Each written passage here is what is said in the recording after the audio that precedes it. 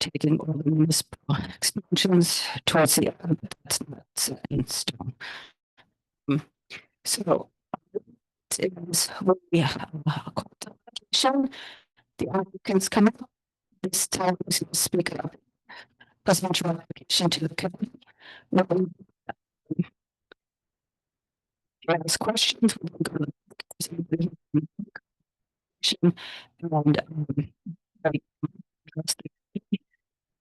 so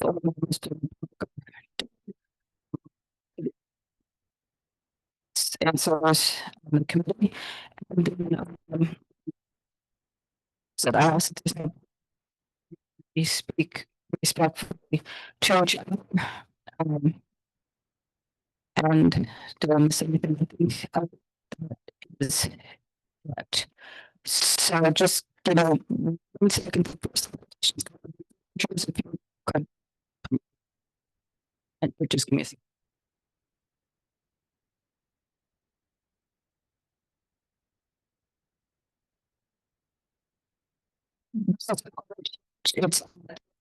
It's so straight. It's a mushroom.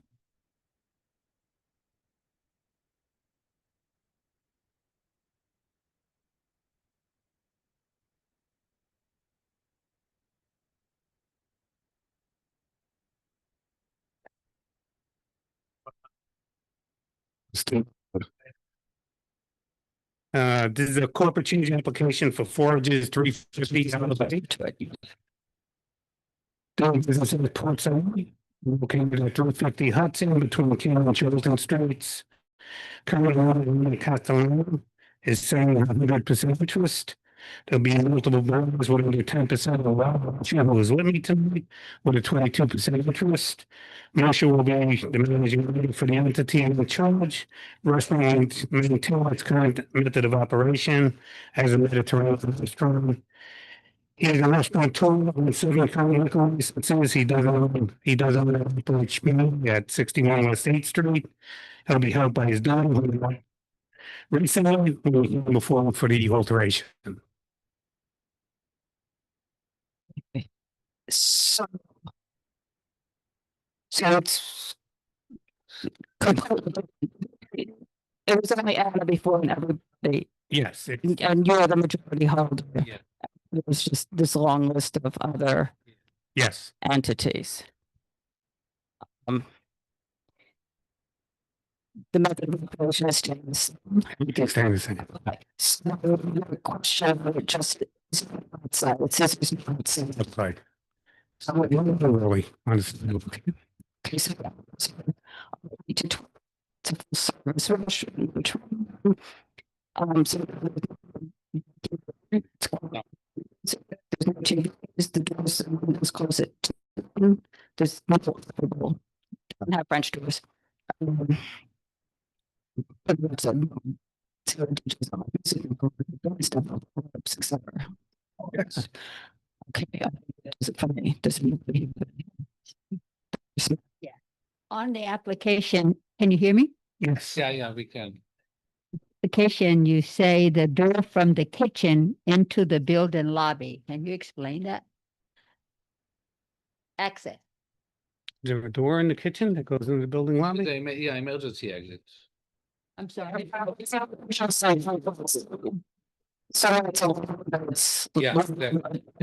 just was emergencies. But it doesn't interfere with the people inside of the building, right? Okay. It's closed. Okay, thanks. Thank you. Clear about the windows closing at 10. Do we have windows? We don't have opening windows. Well, it says something in the application, windows open in. We have opening windows? We have windows on one side. Yeah. Yes. So it's steps. It says they close at 10. I think that good luck.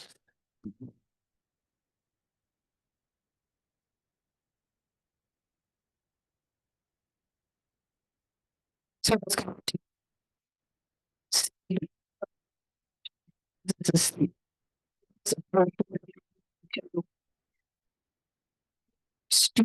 So this restaurant, it's a change to DJ's at. It is also an alteration to. So I do have municipal, but I thought you were taking that at the end. you want it's not going to take about to get it. It's Walking road, yeah. okay, and it's like what you see. Do I? Okay. Okay. So hi, Ben Savitsky of Bernstein, Rado and Savitsky, here tonight on behalf of 340 Bleecker LLC and the Grand Tour Collection LLC. They do business under an on-premises liquor license for a restaurant as St. Theos at 340 Bleecker Street. This is a change in method of operation application, as you said, Donna. We are looking to add DJs for private events and even more. We'll put in a cap on it. Currently, this licensee is allowed to do recorded background music and twice a week they're allowed to have live music, not allowed to have DJs. They have some people come in who will host private events. One questions always give us is, can I have a DJ? We have to say, no, we're turning away business. We'd like to be able to use it just for that limited purpose, not during regular business hours, not during, dinner service or anything like that. The cap, we would say twice a month, even though they think that they're probably not going to be doing it twice a month, 24 a year, if you want to do it out through the entire year. Additionally, the music is going to go through the restaurant sound system. We're not going to allow any DJs to bring in their speakers or their equipment or anything like that. Everything else is remaining exactly the same.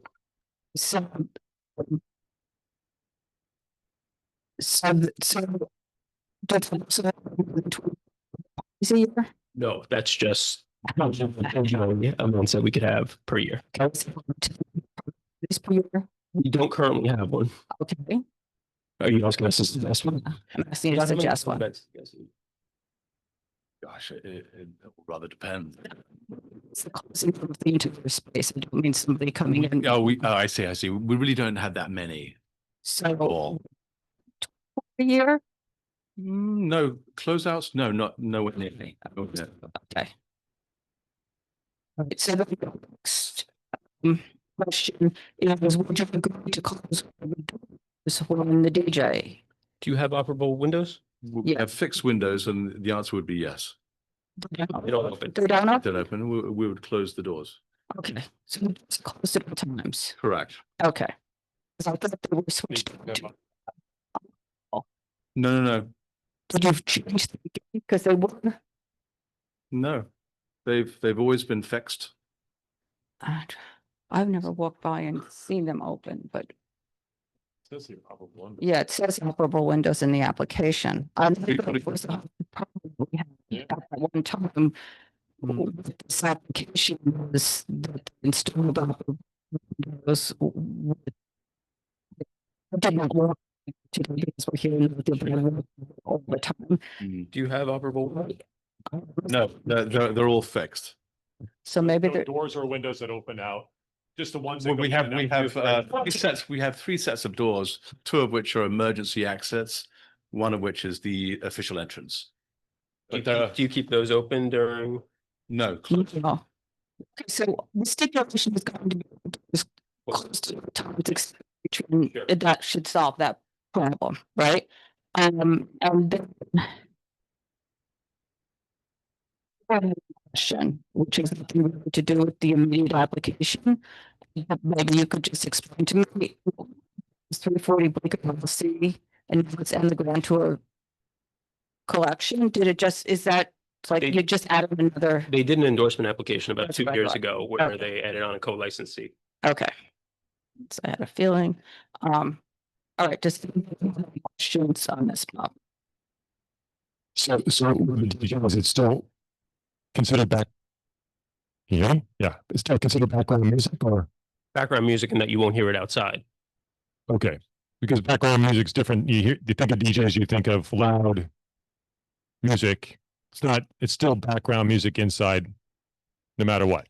yeah, it's still background music on the inside. It's just that one person is controlling the music Okay. as it relates to the tempo of the music. Yeah. So they're just kind of like, many events like not necessarily the music that we put through our system, but their own music that befits their particular theme. But Bob's asking if you're gonna, if the music is gonna be able to be heard outside, if it's gonna be really, No. really loud. No, You're gonna keep it at the same level that it currently is. yeah, it's the current level that we have. The DJs have a tendency to turn the music up because they're, We don't have control of the volume levels. okay. Yeah. And this question has to do with, there was an issue, because this was not a restaurant, an entire space, and there was a question as to, what was going to be installed in the ceiling in terms of soundproofing.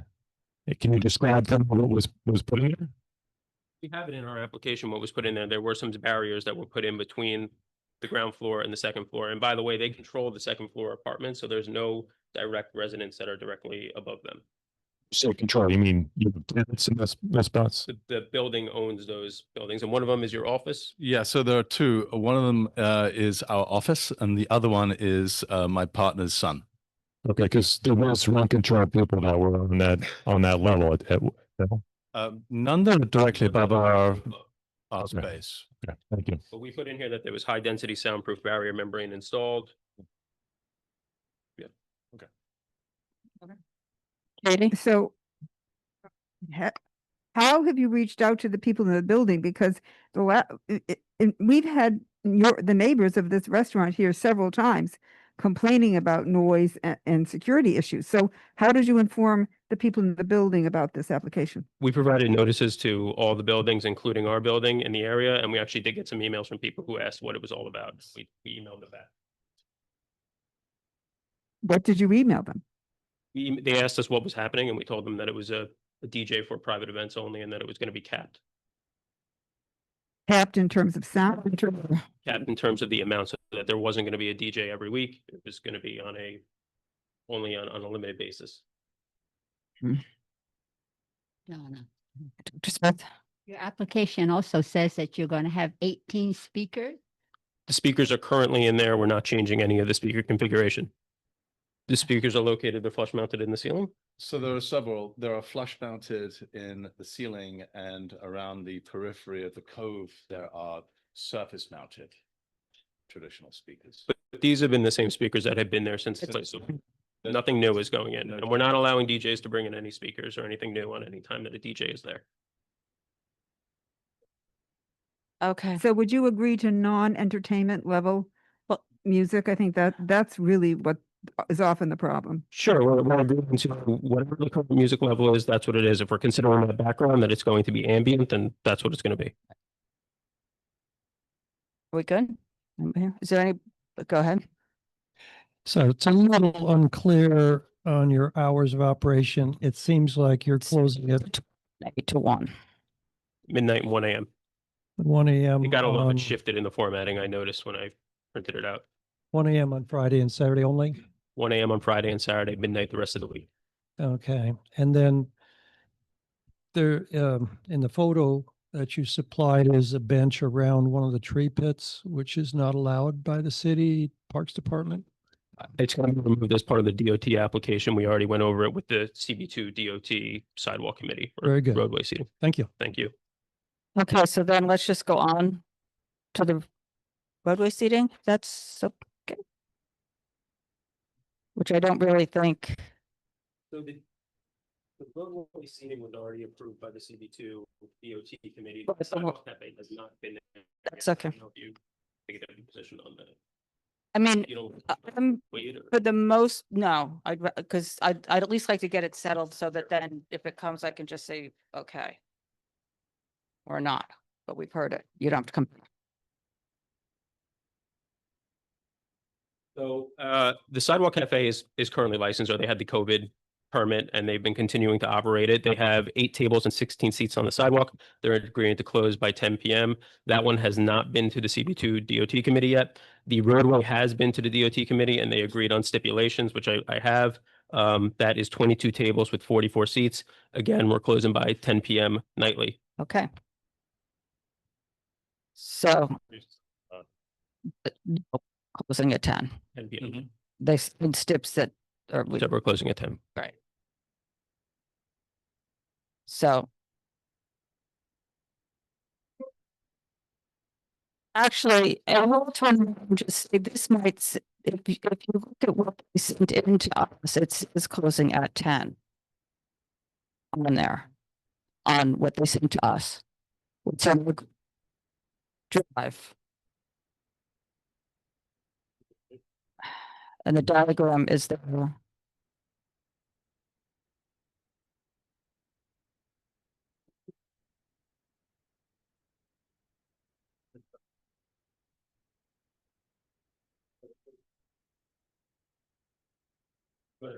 Yes, why not?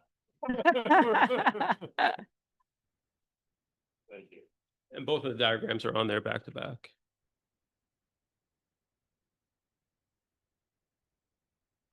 So are there any questions from the committee? Okay. Yep. Yeah, I made my comment. Okay, so with that, it's the tree bunch is being removed. I know there will be people that will miss it. The tree will be very happy. Thank you. Okay, I think that does it. It's a lot. So much.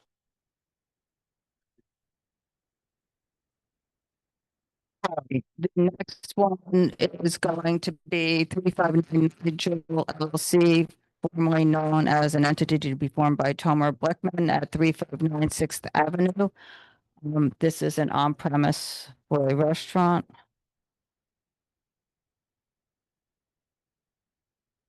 Do you have an extra agenda? I only printed out 5, so I don't need Just ask Elvin to get me an agenda from, please. Not much. It's okay. I got one. It's all right. Thank you very much. What are we on? 359. Good evening, everyone. My name is Eleanor Shosh, and I'm here from Pazetsky and Bookman. And with me this evening are the operators, Tomer Bleckman and Gerardo Estevez. We are here for 359 Nigel LLC at 359 6th Avenue. This is a transfer application, not a 500-foot case. There are 22 tables with 50 seats, 13 seats at the bar with 3 seats at the kitchen viewing counter. There'll be 5 tables outside with 10 seats in a sidewalk cafe. It's background music only. The hours of operation are the same as the current licensee, closing at 1 a.m. Sunday through Wednesday and 2 a.m. Thursday, Friday, Saturday. And I'm happy to answer any additional questions that you may have. Okay, just to remind the committee, the previous operator was just here in February. Correct.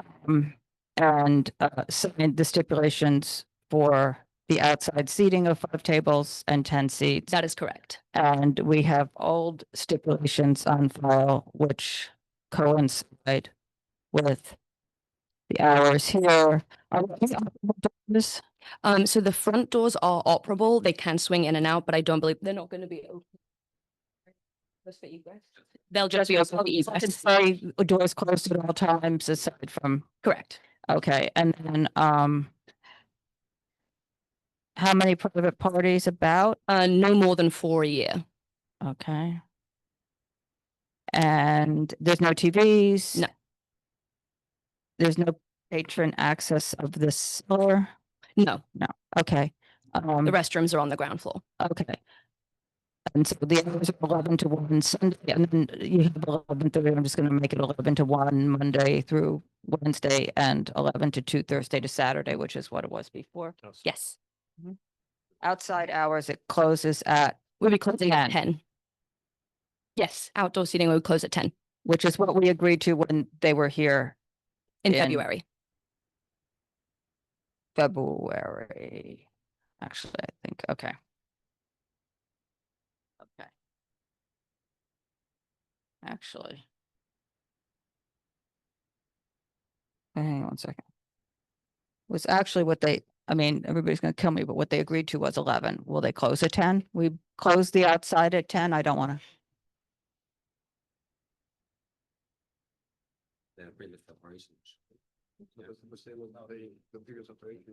If we could, we would like the same hours that the prior operator had, if we could have 11.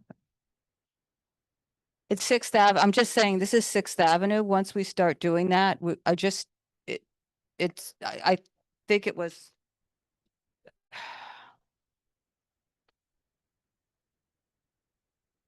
Saying we're allowed. We are not, I can't deal with this.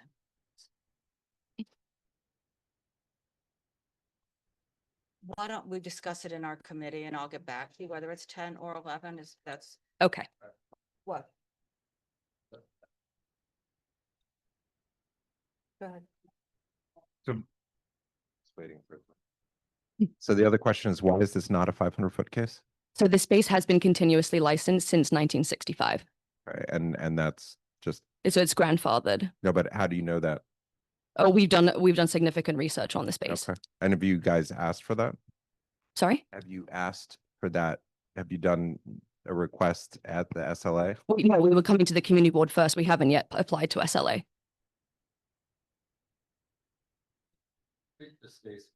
During COVID, though. Not to my knowledge. I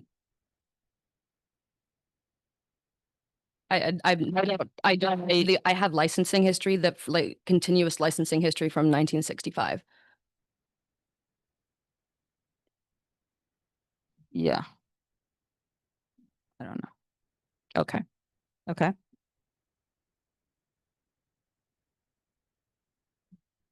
guess we're okay. Okay. Are there any questions from anybody else? I don't think so. Okay. I mean, I'll just get back to you with the 10 o'clock, 11 o'clock. Okay, thanks.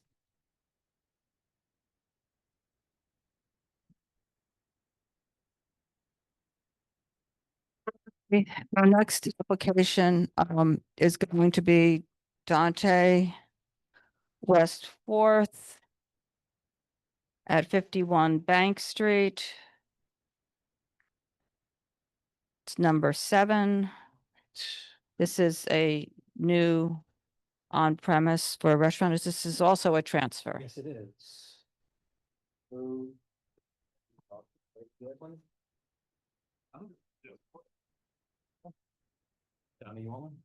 It's nothing's.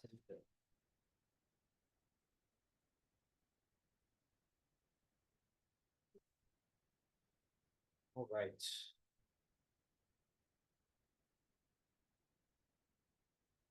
Good evening, CB2, Max Bookman, Pizetsky and Bookman PC for Dante West 4th. I just want to start by welcoming back Bob Ely to the committee. Bob, a few things have changed since you left. CB2 now regularly approves 4 a.m. licenses. I don't know if they told you that, but I'm telling you that now, in case you're a little rusty, but it's good to see you back. That's right. This is, behind me is Linden Pride. This is a transfer application. The location that we have purchased the assets of is Nats on Bank. So this is in the village on the corner of West 4th and Bank Street. It had been up until recently Nats. Linden Pride is the proprietor of Dante. He has several. This is going to be under the Dante brand, but a slightly different brand, Dante Aperitivo, thank you. Focusing on Italian dishes, shared plates. We have a copy of the menu to show you. Reasonable hours of operation, closing at midnight, all days of the week except for Thursday, Friday, and Saturday, in which we are seeking 1 a.m. No DJs, no dancing, recorded background music only, fixed facade, door closed at all times except for egress, no TVs. How many events? 6 events annually. And we're happy to answer your questions. Okay. You answered my question. I had how many parties a year? So we're discussing the inside first and then we'll deal with the outside. So does anybody have anything to say about the inside application? Go ahead, Dr. Smith.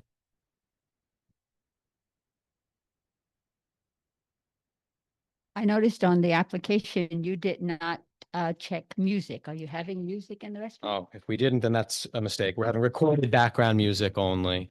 No DJ, no live music. Pardon me, oversight. Um, TVs. No TVs. Oh, I should add, we did a good job at outreach here. Spoke with the block associations that are interested, Jane Street, Augustine. They had a meeting on April 29th. We have emails talking about it. Really, their major concern was the outdoor space, which we can turn to whenever you would like Okay. to. Mark, I don't know if you have more batteries, but this is flashing red, so if we have any, I might need one. Okay, so let's now go to the outside. Sure. So we Yeah. came into the community outreach with a desire for sidewalk and roadway. There was a strong desire on the other side for there not to be roadway. Lyndon has received this type of feedback in the past, and to his credit, has been very good at acknowledging that feedback and working with community members. So roadway is off the table. And we will be applying for a sidewalk cafe license. Okay, I'm just gonna say that the block I mean, I know there's a lot of roadbed issues, but that block in particular, because it's all residents all around. So No road. let's talk about how this sidewalk is actually going to work, because you've got a platform on Perry Street. Yeah. I mean, you know exactly what I'm going to say. You're not allowed to have platforms in the new program. It's Well- not safe to, even if you could, I mean, it's not wide enough for everything. You're going to be serving from within the sidewalk. If I could just, so if you just don't mind me interrupting, you have a long agenda. Yeah, cut to the chase. Yes, so I need to agree with you on the platform issue, but we don't have to hash that out tonight. The way things are right now, there's no way that he's going to have a sidewalk cafe this summer. It's just Nats never went through Right. completely with their application. So we're not going to be entitled to a temp from DOT, which, by the way, you're entitled to, if someone has a sidewalk cafe license under the law, you can get a temp from DOT, but no one's there yet. So we're not having a sidewalk cafe He's going to be getting this summer. in the next, Right. because Well, maybe next year, some people might be, but not this year. So, because the law is if there's been a revocable consent issued with a sidewalk cafe within the last 2 years. So in the last. 2 within the years, last not- 2 years. Okay. Yeah, got within it. the last 2 years. But that's not here nor there, because he's not going to get that, which means the SLA is not going to let him include the sidewalk cafe as part of this application anyway. So we will withdraw the sidewalk sidewalk cafe cafe. from this application. We're telling you we want a sidewalk cafe. you're being- Don't tell us that, don't say that we No, promise not to have one. We want one. And we will come back to you at the appropriate time with a sidewalk cafe application. okay, so in terms of that then, and so let me just, the other thing, because I will put this in because this is part of the agreement with the residents, any future sidewalk seating, should there be any, ends at 10 o'clock. Yeah, we have no issue with that. Okay, and there will be no roadbed seating. That's correct. We can stipulate. Regardless of what happens with the sidewalk, there is no roadbed seating. There's no roadbed seating. Okay. And I just want to just make sure, because I know that's down here. Also going to maintain the best practices in terms of vermin control and trash handling, including potentially coordinating with other operators on the street for a single early morning trash pickup. And that's it. Right. I mean, that. Yes, that was You discussed. discussed all that with Yeah. them. I think that covers what they discussed. Go ahead, Brian. Well, first of all, when we started talking about Dante West Fourth, and then suddenly we were talking about Perry Street, and I was a little confused why that brought what came up. We have an issue with the sidewalk seating on this application at Dante West Fourth. We're not talking about Dante West Fourth. We're talking about Dante, the name of the company is Dante West Fourth LLC, doing business as Dante Aperitivo. Unless what I'm reading is We're- wrong. Is that No, correct? That's correct. This is what I was just handed. Exactly. Look at the application. I'm looking at the application. That's- It's not Perry Street. It's, It's not Perry Street, it's no. because it's West Fourth goes down and Perry is the cross street. No, Okay, Bank okay. is the West. Okay, so So we're- Yeah, so we're, the right place. The new place. Yes, is the new place. 51 Bank, corner of Bank and West 4. Okay. previously Nats. Previously Nats, correct. The sidewalk rules do call for at least an 8-foot clear path. So we gave you the diagram that Nats had given, but I recognize there are problems with that diagram, which is another reason why I'm withdrawing the sidewalk cafe as part of this application. We will give our own review of the clearances to determine if there is a feasible ability to have a sidewalk cafe there under the DOT rules, and we'll return to it probably in the fall or winter to discuss that when we're ready to fully discuss it. Okay, thank you. Anybody else have anything on this part?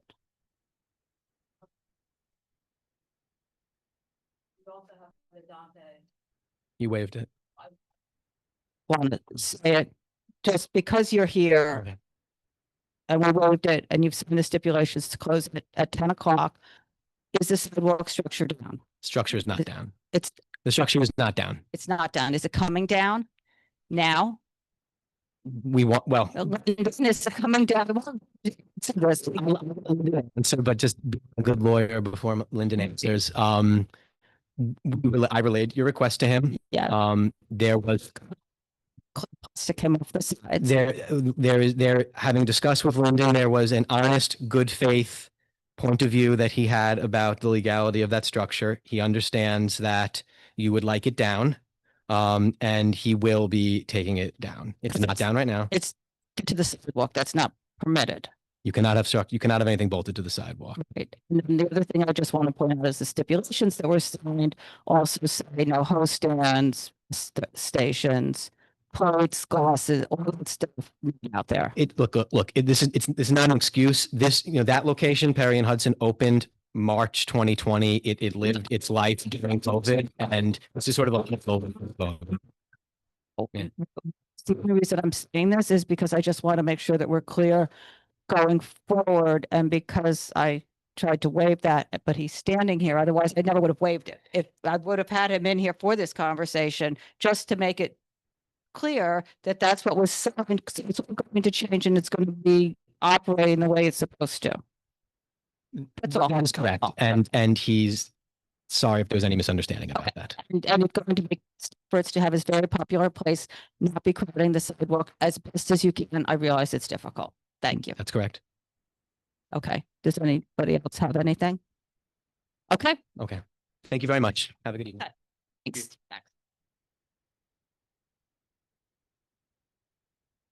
Okay. Okay. Next is going to be Slice West Village.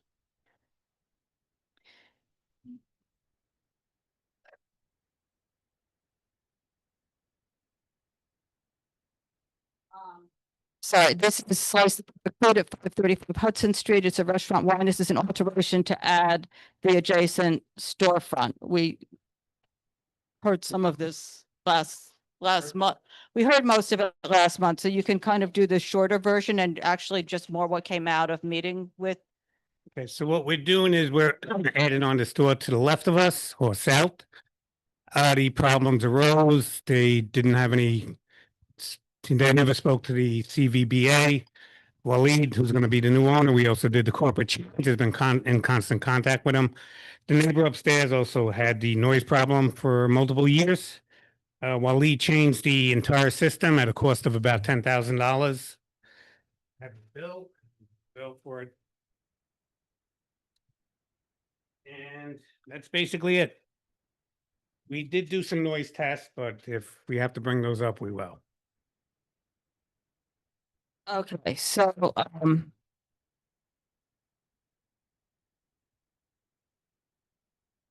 the hours are 11 to 10 Monday to Wednesday, 11 to 11 Thursday to Sunday. Okay, so from what I got from the neighbors, they are asking that there's still problems with the vent, but apparently it's the building owner, whatever, it's got too many curves in it, which still causes disruptions or something. Anyway, what was the vent to be shut off no later than 11 p.m. nightly, which they said you've been doing more, almost pretty good, but not completely there yet. So they're still working on that. Vent speed to be maintained at 50% or less. Yes. Okay. Sidewalk 10-foot clear path to be maintained at all times and cut clear of any obstructions, including the sandwich board. Yes. Is that gone? Yep. That's gone. It's kind Okay, so I didn't walk by. All service to be conducted within the sidewalk cafe perimeter. The host stations to be indoors. There's no roadway cafe to be installed. Correct. Okay. And then with all of that, they are happy to support the application, is what they said, just so everybody hears that. And so with the sidewalk, you have to apply for there's no sidewalk with this application. No, So you have to apply, and there wasn't sidewalk there before, so it's not rolled over as part of the temporary program rolling over while they figure out. new spot. Then in the new spots, I just want to make sure there will be no sidewalk seating in front of that new spot until it's applied for. Okay, it is applied for. It's, you'll be getting that on the 13th. Oh. We amended the plan that we originally put in, Okay, so we did include this spot. so this spot is included in that. Yes. Okay, and so then.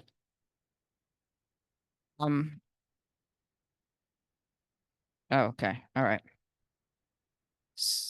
But you can't have sidewalk out there until you have permission to have sidewalk out there.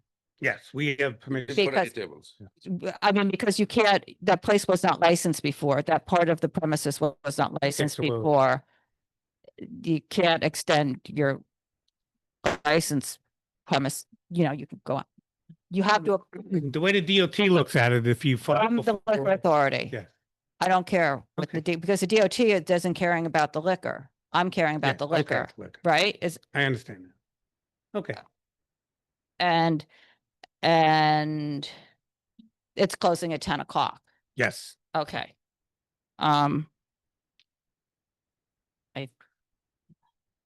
And you have seating in front of, you have the sidewalk seating in front of the original premises, which is there. And that you're going to work on keeping that clear path, and that's closing at 10 o'clock and the host stand is in. yes. Okay. I think that is it for me, Brian. Yes, I'd like to thank the operator for keeping the chairs and tables in a compact area. I will say that, like so many of your neighbors, I don't see a barrier. So it's hard to, And if you could just come up to the microphone. We're getting the barrier ready. We're just waiting for if we're gonna get seats on the other side. So when I'll do it all the way. That's why. I appreciate But it it. is, he's working on it, my contractor. Okay. Is there anybody else from the committee with anything? Carter, did you use your microphone, please? Okay. This is for the location. This is for the location to the south I'm sort of Yes. to the left looking at it, which was what? There's a lot. Contested or. Got it. Okay. And then I think the question was you'd already been operating in there before Yeah. serving alcohol. So what was the Not without resolution? people are reading in there. Okay, that's what people had But testified. it can't be because it's one different premise. ways Okay, that's a good question. last month. So there was that, and then you were both involved in this other ongoing situation, and we were told it was resolved, but then we heard it wasn't resolved. So The hood on the roof? Yeah. Yes. So I've been getting Well- emails for maybe 10 years about that. So we were in, I don't know, about 6-7 years ago. But Waleed is now the owner. So Waleed spent $10,000 on. okay, whole I'm new just unit. bringing it up Yeah, because he this was is the manager. I've got notes of Yes.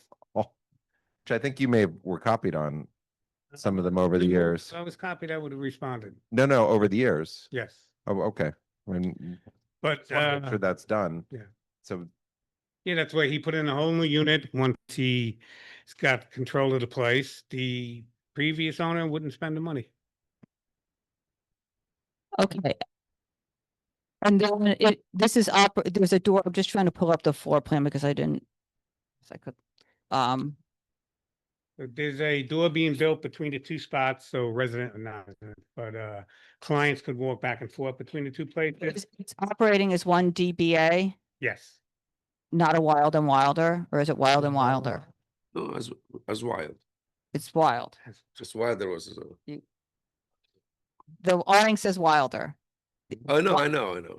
Yeah. So, but it's the same kitchen, it's the Same same, kitchen, yeah. the same method of operation. yes. You're putting the door in between it's one place. You're just One playing place, with the awning.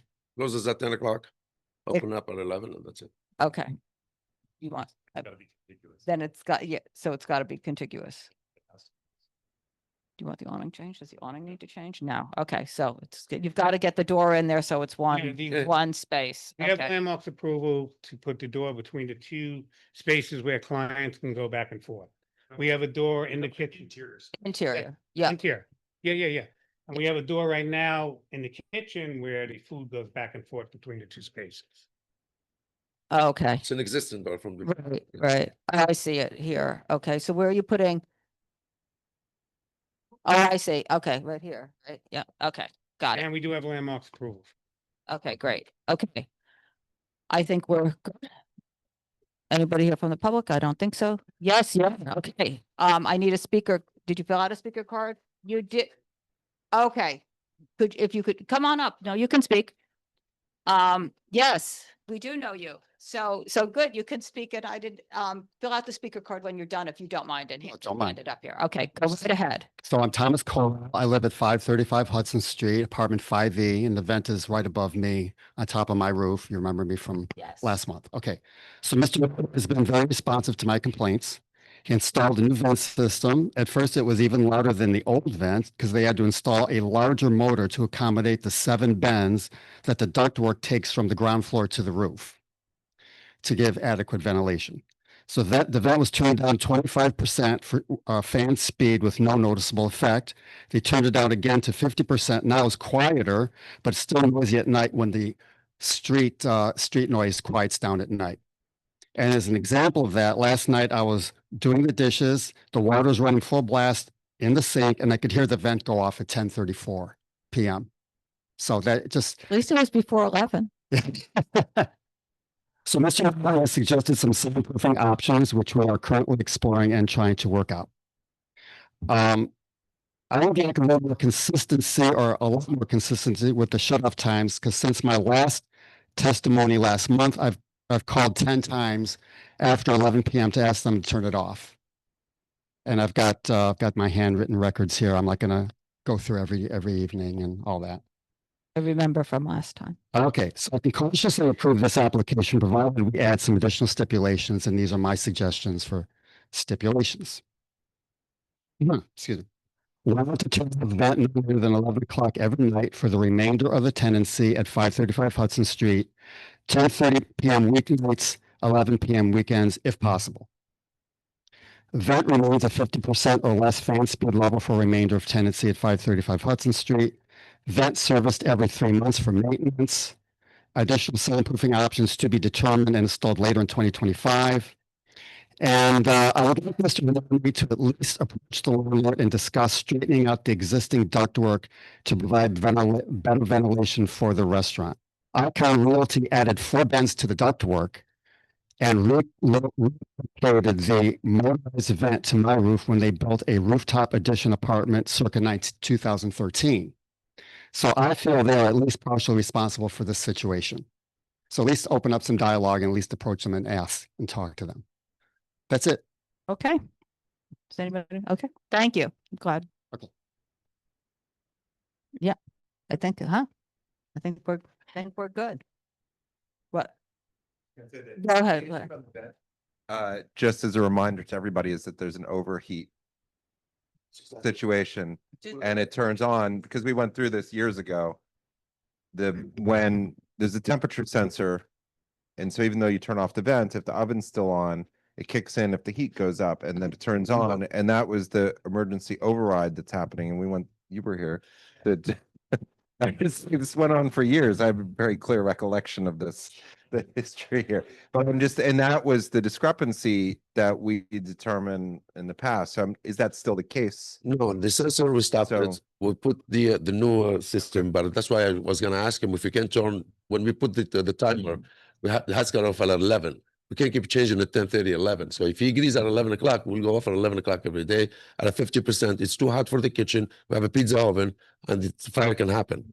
So if you give me at least an hour, so it's 10 o'clock to 11 o'clock for the heat to go up, at least 1 hour. But I can do 10:30, 11, and with these guys keep changing the timer every time. So if it goes to 11 o'clock, I'm good, no problem. hear it again. So the 50% part is okay? The issue was that- As long as I have time to, for the to go up. That's Got Yeah, it. the issue is that the oven was left on later. And so that the emergency override for the temperature sensor would kick it on, and that's why it was on at night. It's because the oven wasn't shut off.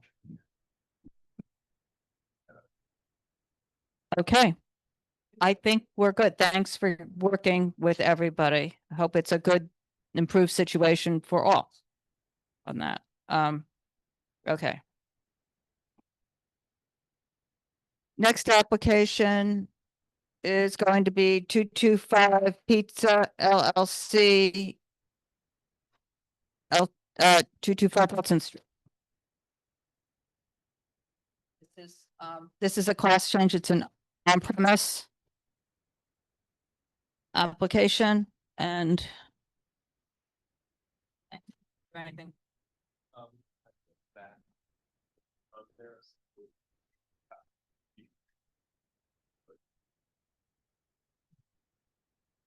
You know what? I do actually have an extra. So hi, good evening again, Ben Savitsky. This is 225 Pizza LLC.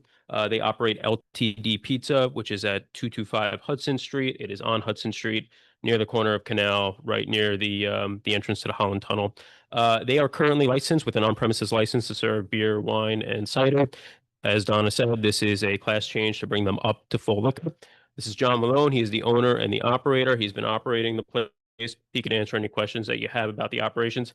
Everything is remaining pretty much exactly the same as it currently is, as it is currently licensed. The only thing we're doing is we are adding liquor to it.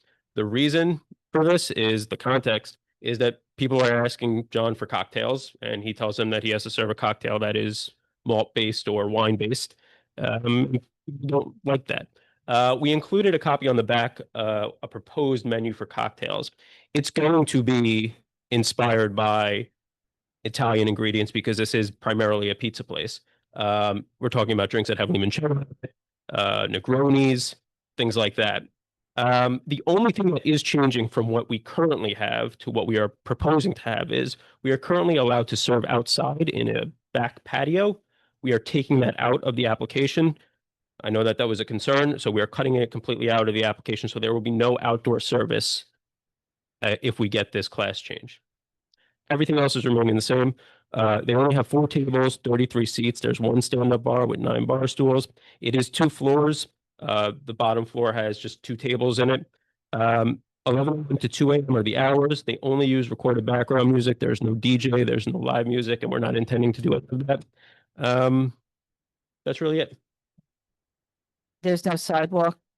They do not have a sidewalk cafe. Okay, so I think that was part of. And how many private parties about rough per year? You don't do that many, do you? I mean, some people rent out the back, like kids having a baseball event or Right. something like that, but nothing, maybe 1 a year. No We more say than, 12? no more than 12. Okay. Good lawyer. Okay, and no TVs. Oh, there is a TV There's TVs in the back. for, is the sound on, sound off? What's it for? Okay. Sounds good. So TVs, no, how many TVs? 2. 2. And did you talk to the residents of the building? Yeah. We reached out to, we got, if you look in the back, we got some letters from people, and then we reached out to a few of the neighborhood organizations, the Soho Alliance, the Van Dam Street Block Association, the Village Preservation, and you spoke to the people in the Yeah, building? we have a very good relationship there. Have any letters from anybody in the building or I no? think I got one. I haven't been able to see everybody recently, but I did get one from the building. Okay, Julian. okay. All right. And Julian's happy. It is legitimately a neighborhood pizza place. It's next to the Arlo Hotel, so people go in there and they grab a slice of pizza. Okay, does anybody have anything? Go ahead. Okay, I have a couple questions because the tables are on the diagram, but they're crossed out. So the backyard tables. Right. And you would you stipulate that no employees will go out there to smoke or chat? Because that can also be a problem. Correct, and no one goes out there. Okay, yeah, as long as, Their yard won't be used at Yeah, the all. landlord doesn't want to. Okay. He asked me not. great, thank you. And just for the purposes of, this is an application for a 500-foot rule case, and the backyard is still accessible at some point in the future. And I understand what the landlord said. So, are you going to come back to us after you have? I mean, we need to judge, public interest now, and if you're going to come back 2 years from now to ask for that backyard, I'm sure a resolution is going to say that it's contingent, that you not use that backyard in the future, because that does go to the public interest. Right. This application right now, we have no intention of using the backyard space. There's no intention here of giving you something and then coming back in 2 years and asking for. Okay. They have no intention of using the backyard space. Yeah, I guess I understand the good faith, the part of it. I'm worried about somebody else coming into the space, and I just want to make sure that we nip this in the bud, at least in terms of public interest. Technically, it's not in the lease. When I looked at the space, the landlord said it was, and then when they came back to me, said, "Hey, it's not in the lease." I was like, "Hey, but we said it was, and it's not in the." So actually, it's not usable space. Okay. You'll have to put the garbage out, we hold the garbage cans out there and that's it. There's Okay. actually, there's no room right now, but I did. We should stay there, because we're going to put out a resolution what comes after you than we are actually of you. I just wanted to follow up because, for your concerns, because that's why we denied this the last time, and I think that you would. So I know you were more familiar because you wrote the resolution. You can remember, okay. So it's withdrawing certain aspects, and I think that was the rear yard area. Is that correct? So that was The the sidewalk, I think. I just wanted to be clear, because we're changing our position if we were to approve this. I'm just, as a person who was procedurally focused, but just why are we changing that position? So Things we had a problem with are removed. Anybody else have anything, Brian? I just have a question. In the photographs, you show benches out on the sidewalk and a big planted area. Are those part of the city furnishing? Yeah, it's a city park. That was Thought so. they beautified the block recently. That's all. Thank you. I want to follow up on that backyard, but you say the employees have to go out there No, for the garbage? they will put the garbage out there to hold it there until it goes out front. Okay, Go through and the smoke. I mean, you don't have a C of O, so we don't know if there's really any permitted use back there. We just have a letter of, They have the LNO, yeah. but they're not using it for patient service. They're not using it. Yeah, for- there's no use. We just Okay. hold the garbage. cans Um, back there. We're going to highlight that. We're going to be clear about that from our end. Yeah, I don't want to use it at all because the landlord's been very good and he requested that we don't. So I do whatever he asks because he's very, very nice. So. Good. Next, two people happy. Okay, I think that does it. Anybody here from the public on this? I don't know. Okay, thank you very much. Thank you.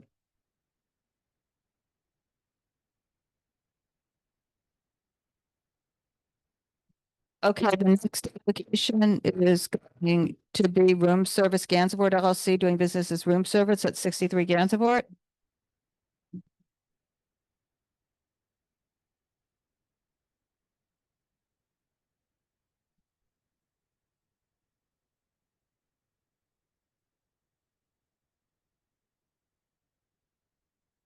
Nice to see you. No, there's no changes in the ad.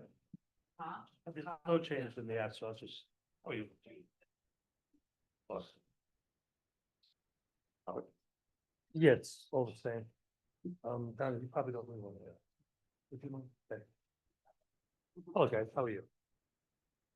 We're gonna stay. Oh, jeez. Move things around. I know. Let's get used to stuff.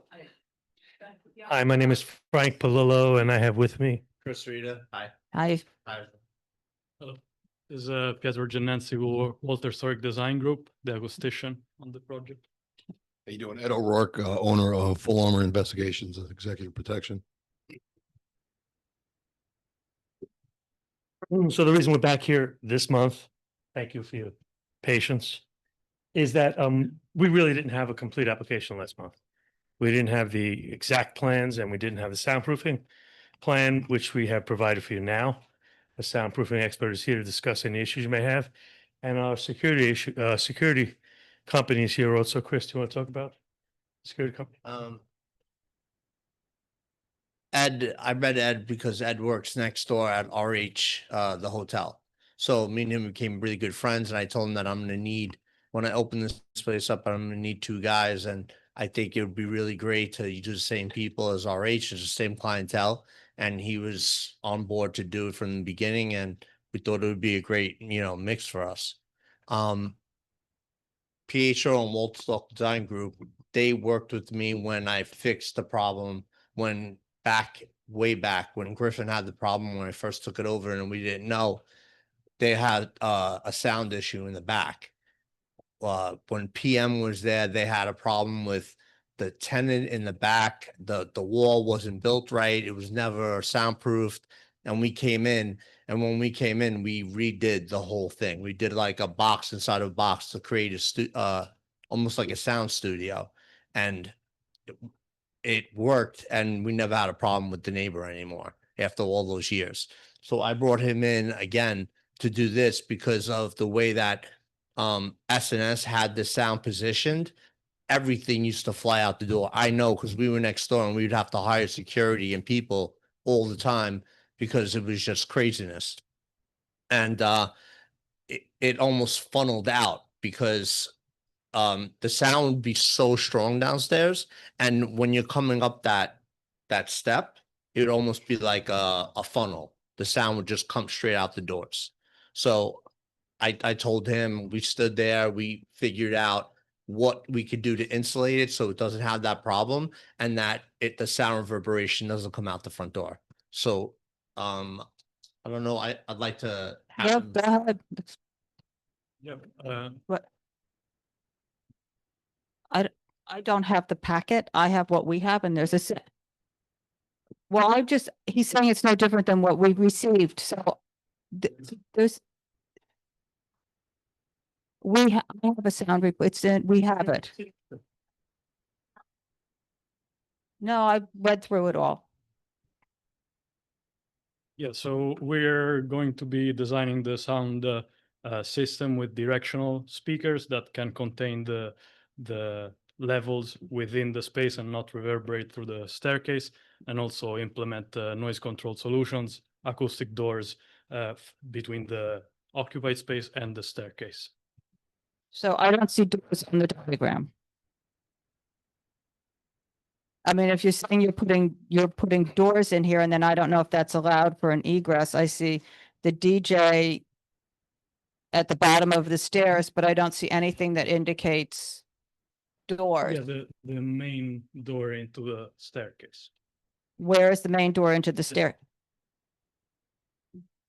You mean the entryway? Yeah. Well, there's an entryway. And there's no speakers in the entirety of the Hallway. Yes. correct. So that's good to know. So there's not going to be any speakers upstairs. What's keeping the sound though from going up into that stairwell? So the directionality of the speakers, it's cardioid speakers that can essentially select where the sound pressure is directed to.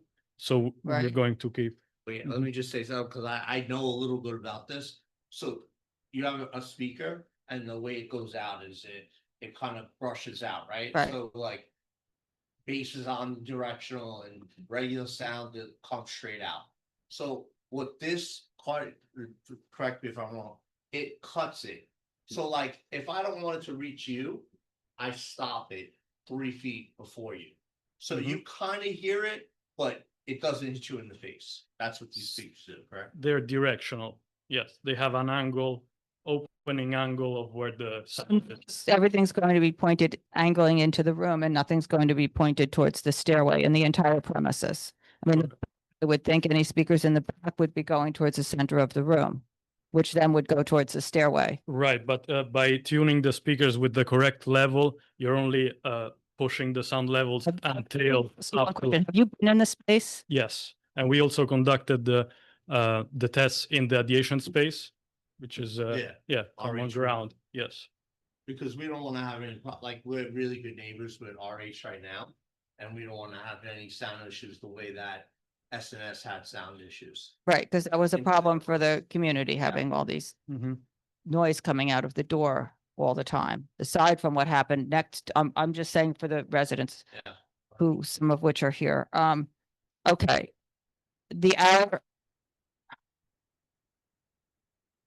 All right, so that's this, so you're insulating it. What? And then all these hashed areas that I see in here is all seating area, I'm presuming. Okay. And then the hours on the application are 4 to 12 on Sunday, 5 to 2 Tuesday through Wednesday, and 5 to 4 Thursday to Saturday. Yeah. Okay. There's also concern last month about the street at 4 o'clock in the morning when people exit. Yep. So, would you mind? Sure. Again, my name is Ed O'Rourke. I'm the supervisor and contract holder of security at RH Guest House. Excuse me. So I was there for 16 months, worked every weekend because we had 2 officers, a secondary officer assigned while S&S was open. And at 2 a.m., it was a hard out and the crowd spilled out into the streets for at least 2 hours, sometimes more. Sometimes the street was completely shut down. So RH was staffing a second officer to deal with the crowd of S&S. First and foremost, my client is RH and their the luxury, what they're paying for there. So in working, Chris and I had discussed the fact that I have to make sure that their experience is not compromised by anything happening outside of here. So when people do let out, we will have people assigned outside, and we will absolutely make sure that this street is nothing near what the S&S commotion was like. There won't be any gathering outside. The sidewalks were impassable. We'll make sure that, you know, people exiting, we'll tell them just to be quiet because, you know, we have to keep this to an area. A lot of it is people milling around waiting for their Ubers or their rides or looking for taxis. S&S didn't really deal with any of the crowd outside once they were out. It was their understanding once they passed that railing, which is it's kind of set back to us. And then we were the RH crew was left with the sidewalk in the street and trying to get that going. So that's why Chris and I have been discussing the fact that, you know, at closing or as it gets towards closing, that is going to be paramount, that the noise level, the commotion, there is nothing. It'll be nipped in the bud instantly inside. And we're going to have a much, I believe, older and different crowd than what was, you know, like the hanging out, the cigarette smoking, the marijuana smoking won't be as out of control with the crowd that we're going to be catering to with this establishment. Okay, go ahead, Dr. Smith. Your security, you say officers, are those police? Your policemen? Is full armor. So I'm a retired sergeant from New Jersey. So anybody that I employ is either all of the guys are either New York City active or retired police officers, with the exception of me. I'm the company owner, but I'm a retired sergeant from New Jersey. So we're all security officers, but previous active or retired police officers. We do have active police officers that. You might have them for personal security. Oh, okay. Yeah. Oh, so for this establishment, Yes. I'm sorry. Okay. So no, then. He does a lot of VIP services for people. Protection. So we do have that, but That's why. then for this detail, then obviously, then, okay, They'll be retired. no problem. They can be retired. Yeah, that's what. Okay. Go ahead. So I'm curious about your security service at RH, because how many units are in that hotel? There's 10 hotel rooms in the inside. 10. You have 2. No, we had 2 when S&S was open. Now we have 24/7 armed security at RH Guest House. It's been for 2.5 years, and I've been the supervisor of it since. And so late at night is your prime problem time? Not necessarily. No? That was when the noise spilling out from S&S was the biggest commotion, but you know, we're there watching. Like I've been I have common ground. I've been next door to them for the whole time that they're there, and we both had the same issue. That's kind of why I even came a part of this whole S&S conversation, because I was like, before anything else goes there and causes a problem, I'd love to do something that I can invite my friends to and have a beautiful place. That's how this whole thing started. Go ahead. Yeah, just ask you're at RH now. I'm gonna be working as a here, well, Edge. my company, it's a company, I can have both, two companies. This location. Yes, I'm gonna be employing guys that security officers, licensed security officers at both establishments. Okay, and no conflict. Well, I don't know. The RH knows this Yes, to be the case? Yep. Okay. Sorry. I understand you to say that they're armed. Yes. Armed or unarmed. Not with us. Each detail is 24/7 armed, but so I have a private investigator license with the state of New York that falls under, you can have armed or unarmed security as well under the private investigator license. It's the higher threshold for a security agency. Yeah, but for our age, whatever they're doing, tell them. Anybody else from the committee right now? Go to the. Okay, I'll go to the public.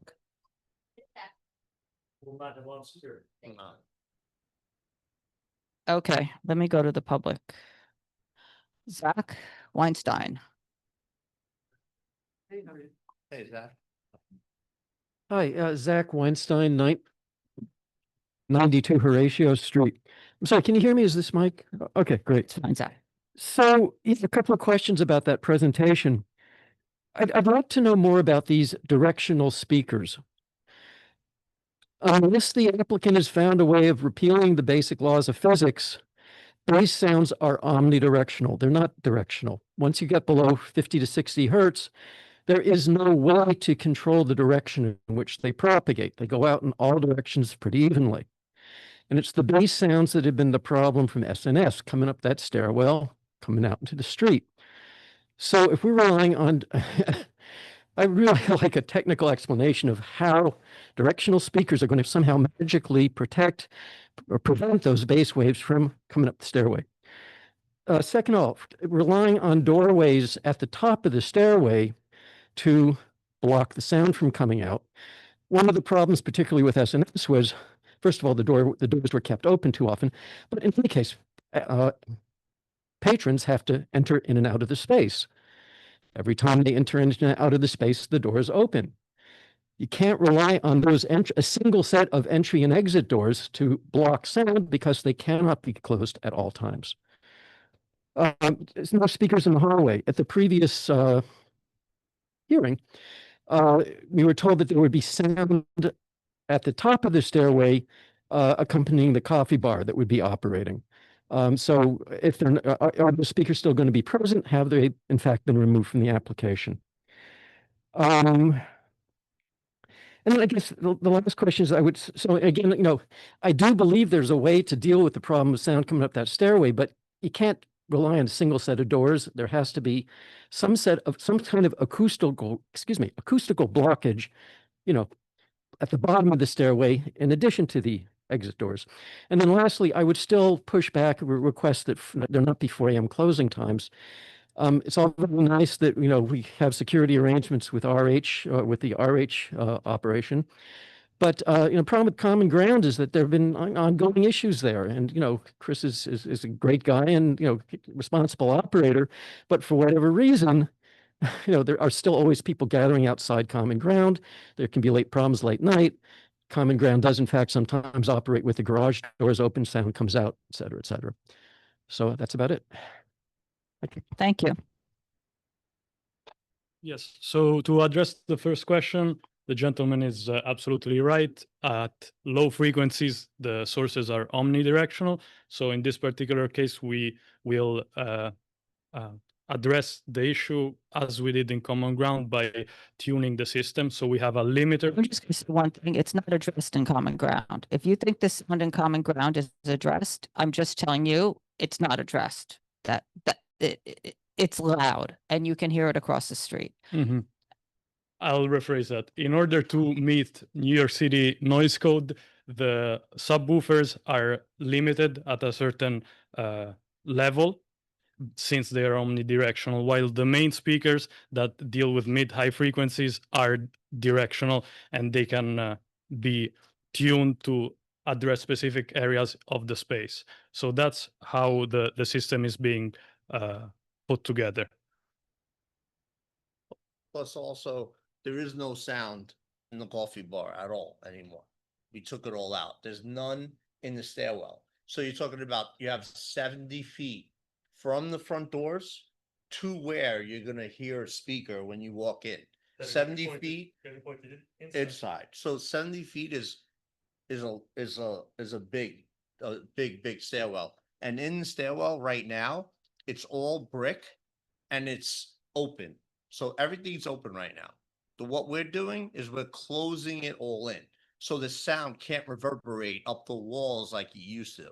It used to just come out because there was nothing blocking it. Now it's going to be drywall, quiet rock, insulated, and it won't get past the first 10 feet. Am I correct? Or 12 feet? Yes, there's absorption treatment throughout the stairwell that will help mitigate any energy that.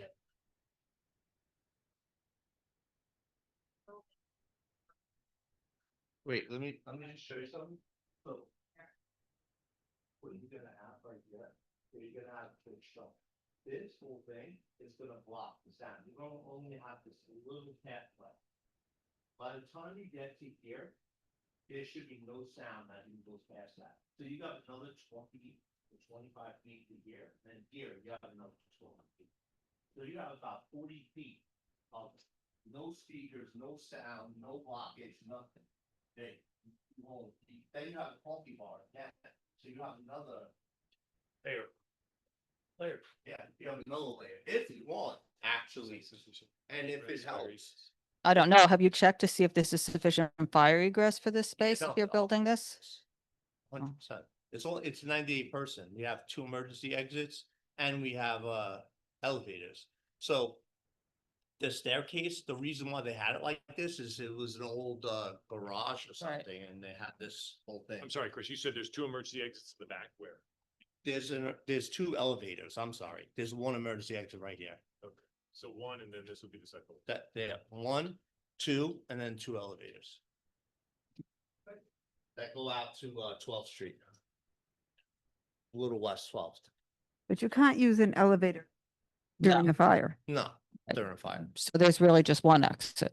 No, there's 2. There's 2 legal egress stairs. Okay, so you can get into this place as your egress. You can't go anywhere from there. You can't go out to the street. No, you could. So this one right here. These stairs will go out to the street. Yes. Yeah. Oh, these This stairs. is a emergency These are exit. stairs that go upstairs, Yeah. go out to 12th Street. Yeah, they go to the lobby of. 12th. Right, go to the lobby of 12th Street. And can Chris, there are structures in the staircase? Are you saying that? Well, it says over on the lower, show her, Chris, over on the lower right-hand side. That's a wall? There's a room. This is gonna be a room. Yeah. Yeah, it's gonna be a room. And then. A 3/4 wall, not a full wall. No, full wall. No, you're not blocking egress. No, you can't go full. 3/4 means 3/4 across here. It's Oh, block oh, this. 3/4 across, Yes, across. you're right. I thought you meant 3/4 height. Just still go. So what is it? So right here, this is open, but this is all closed. Microphone, please. We need a projector. Okay. I do have one more Go ahead, question. Katie, yeah. So the coffee bar is still Yes, on, and the bottle service, you're still requesting bottle service? yes. You know that the community is opposed to it. No, we have, for our business model, we have to, especially that the people that we're gonna cater to are older. They want it, like, are we doing shots? No, we're not. We're not a typical, we're not Brass Monkey, we're not Common Ground, we're not doing that type of stuff. But, you know, the bigger bottles, the Louis the 13th and the stuff like that, we have to be able to sell that to make money. It, like, are we doing bottle service like they did at 10 June? No, we're not. That's not our clientele. Like, we have an occupancy of 98 people. We're going to pick the 98 people that we invite to come there. So this is So- invitation only? A lot, most of it. It's not reservations now, it's No, invitation it- only? No, it's reservations, but it's It's very different. Invitation only is very different than reservations. we I'm start sorry, inviting it's- people and we give them invites, but then they tell their friends and then they call us. So But I just want to just make it it's not simple. invitational. A reservation, You have to have an open policy when you have a liquor license, exactly, unless you're a membership club. right. And can I do. can people just show I up? try. Do you want to pay him? Can people just show up, but do you have to? have No, res- they cannot just show up. They have to call us to get in. And while I have your attention, Yes. speak a little bit more about your clientele. You mentioned your clientele, older. You said. What would you like to know about them? Me, I don't know your business, not mine. All right, so the clientele is mostly, I'm gonna say, gonna be between the ages of 25 and 50. Okay. All working professionals, all people that go out to all these private membership clubs, and we want to have a bar that's not a private membership club. So we want to kind of go against the grain because there's so many private membership clubs opening up all over the city and you got to pay a fee to get in. And we want to be the bar that caters to that clientele without charging a yearly membership and being this membership thing where we can let people in and choose who we want and that stuff. Thanks. What? You have to. 25 and 30. Okay, and then we'll be just to the hours, same thing we said last time. We weren't okay with the 4 last time. What's changed? I mean, I'm just asking, we asked for 2 last time, so the issue wasn't the security last time, it was the hours. It's not really secure, the security is not noise on the street. When they leave and they're a block away, the security is not chasing them down the street. That's when they're making the noise. no, but can I say something? Absolutely, because I'm just gonna tell you who this, No, but can I say something? Right now. this is what, No, that's exactly what, that's But the I other used to problem. have a problem with SNS and they closed at 2 AM. Everyone was in there at 2 AM. They would close at 2 AM, hard stop, and 200 people would be on the street. Because they. Well, closed this is only 98 people. There's only 98 people. They used to have 200 people in there. They also had enough sound. I'm just, Chris, fit we went Cosmic through this Records, last time, Street so I don't Group, want to and do, everyone else. I don't want to do this whole thing again, but I'm just saying there are places that just have 6 people, the group of 6 people walking down the street. That's all it takes in the open plaza at 2 o'clock in the morning. And that's what, that is what it is. It's not the 98 people leaving right outside the door there. It's when they leave and they go, and it's the 6 people or the 4 people and they're drunk, and they're even drunker at 4 than they are, or 3 than they are at 2. And that is the problem that we discussed last time, which is why when the committee discussed this, even though the community was not okay with the bottle service, we were like, fine, have the bottle service, but not the 4 AM. And I have no problem with turning around and doing it 3 AM. Like I said last time, I have 0 problem. The application still says 4 AM. You didn't change the application to 3 AM, and we still weren't okay with 3 AM. What the committee asked for was 2 AM. I know, but So- I can't run Okay. a business So from, I come back this month, showing you the soundproofing plans, showing you our security plans, that you would at least give us 3 AM Thursday, Friday, Saturday. That's all we're asking. I know the application says 4. I thought maybe you wouldn't have come tonight. I don't have a choice. I might have a shot. I don't have a choice. I've got a good committee. Katie, yeah, no, it's a whole committee. It's a committee that actually might be a little tougher even. Okay, is there anything else? I think sort of go ahead, Carter. The other longstanding issues of the traffic, and you can't get out of there without driving through residential districts. And that's a issue that's gone on in the Meatpacking District, that the later hours, all the cars are driving out. And then which I always thought they should just close down Washington. I'm just telling you what it is, So nobody right? goes Not into the area, but- right, but that's what happens. Minutes too. And this is So- historically, with the later hours of operation, there's a direct impact on the residential neighborhood immediately to the south with all the cars, because that's the only way to get out quickly. If anybody's going east going to the northeast, whatever it is. You don't go all the way out over to the west side. No, You- but you- honestly, and because that just creates the traffic I'm issues in and the area a historically. while, not as long as Donna, but I'm in the area a while, and I see Or Zach. or Zach, but I do see like now between it 15 years ago when I had Griffin, there was people all over the place between 2 and 4 a.m. Now you have an ample amount of people that aren't like anymore. So And that's high rents because yeah. most of the no, late 100 night businesses have been I agree with pushed that. out. But what I'm saying is you don't have like I don't see the traffic as much. You want me to show you my video? No, no. that I have on here right now. I from just 9 bring it o'clock up the other because day? it's No, 9 it's- o'clock, yes, but I'm saying I could go later too. 2 or 3 in the There's a lot of people who'd like to see more late night business that's in the area where you are. The problem is that the impacts, because nobody has made any other changes to the neighborhood. In fact, they've restricted the traffic lights and only 3 cars can get out in a light cycle. It's crazy. yeah. So, but this is the community that you're a part of. And so these impacts just stack up and they're still the same. And more people now are coming by cars, not less, because you can get them to drive right up Yeah, to the Uber, front as opposed to walking over a block or two and catching a cab. Except So if you get an Uber now, they don't let you out on Gansevoort Street for some reason. They always let you out on the corner, and you get well, they're caught. coming to pick up. Anyway, Yeah. these are just the long-standing issues, and I think that that's why there's a lot of reluctance to engage in the later hours because people who've been around have seen those problems, and nothing has changed in the district to ameliorate that at all. And there's been no push. In fact, it's to pedestrianize the place to make it even harder to drive there. So the Yeah. consequence later at night is that all this gets dumped out to the south of all the cars because nobody's changing the traffic patterns.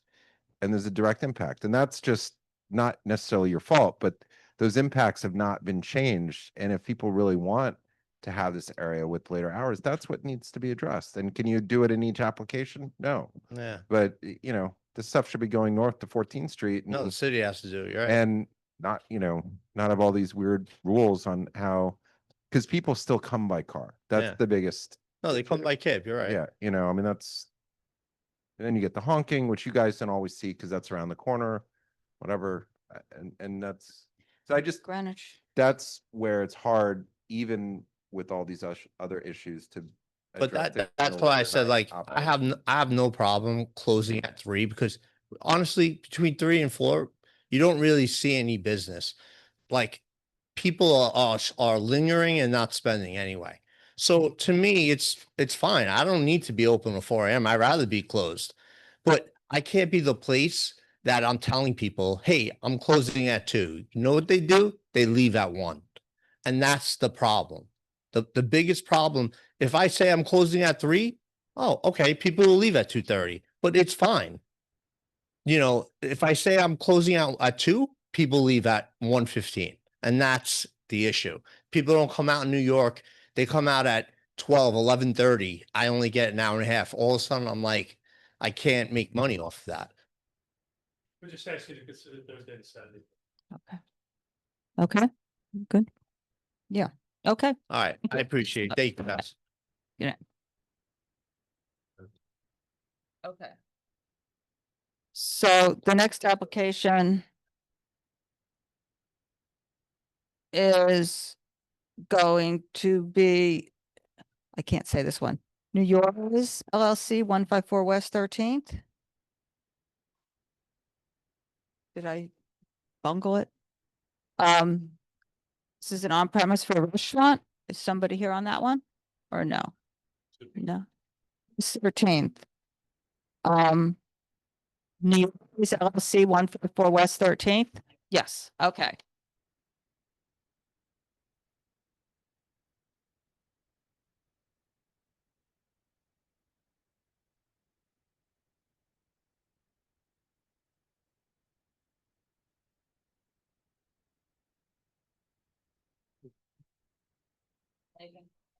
Nothing.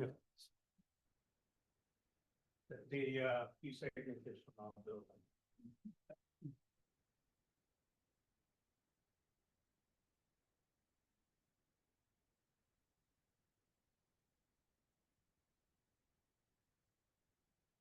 Oh, this is right. This is. It's right down the street from the other. We have, three of the residents also in the building at front. Okay. Introduce yourself. Yes. Just introduce.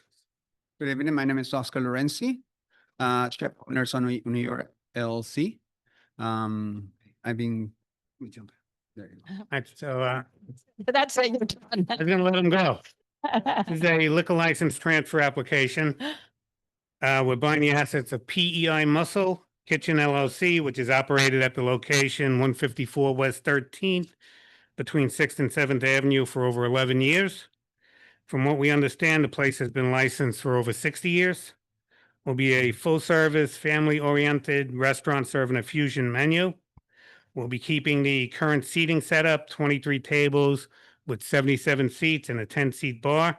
So we won't have to change the PA. We'll just change it into our name. Hours of operation will be 5 p.m. to 11 p.m., 7 days a week.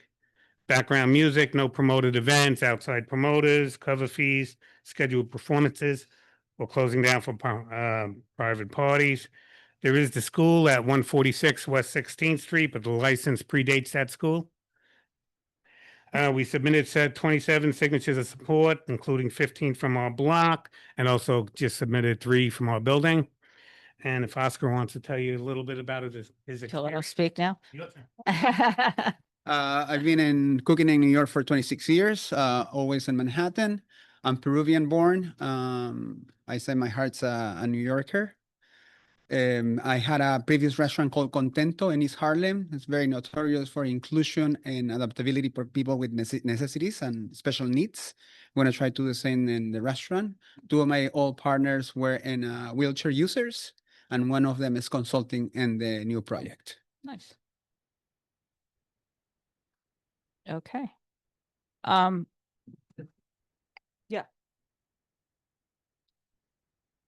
Was Yannick Benjamin involved? Yes, Jenny was my friend.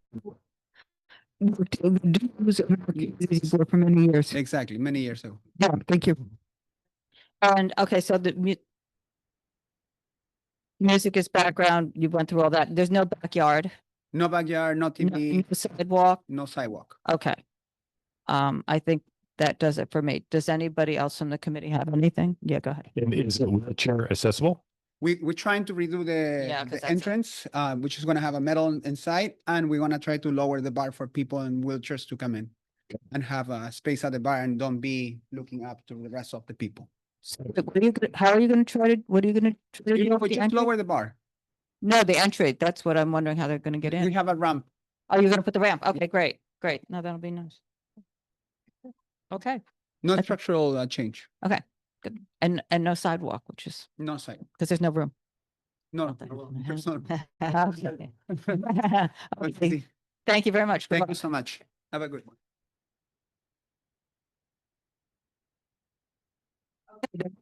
Is Oski LLC at 401 Avenue of the Americas. This is an on-premise for a restaurant. It's a transfer.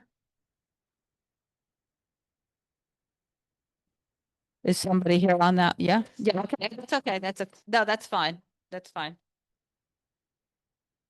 I'm trying because we could have that.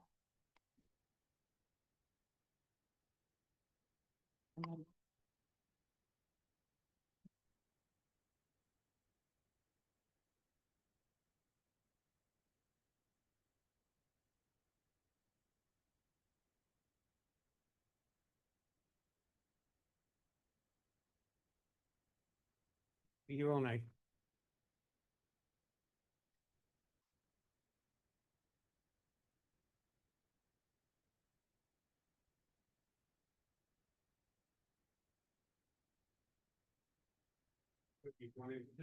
I'm not gonna.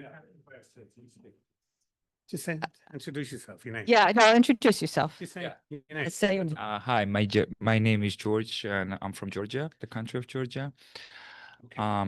Yeah, basically. Well, wait, he didn't say his last name. Last name. Papiashvili.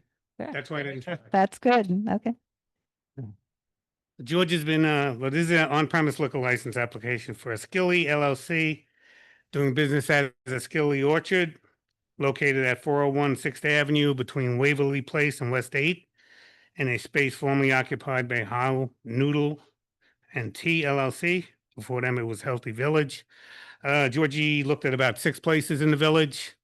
None of them were licensed before, so we put the kebab on that. It's had a restaurant wine license for 10 years. Georgie is going to operate an authentic Georgian restaurant. He has 2 other locations, Exterior at 1264 Amsterdam Avenue, which he opened in 2023. They have a restaurant wine license because there's a school there.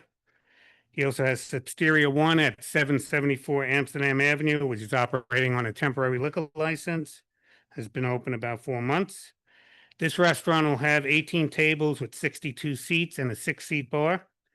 Hours of operation will be 11 a.m. to 11 p.m. Sunday through Thursday, 11 a.m. to 12 a.m. on Friday and Saturday. We're in a 2-story non-residential commercial building with all commercial north of us on 6th Avenue, 2 commercial buildings to the south, and then 3 mixed-use buildings on the corner, which are approximately 120 feet away, maybe a little bit more. It's all commercial across the street.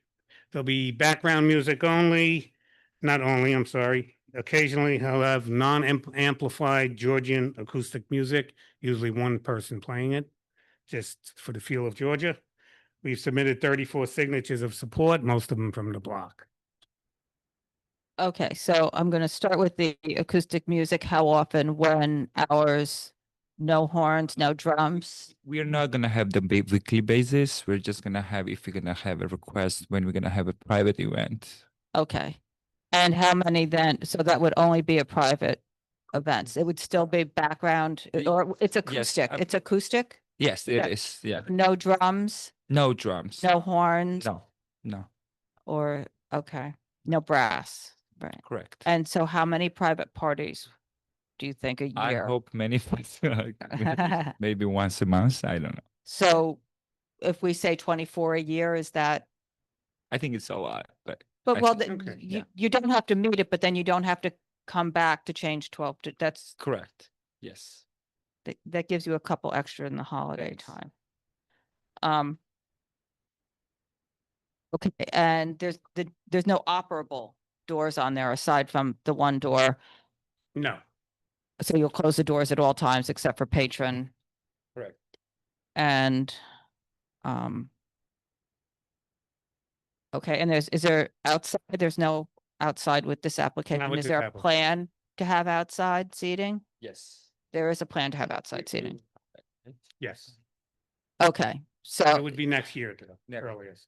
okay, and then would you, so it's the same thing, 10 p.m. closing. if 10 we p.m. come back to the closing. outside. Okay. Okay, does anybody from the committee have anything?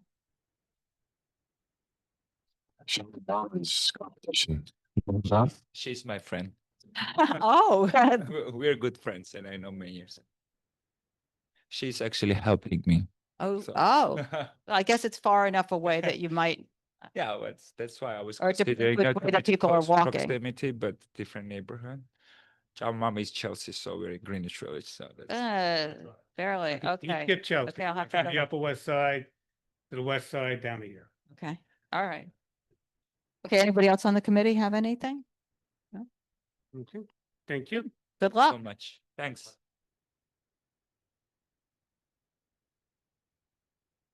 Okay, the next one is BEK6 LLC, doing business as Andando Pizza. Oh, my old one. Yes, thank you very much.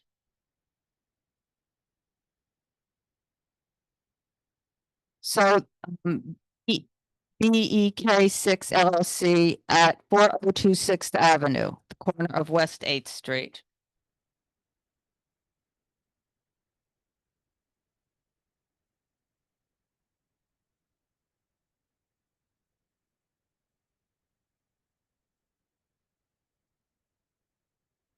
I can never find this one on here. It's on, thank you. This is number 2 under the restaurant one. I keep.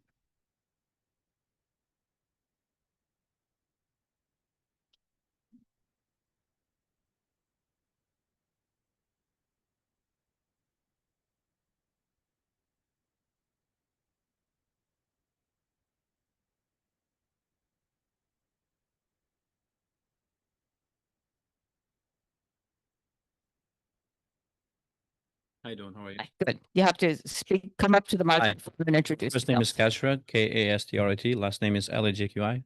I am one of the partners for Andiamo Pizza. Okay. Hi, my name is Jay. I'm the representative. Okay. And we are applying for the restaurant wine license. And it is a pizza store on the corner. It's about 680 square feet on the first floor. And we have a 680 square feet on the basement. Operating hours is from 9 o'clock a.m. till 4 a.m. That's Monday through Saturday, and 10 a.m. to 4 a.m. on Sunday. It's a typical pizza store. And we don't have any, we have a background music only, and no outdoors, no backyard. That's it. Okay. Did you talk to any of the block association there or? I tried to contact, if you look at the back of the pages. And nobody? Nobody answered. Okay, so one of our committee members who is ill tonight, so he is not here, spoke to me. And he was concerned about the late night hours and would prefer it to close at 2 a.m. And I think one of the things we've done is ask places like this to stop the alcohol at like midnight. What, 11, huh? This is on the corner where Serafina To Go used to be, on the corner. Right in the corner. Yeah. Corner of 6th and Yep. 8th. It's a typical pizza store, and then we like to serve the regular pizza for the long time, from in the morning till like a late in the morning. But we are open to stipulate whatever alcohol serving hours, and then if we can serve by like a 12 or 1 o'clock, especially Thursday, Friday, and Saturday.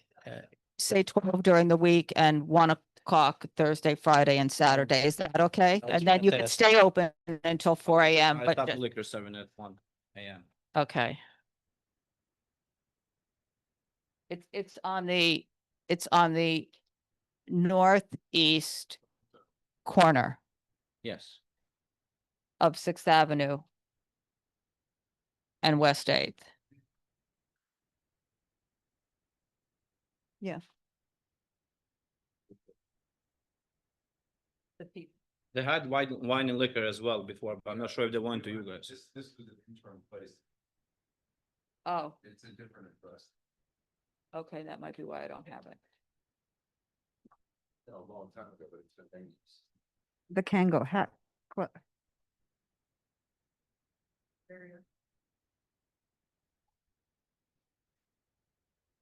Just give us a second. Yeah.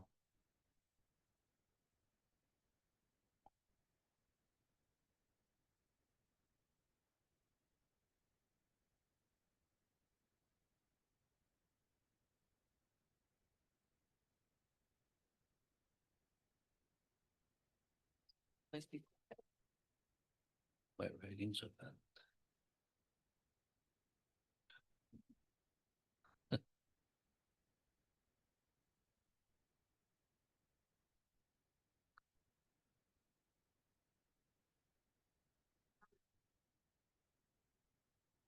Oh, you know what it was? It's now it's in here. It's such a much fun. No. We used to be before. We took over and we just opened 2 months ago. But that's different people.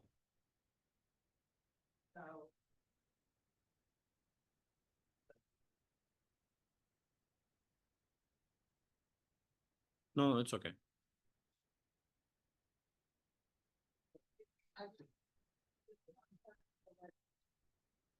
Just This may be what's being checked out, but obviously the signage on the previous pizza shop was never approved and had to be taken down or or maybe they just decide to close, I don't know. But we don't want to see that kind of garish signage in the historic district. So Complaints about that. So you've got it, it's a historic district. And that sign that they put in is not compliant with the historic district. They were supposed to go get approvals, correct? yes, that- And that has to be- they did not. I believe the building is because it's through the building landlord did it. They're working on it. I know they sent us a letter. We send them to the building, but they're working on it. It takes time. They said it takes like 3 to 6 months. And we just opened up like last month.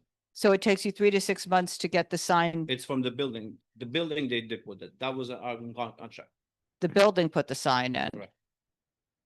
Is the lease of the building. So they deal, when the inspector came, they put their building's name, not our name. So we're not basically responsible for this. And we have another store in 22nd, and it's Landmark building as well. And our sign is not like LED like that. It's like exactly, it's different. If you looked at it on the Alma Pizza and Right, 6th Avenue, yeah. will show up. Okay. And it's on 22nd Street and 6th Avenue.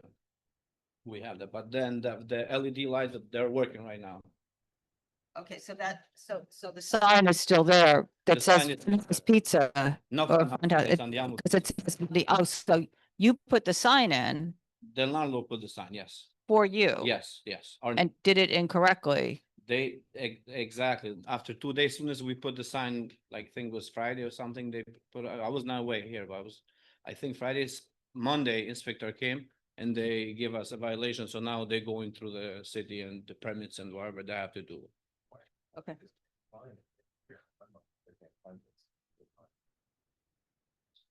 Right, but why does? My lamp is down too. Okay. So one of the stipulations would be that the sign will be fixed to LPC standards. They already applied like 2-3 weeks ago.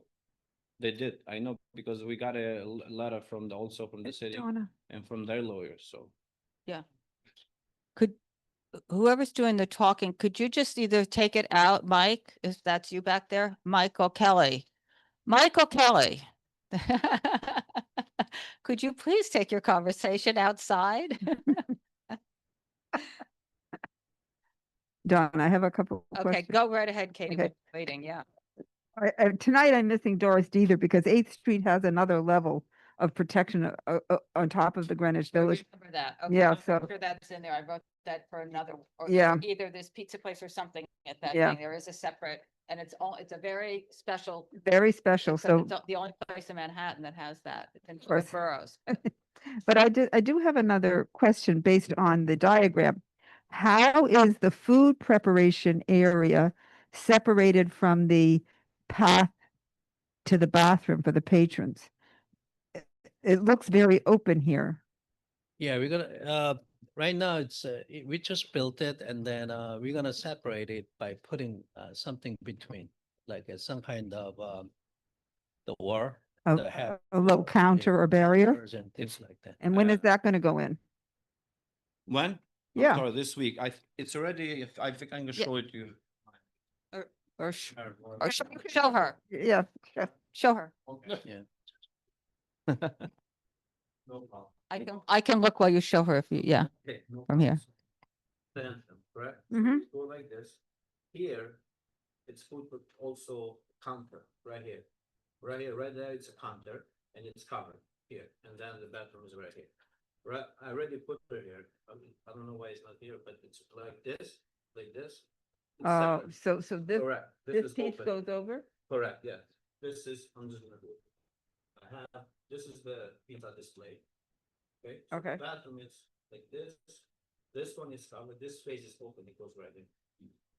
So, This space and this space. but how is it, this is, This is separate right here. This right here is a door.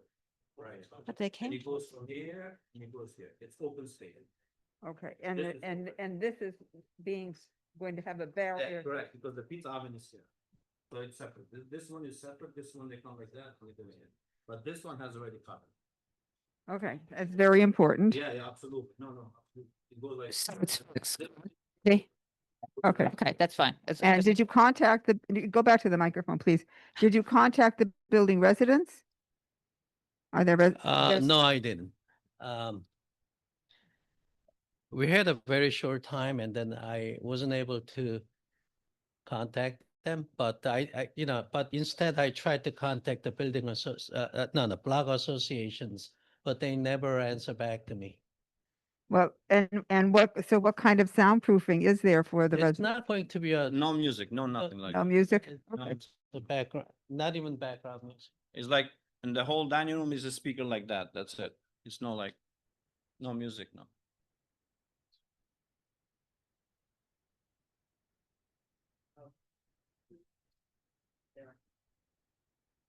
Okay. All right, so we're gonna stop service alcohol at 12. And then weekends at 1? Okay. Weekends at 1 and 12. Monday to. Monday through. Absolutely. And then Thursday to Saturday at 1, correct? Sure. At 12, yeah, no problem. No problem. Absolutely. No, we don't do none of the stuff. None of my pizza does that. No. No, I don't have it. They used to have it before, but I don't want to do it outside because it just causes new trouble. No. I don't. No, All right. thank you. Thank you. Enjoy the rest of the night. Okay, the next petition is going to be 290 Hudson LLC. Good night. Hudson Square Dumpling House at 290 Hudson. Good evening. That paper, Does anything change? there's no jukebox, but Oh, it's on the papers, it still says jukebox, so. I missed that. No, it's not, doesn't say. You didn't check it off. No, you're not on, no, I printed mine out at home. Okay, oh, it's too bad. In a way, we missed that. Then- Yes, there are a few places that have them. We have them in Jersey. Is it?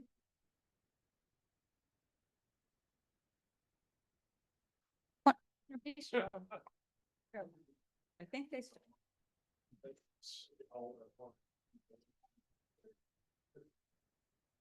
You can ask her in a few minutes. Can I go ahead? Yes, you may. Thank you. Mike Paludas, I'm here with Jason Furlani. Jason is the general manager of a number of the establishments. that Jerry- Could you say his last name one more time? Furlani, Furlani. Jason's been working for Jerry Atkins for 30 years, has managed several of the locations that Jerry owns. And he will be managing the Hudson Square Dumpling House. So that's why he's here. Jerry could not make it, but sends his regards. So you may be familiar with Jerry's other store in your district, which is Bar Strega, right around the corner. But as the questionnaire indicates, he's also got several other locations throughout the city and in Brooklyn. This location's been operated with a full on-premises liquor license since, I believe, 2010, when it was the parlor. I believe that. They came in for an upgrade. Oh, is that right? Well, so it's been a full, Nona Bepa's had a full on premises since 2020 anyway. And the currently licensed hours, I believe, are 11 a.m. to midnight, Sunday through Thursdays, and 11 a.m. to 1 a.m. on Friday and Saturdays, and our clients seeking the same hours. There'll be some renovation and rebranding. Again, our client intends to operate as the Hudson Square Dumpling House, so it's going to serve dumplings and Asian fusion food. There'll be 19 tables, 38 seats, and 4 seats at a very small bar. Same bar that's there currently, that's operated by Nona Bepa. There will be no outdoor seating, no live music, no DJs. It is going to be a restaurant. We reached out to the Hudson Square bid, got no response. I reached out to you folks. We couldn't find a block association. Yeah, it's, At your suggestion, we posted a notice in the window with contact information, didn't get any responses. Jason did knock on doors and ring bells, but didn't have a lot of success, as you can see from the petitions. He tried, but it came up. It's hard getting people to stop and sign anything nowadays. yeah. So, so there won't be any outdoor, there's no plan for any sidewalk seating? There's not. No. Okay, and the doors open, right? There's There operable are doors? 30 indoors, I believe, that are existing. So that you'll close those at 10? We will. Okay.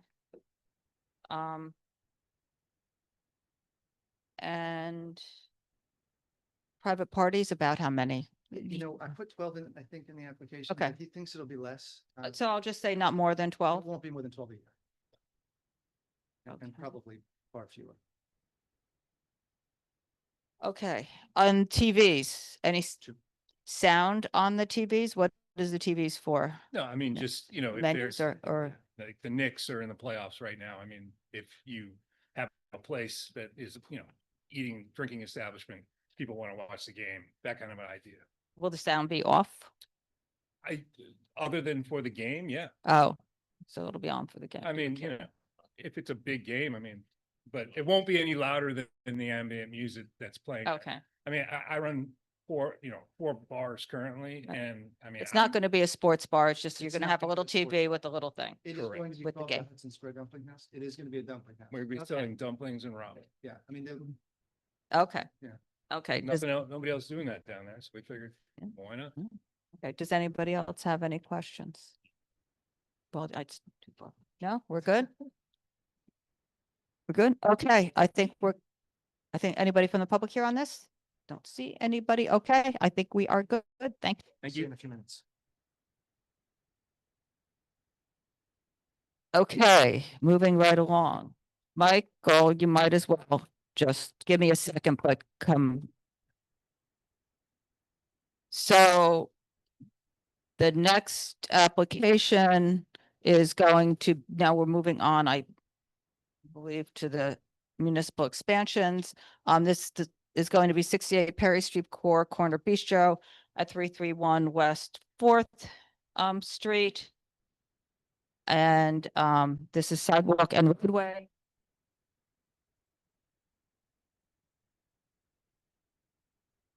I don't know, Katie.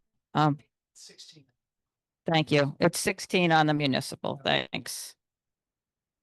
So let me just, I guess I'll give a little. The real reason you agreed to close at 10 o'clock. And thank you for updating the seating diagram to go with the seats, because what was there before was no way going to work, and you put something up and I see that's working. So that's fine. So the real reason I did not waive them coming, we couldn't quite get to that point, was the width of the sidewalk seating is ADA compliant, and they believe that it is. And instead of spending an hour going back and forth with emails at 4 o'clock today, I thought it would be best if they worked with the Block Association. So Kate Bostic is not here, but they did work with the Jane Street Block Association, and they did work with, I believe she worked with the residents across the street, whoever. There was a group of the community people have been there, have been in conversations. And as long as everything is compliant, they are in, I'm not saying they are happy. I am saying they are okay. They are happy that it's closing at 10. Well, we've made a good compromise. And it's sort of a good compromise. They're with the sidewalk. I mean, I will say that they're not thrilled with the sidewalk. So in all honesty, that is exactly, they would, so. One of those compromises was to remove the set of double tables down towards the end and move. Yeah. Sorry. One of the compromises was to remove the double tables that were down at the end, one of the two, and move that forward east on Jane. Right. And so the second set of plans that I sent have one less table and 2 fewer seats than the first set, which has been approved by DOT. So she was working. I know that you don't, I know, I understand. But my point is different. My point is that she did work with them to, and the result of those conversations was the reduction of one table and 2 seats. So she is trying to operate in good faith. Okay. I mean, we've, So the first problem is we find it, all the sidewalk area seating is supposed to have a perimeter on it, which I do not see in the diagram. It has to have some kind of a stanchion to wait, just, you're welcome to speak. Just anybody who's speaking needs to use the microphone. So there's another microphone right there on the other side of the speaker. You can turn that on and hold it, but we just need to use the microphone. Okay, so it's supposed to have the perimeter on there just to separate it from the sidewalk. And I honestly do not know, because I measured this sidewalk myself yesterday. So I am in your neighborhood and I've been going there for many years. I'm very familiar with the premises. So it's 12, which I think you have on here. I can't really read it, but it's about 12 feet, 6 inches by that back door is the width of the sidewalk, which I believe is what this said. On Jane Street? no. Yeah, on Jane Street. I'm on Jane Street by the hatch. I measured it right at the edge of the building by the hatch where the building ends. I took that line and went down, and I have a photo in the drive. I think I put a photo in. It's 12 feet, 6 inches. Okay. So if the sidewalk is 12 feet, 6 inches, I did not go back today with the new plan and measure the tree pit. Okay. If the sidewalk there is 12 feet, 6 inches, there's X amount of space for the tree pit, probably 2 feet at least, 3 feet. So that brings you down. Yeah. Okay. Well, the one tree pad is The one smaller. tree pit, but right now in this diagram, the table is exactly across from. That But I'm still saying, just math wise, if the sidewalk it's across from the tree pit. So if the sidewalk is 12 feet, 6 inches and the tree pit is 3 feet. So, okay, so let's just say let's say it's 2 feet. I'll give you the 2 feet. So that puts that down to 10 feet, 6 inches. You need the 8-foot clearance. So that puts you down to 2 feet for that table. I do have a two.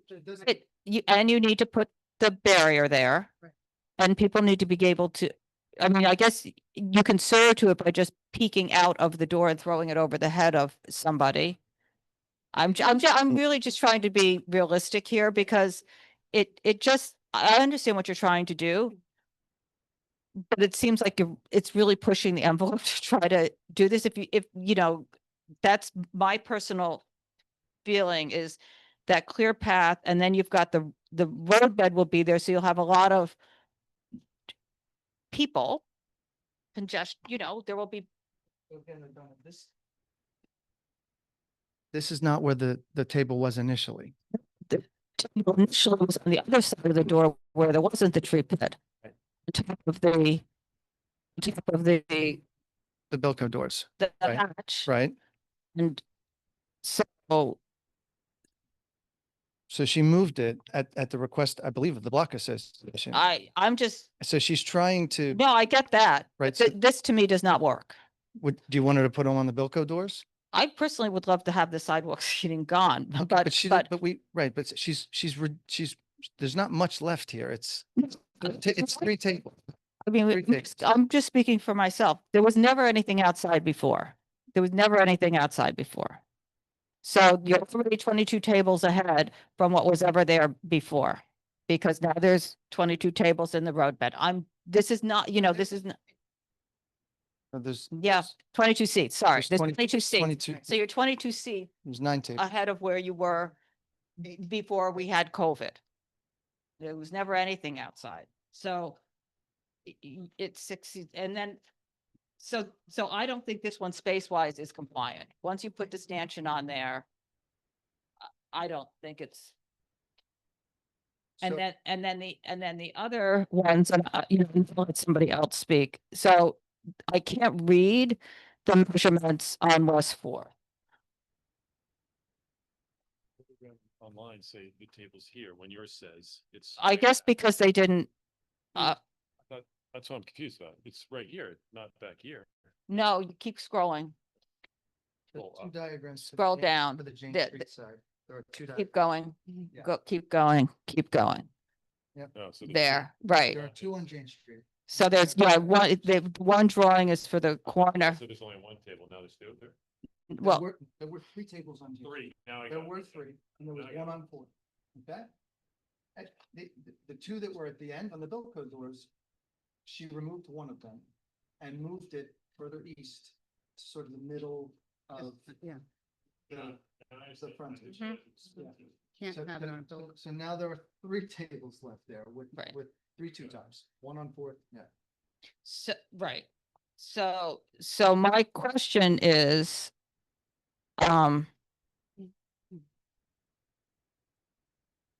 what happens on West Fourth? Well, can we make it, can I make a suggestion? Yeah. Maybe you won't like this at all, and if you don't. Okay, just use the microphone. Can we agree tonight to just deal with the road bed? Because we can't file for the sidewalk yet anyway. Okay, I did this as a package in an Okay. effort to reduce the number of times you'd have to hear from Right, us. right, and right. how many times we To took do it. that, I just can't, yeah. But maybe because we have this problem with this, we can measure it. We can be exactly sure what the tree pit is. We can be very clear instead of guessing what the measurements are. We can deal with the road bed. And then we will I'll give you another 30-day notice on the sidewalk. Is that okay? And we'll come back with, because I Perfect. did this at 4 o'clock, clearly not No, I Clearly think not- that, no, clearly not with a no, CAD nor, program. yeah. Right. So I just so you know, I'm not, we raised this with a number of people on Tuesday night when it was a certain, to be able to make sure you have a wheelchair there, you need to make sure. Our position, just to be clear, is that you need to be able to have a wheelchair in the roadbed, inside and on the sidewalk, 3 distinct spaces. You need to have the wheelchair. If we don't have to go further into the, because you're going to remove it, but no, I'll say that in federal court, I don't think there's enough of a distinction between, I think it's an interpretation, but I don't know well, that. we're not in court now. I know, but And I and think somebody that's on my well, committee spent a whole bunch of, not on this committee, but the outdoor Yeah. dining working group spent a lot of time on the phone, and that was the guidance we were given. from the It may- city. Not from the city, because this is an ADA issue. So from somebody at the federal level? Yes, that's what she was told. Okay. So I'm I'm sure she was. in a way, I would turn around and say they're very for somebody who does not feel comfortable sitting in a roadbed with cars going by where you might get It's- run it's- into, sitting on a sidewalk is outside, Okay. but you don't have a car running into you. Okay. So you have a busy calendar. Can Yeah. we come back Yeah, on the side? why don't we do that? So we'll just, you have the however many tables and 22 seats. What's in What's side? in Right. there, and then, and you're closing at 10. Yeah. All service, just because you didn't see the stipulation. So what it says is there's no host stands No. or I don't anything, think- outside, and, I could, let me just, give me 1 second to just hold up.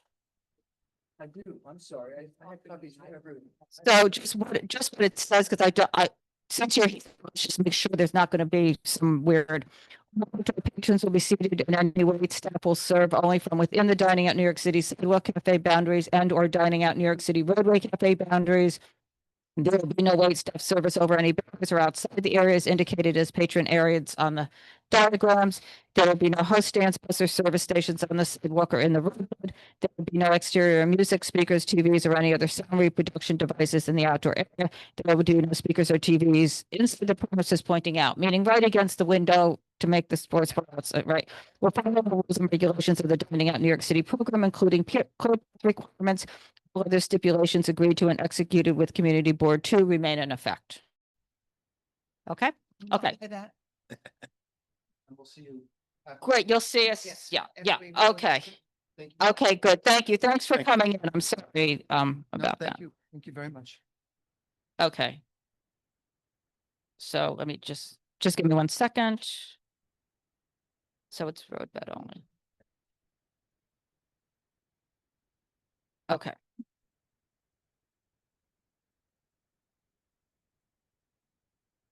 Okay, the next application is going to be Restaurant Ventures of New York, Inc., doing business as Altisi downtown.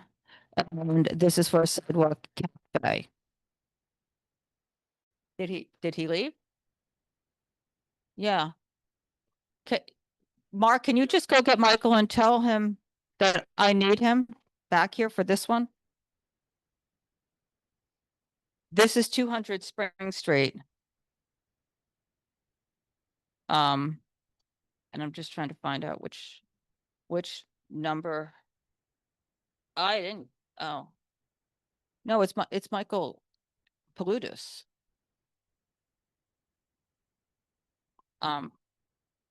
Okay.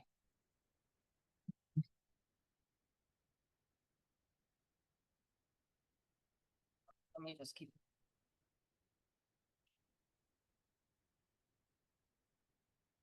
Okay, so let's just move on and we'll do, Jennifer. Let's see, Matthew, Uncle Biagio LLC, Don Angie.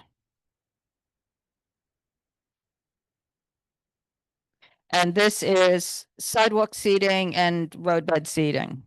The address is 103 Greenwich Avenue. It's on the corner of Greenwich Avenue and West 12th. Thank you.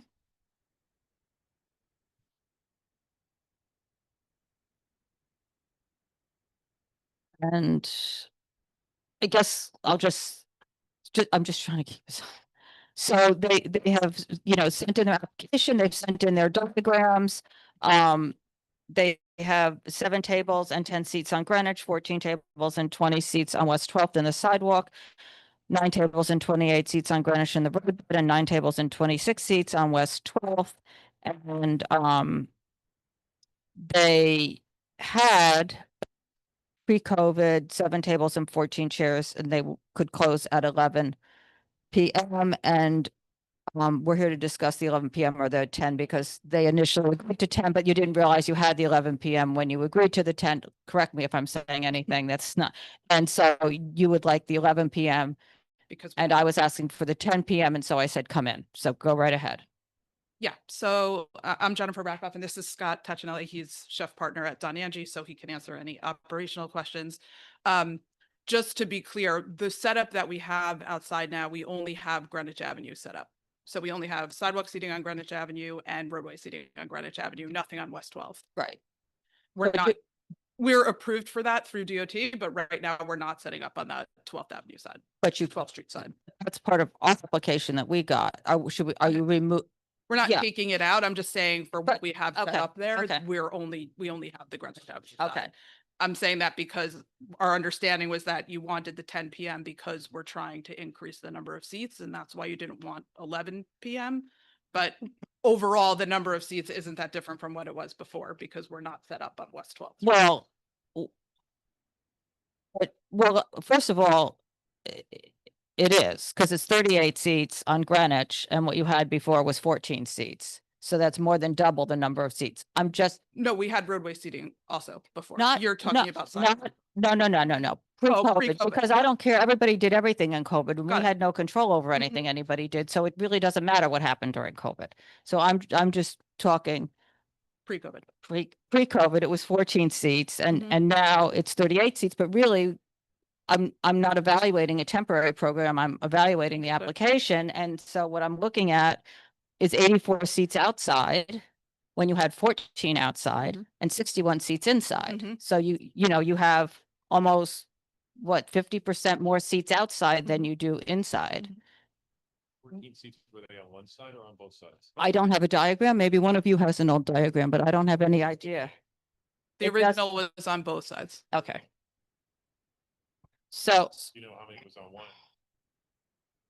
Maybe there was like 4 on the landlord. Just do me one favor, please come up to the microphone. It's The okay. landlord has garbage cans there, so it's really not great to put people on 12th Street. They have a bunch of garbage cans next to the building, so.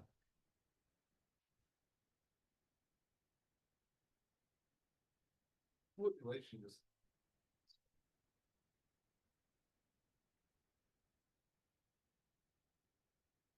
Well, Our previous 11 p.m. This was- stipulation was pre-COVID. This was pre-COVID. I was just looking at It's a sidewalk cafe. one. It said, that says, was the applicant, And April 23rd, 2021. look at June, if we couldn't find this, but according to the sidewalk cafe resolution, the quality of life one. It's in the drive. Hang on one second. I think it was 2017. Yeah, I think it was from 2017. It says in here that the applicant appeared before CB2's SLA committee in June 2017, but then I couldn't find.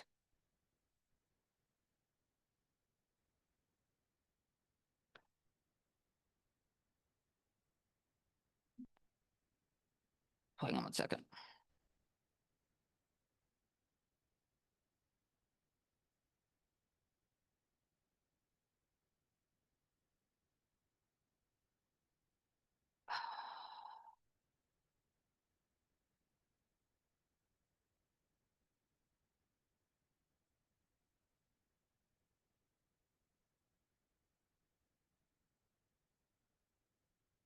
It was 2018, April 2018 was the sidewalk cafe, that this is what this is.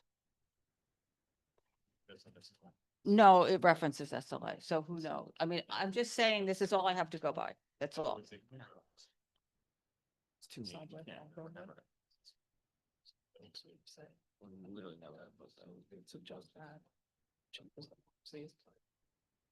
Okay.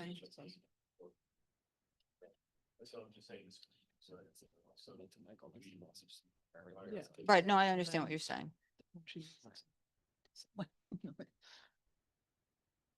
It's, right. So Carter, you just put it in here?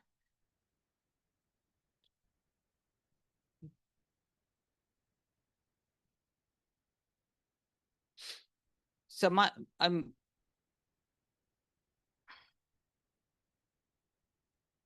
see it. Oh, Carter, yeah, I see.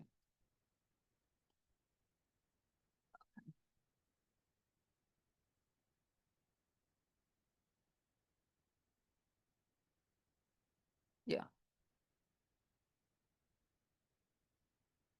So that's right. So when the OP in 2021 did not include the sidewalk cafe in the application. What was in 2021?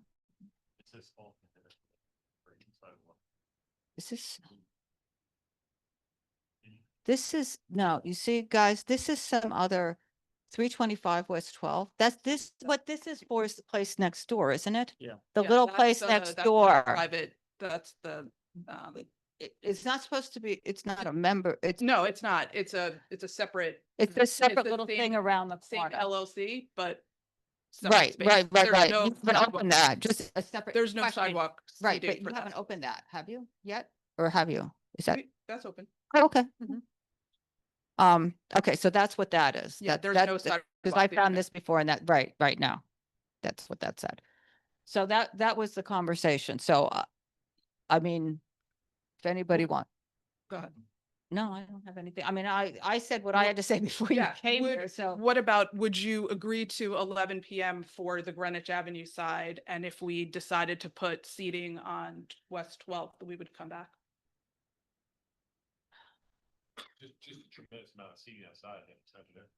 Right, I'm saying, so if we said we're not going to do West 12th at all, sidewalk or roadway, and we would come back to you if we decided we wanted to go ahead and put seating there. But for now, just do Greenwich Avenue.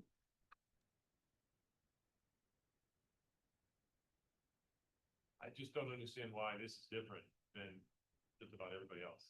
That's all. And so I understand you're a fine dining restaurant, no question about that. But there are many fine dining restaurants that have agreed to 10 PM closing. You have a ton of seats that could be out there that didn't exist previously under even the old program. So, you know, it was 10 seats and all doors and windows were closed. Yeah, 10 during the week and 11 on the weekends, but you know. We're talking about a lot more people outside. It's 36 seats. Right, 36 compared to 14. I mean, the cost of doing business post-pandemic is. Just gonna say, I'm gonna tremendously- stop right now, I am gonna just, because basically we've been asking people to do I mean, you had a few seats outside before, you expanded, you know, all over. And as Bob just said, a lot of people are just agreeing to do this at 10 o'clock. You can always come back. And, you know, after this program is rolled out, but it's a whole new program. There are residences around there. And it's a lot. And I'll also say you've got, you know, with the scaffolding is a nightmare. And then you've also got a bench, the yellow bench in the furnishing zone that was out there. That's toward the it adds more congestion by the door where everybody's trying to go in. You know, people try to walk by there and it's on by the curb and you're not supposed to have anything by the curb. So I guess we can discuss it and I'll let you know. Yeah, what I mean, I guess our last thing would be if there's any way to do, you know, if we did just Greenwich Avenue on Thursday, Friday, Saturday, we're willing to sort of, you know, try to compromise. We're just trying to get, you know, a little bit of a later time on some of the seating like we had before. So even if you're going to reduce the numbers, but we could do it only on those 3 nights, we would, you know. Try. Okay, we'll discuss it in this session. Okay, thank you. Thanks. Yeah, I mean, I think Dr. Smith down there will agree with me. Thursday is not a weekend night, so you know, I'm not going to vote for 11 on Thursday. That's for sure. Katie, it's I'm just telling you. They have the right to know my opinion. Yeah. Thank you. Okay. There was nobody here from Restaurant Ventures, correct?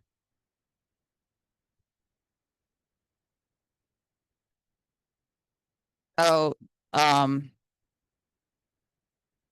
let's see. The next one is going to be NRK Cafe, doing business as legal. Is anybody here? Yeah. Hi, my name is St. Paul. I'm the representative. And then last month I was here for NRK Sidewalk Cafe, and then was waiting for the stipulations. But you know, right next day, and then he signed the stipulation, and then we sent to email to you. Yeah, that's so the only reason. So the issue with this one, okay, is that when it was at the outdoor dining working group, they had requested that the chairs, one or two chairs are removed, not from the roadbed, but on the sidewalk. The last table sticking out over here. Oh, that's what you did that. Okay, so do I have that drawing? We emailed this one. No, let me just. I just wanted to make sure, because I was going. Oh, can I take that? Okay. Okay. Okay, so let me, okay, fine. All right, that's it. You agreed to close at 10 o'clock, and so everything's fine. So thank you very much. I mean, I can only do, but that's great. Okay, so you're going to send it to everybody. Okay, so hang on. Let me just get organized and I will.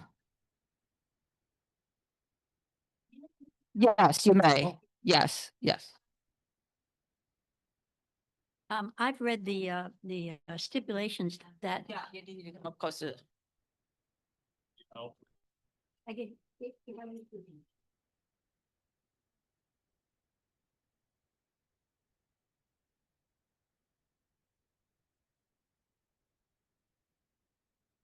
I've read the stipulations that I've read the stipulations that the restaurant agreed to with the outdoor dining working group, and it said that they're only going to have 6 tables in the roadway and only 1 table on the sidewalk.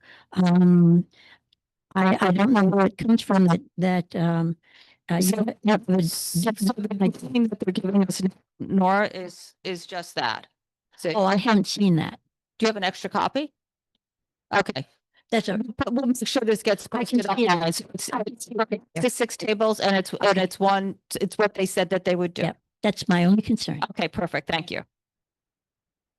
Okay. Okay.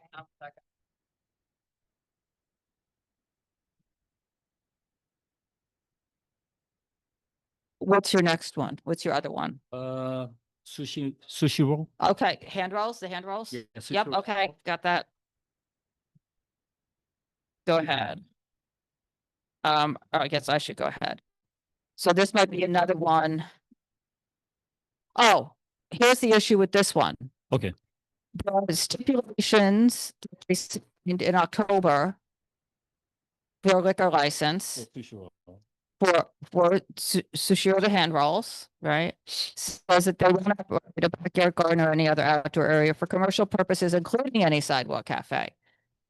So I'm not, this is okay. Okay, and you're agreeing to close at 10 o'clock. Yes. And this is on 7th Avenue South, Yes. but you need to file a change in method of operation. Okay, sure. I'll do that for you. If you send send that notification into the office tomorrow, then I can write this up as a the stipulations. Sure. And then, yeah. Okay, don't worry. Yeah, I have to copy it. Donna, Yes, Katie. I took a picture when I was walking by today, coming here, and they have a big sandwich board out front. What do we think And it's about not that? next to the building? Not next to the Okay, building. so I have a the picture of sandwich it. board, the sandwich boards, they need to be within 3 feet of the building. They can't be out here. It has to be moved in. Yes. So we'll just put a note in there about this, We'll correct it. the sandwich board. Okay. Thank you very much. That's it. I make sure in the agenda of method of operation, I send You it. get that into the office in the morning and that way we can just check them both off and you'll be done. Got Okay. it. All right, Thank you. Thank Okay. All right. It doesn't matter because they don't have a roadbed. They just have a sidewalk. Okay, okay. Okay, the next one is going to be Sanj Restaurant Inc. doing business as Tio Pepe.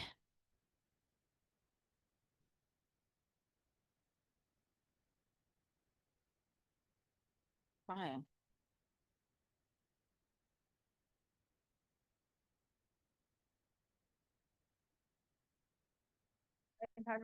Thank you. I don't need one, Rocio. You haven't changed. Well, let's see. I'll take one just because this looks like there's more in here than, no, there's not. Is there more? This is what you sent into the office, correct? Yeah. Yes, it should be. Yes. All I have to do is send my money. I think you need to bring it back. Yeah. And there you go. She's a professional. To do so far. Do you have you're gonna, Excuse me? you're gonna talk? Do you have a little speech or anything? No. Okay. What would you like to know? No, we've been in business for 55 years. We had a liquor license for 55 years. We have never had any violations on a liquor license. And we hope to be there for another 55 years. Okay, so I'll say what I've been saying. Anybody who didn't have the seating before, we're asking them to close at 10 o'clock. And that's in accordance with the law. Block Association said. And you can always come back. This is what. I am asking that you allow us to close in accordance with the law and the regulations. Okay. Well. You're saying you want to close at 12 every night? Law says yes. Yes.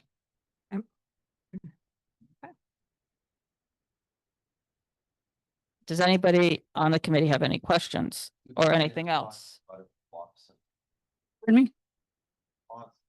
Letter from the block. Two block associations. I didn't see a letter from the Block Association. Yeah, let me try to find it. Carter, it came in right before we got here and I may not have. The thing that I can tell you is that business is not great. So if it doesn't warrant for me to stay open till midnight, of course, we will close earlier. Because if business was great, it's a different story, but Okay, got it. we will only close in accordance with law and depending on what the business is. Okay, so the Central Village Block Association requests that Tio Pepe stops operating on the roadway by 10 p.m. every night, even though the rules allow them to stay open later. West 4th Street is a residential street with many restaurants and bars, and to be a good neighbor, Tio Pepe should shut down their roadway operations earlier. We are concerned with quality of life issues and excess noise underneath residents' apartments. So that's what they said. And also Carmine Street, so Said the that's same the, thing. that's the other, yeah. And we had a comment from West Village Residents Association. Nancy Paisley? Do you have it in front of you that you Yeah. can read it or do it? Sure, sure. Yeah. Yes, Nancy Paisley said that the road bed setup would again require fire department waiver of the emergency access lane. I'm just quoting from her, and she does not want it to be granted. So can we? And then the Carmine Street Block Association, that's what I just read, right? No, this is Carmine Street Block Association requests that Tio Pepe stops operating on the roadway by 10 every night. So that's what I have.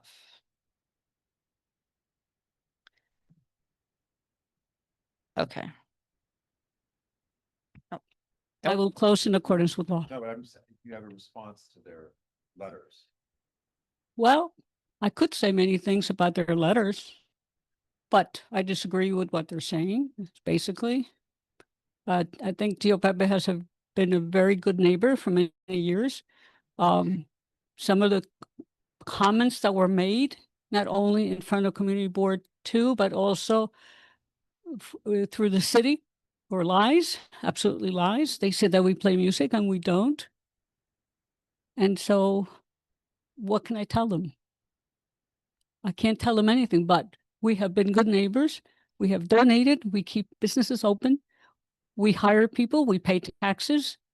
And we do the best we can. We're struggling, but we're trying. And I will just do what the law says. I'm just going to say that there is no law about the outdoor operating hours, which is why actually there is from the liquor authority side point. Okay. And that's what this whole exercise is about. But I'm just asking because everybody's talking, they come up and make their comments, as you've pointed out, and they have their own experiences. I mean, these are the local block associations. I'm trying to have this conversation here at the committee level instead of having it later, because this is the appropriate place to have that. And what was said, and I remember, but I don't have a super clear recollection. They were saying that there was noise, et cetera, whatever, right? That was coming, and you were disputing that. But there are also people who live there. So this is sort of the he said, she said. It becomes difficult, but I just want to make sure we've discussed it here so that whatever happens, that we can say we've taken it into account, right? So that's the. Okay. I could tell you that some of the comments that were made during the roadway dining application with Valerie De La Rosa was there. I could have answered something. I could have said, you have great imagination. You should be authors. You should be writing a lot of books, novels, because what you're saying is not true. And I know what you're saying. She said, he should. I mean, I have never received a citation, a violation of any type in 55 years. That wasn't the question, though, of what people were raising. What they were saying is that there's music outside or whatever the other issues. So it's not about a violation. It's about the operation. And I think that that's what the letters are the same thing, is that they're concerned about the quality of life impacts, because it is as well as there being businesses on the street, that there are residences there, and that by having the business out on the street, people sitting in the street where it wasn't previously, that's the impact that they're concerned about on the mixed use residential district. So that's just. To that, I can answer that we happen to own a few buildings on the block, 5-story buildings, and we have tenants who pay us rent. And I want to make sure that my tenants are happy so that I can collect the rent, right? So I have had no issues with any residents, any of my tenants complaining about noise or anything from my establishments. As a matter of fact, my tenants come to my establishment. And it's true. I wouldn't be here lying. I know you all too well. And I have a reputation that I have to uphold. And this is my livelihood. This is my life, right? So I'm not going to be telling you stories that aren't true. We do not make noise. We do not have music. We do not have TVs outside. We donate to the community. Greenwich House, this, the other one, everybody, we give back. We have been giving back since 1970. So we are good neighbors. And if somebody has a problem, they can come and speak to us directly. But they haven't. They haven't.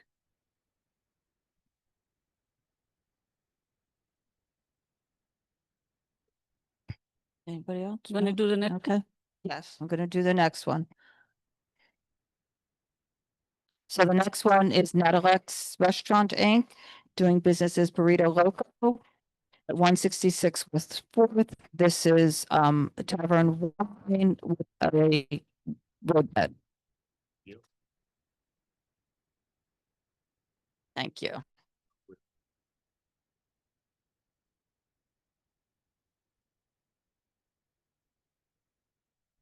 So, do you have Nancy in front of you?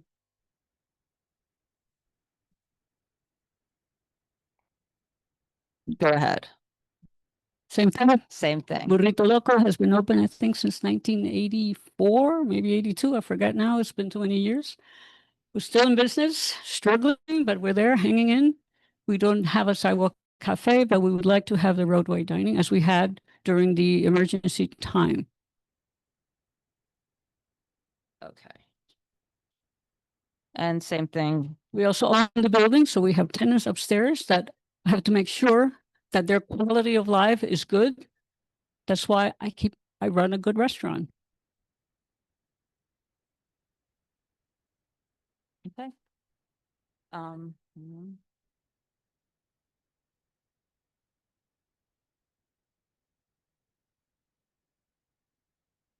So.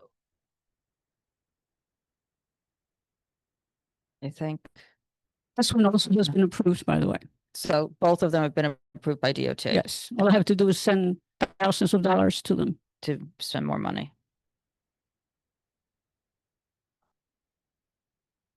Okay. And this also, there was nothing outside pre-COVID here. And then the residents have all the same, it's the same concerns and the same. You know what, if they could close the village down, they could close all restaurants down at 7 o'clock at night, they would be. They're not happy. No, I don't know that that's true. I'm just exaggerating, obviously. But it's the truth. But when they want donations to their Central Block Association or this one, the other one, they know where to ring the bell. Okay, does anybody? No? Okay. Okay. Good. Thank you. Thanks for coming in. All right. Michael.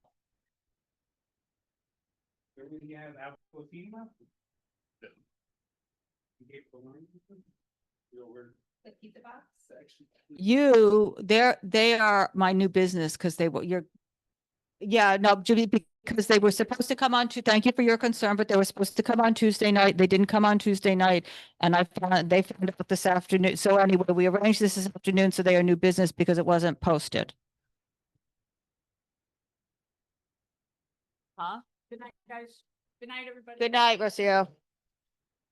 So just give me 1 second. I'm doing the best I can. So let's start with Naughty Gull LLC, the clam, which basically, well, you don't even have to really do anything with this, Mike. Honestly, it was all okay. Yeah. You were here anyway, and I just didn't get, so It's closing at 10 o'clock. It's 11 tables and 22 seats on Leroy.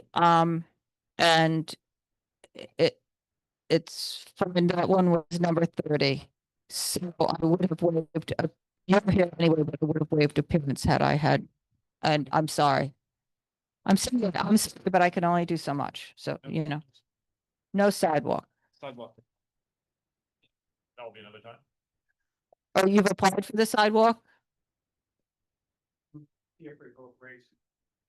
Oh.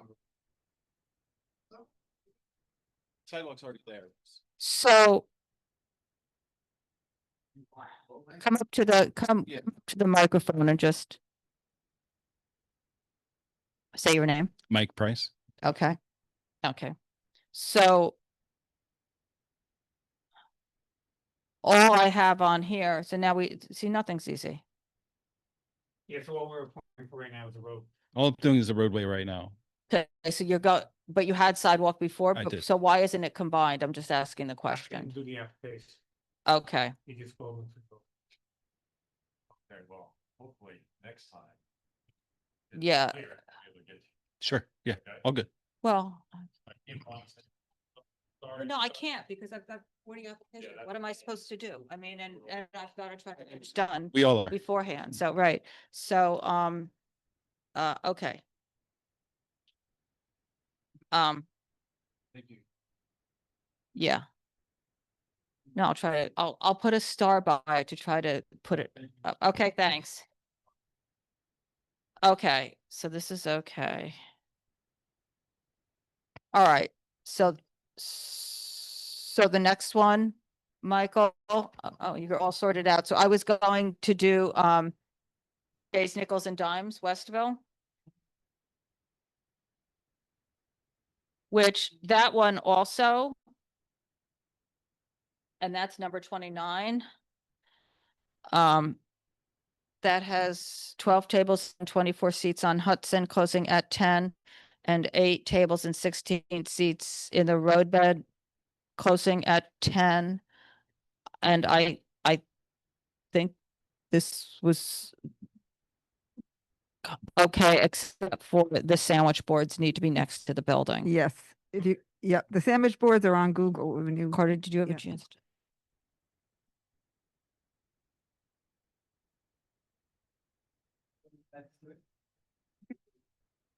I don't know if it's 18 inches or 3 feet. I think it might be 3 feet. No, I think it's fine.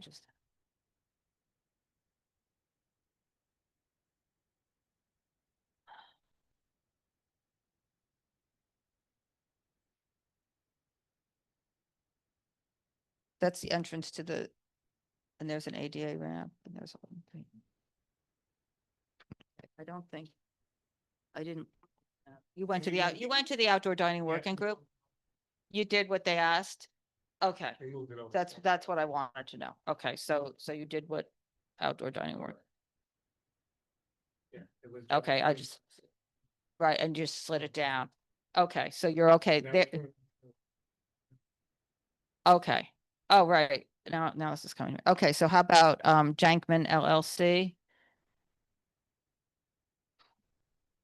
Thank you for coming down.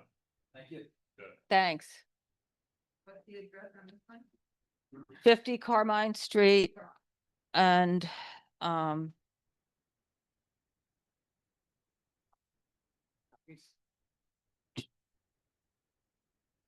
can never find this one for some reason. Oh, here it is, number 24. Thanks.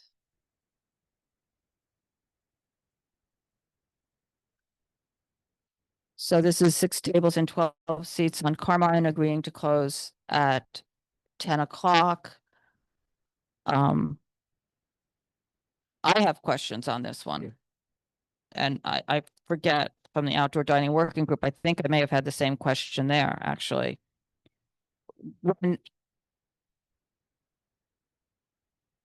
First of all, there's the residential lobby that you need to be 5 feet away from that entrance.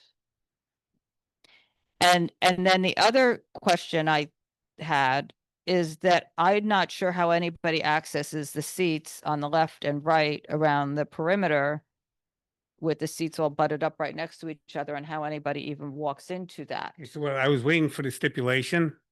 So I never got it. So you'd be taking Carter's advice, Okay, flipping the tables around. so, okay, And what we're gonna do, we're gonna lose one table here, and this way we'll have two here, we'll be 5 feet away. Even okay, though you great. know me, I don't agree with the PBA. I know that. So could you, do you have a diagram of that? I can draw a quick for you, or I can email. Can you just email it to me? So I have something that, Yes. that represents what, Yes, what, of that course. you're making those changes. And We can- it's all right. So, okay. Yeah. So what is it going to be? It's going to be, Let's see. and then people will be able to get to the seats, and you'll have that 5 feet. Okay. And you're closing at 10. Yeah. Huh? Oh, and shut the door. Well, that's a separate. Shut the door.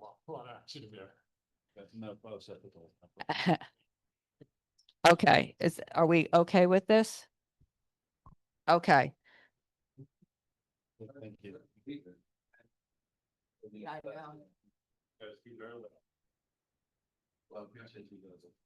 Oh, do you have another one here with you? Okay, okay. No, he's not. Are you looking at the email or are you looking online? Oh. No, it wasn't. It's the emails that went out.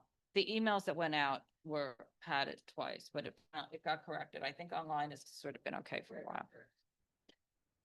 Okay, so the next one is CGP Enterprises Greek Taverna. Well, we thought. What? If I could remove the sidewalk from the alteration application. I took a look at the sidewalk cafe plan today. I didn't get to do it when we were filing, but I think I filed about 80 of them the weekend before. The sidewalk cafe makes no sense whatsoever. Okay, so you're removing the sidewalk. Yeah, we'll be back on that. Yeah. This is CGP Enterprises at 95 University. Greek Taverna. Yeah, it's just everything's too far away from us. So I think a lot of the people like it too. Oh, really? Okay, I'm gonna have to start making a list based on you. I miss.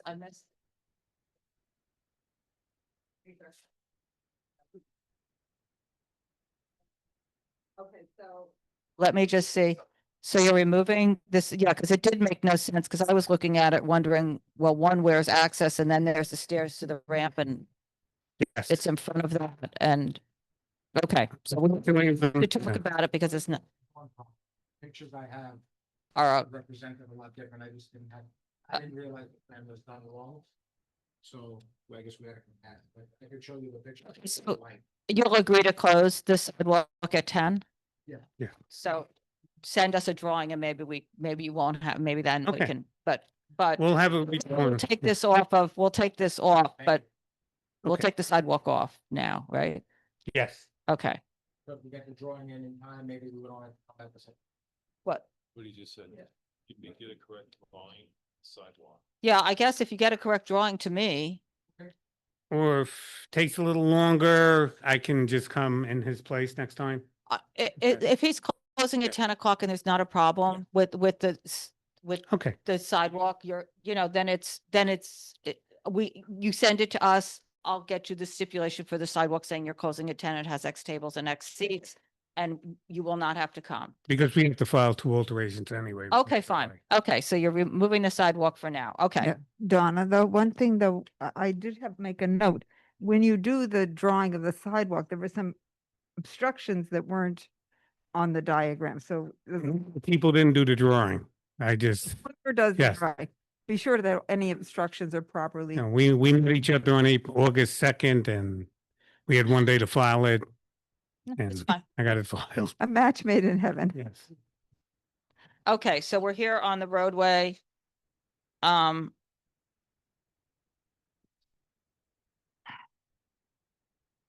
Just give me 1 second just to look. I don't think, I think I'd like to submit the couple of hundred signatures he got in one day. oh, good, okay. Everyone in the neighborhood loves him and his roadway cafe. Okay, so I have, oh, so I better make sure we scan that. Okay, all right, so I guess is everybody okay with this? So the road that is 10 tables and 20 seats on University and 12 tables and 24 seats. East 11th, and you're closing at 10. Yes. Okay, are we okay? Okay. Thank you. Thank you.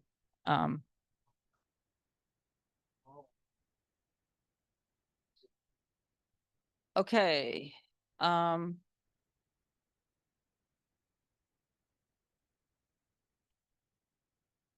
okay, no, I have to just remember to do this one. The next one is how about, Little Santino Daddy's Pizza.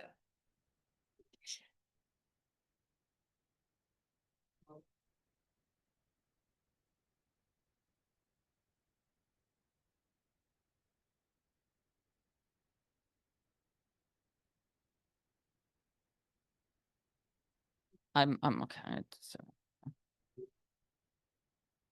Dr. Smith, do you need one?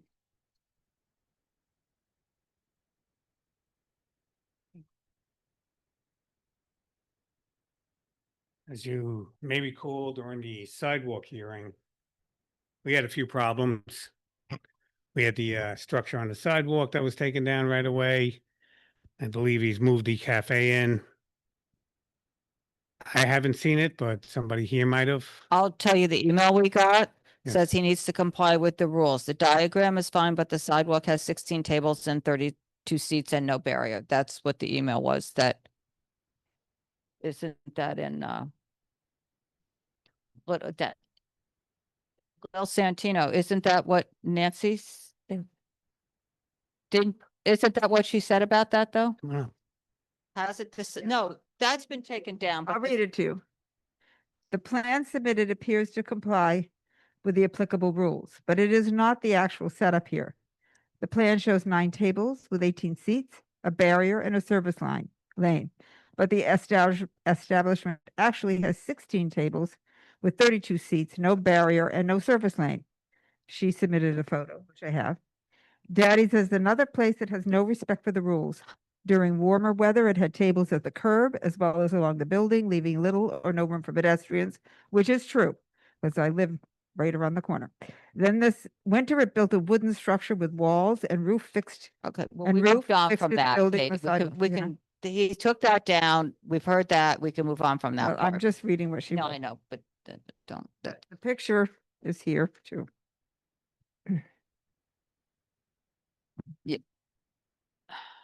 Yeah, 4 tops and you should have 2 tops. Like, at least according to the diagram.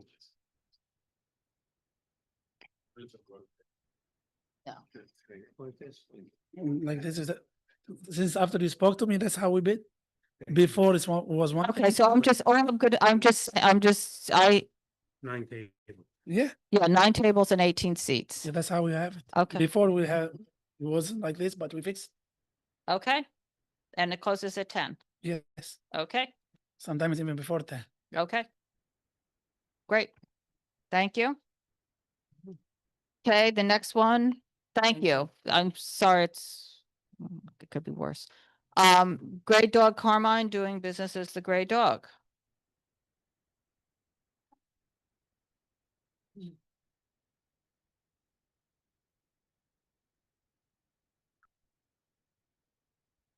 And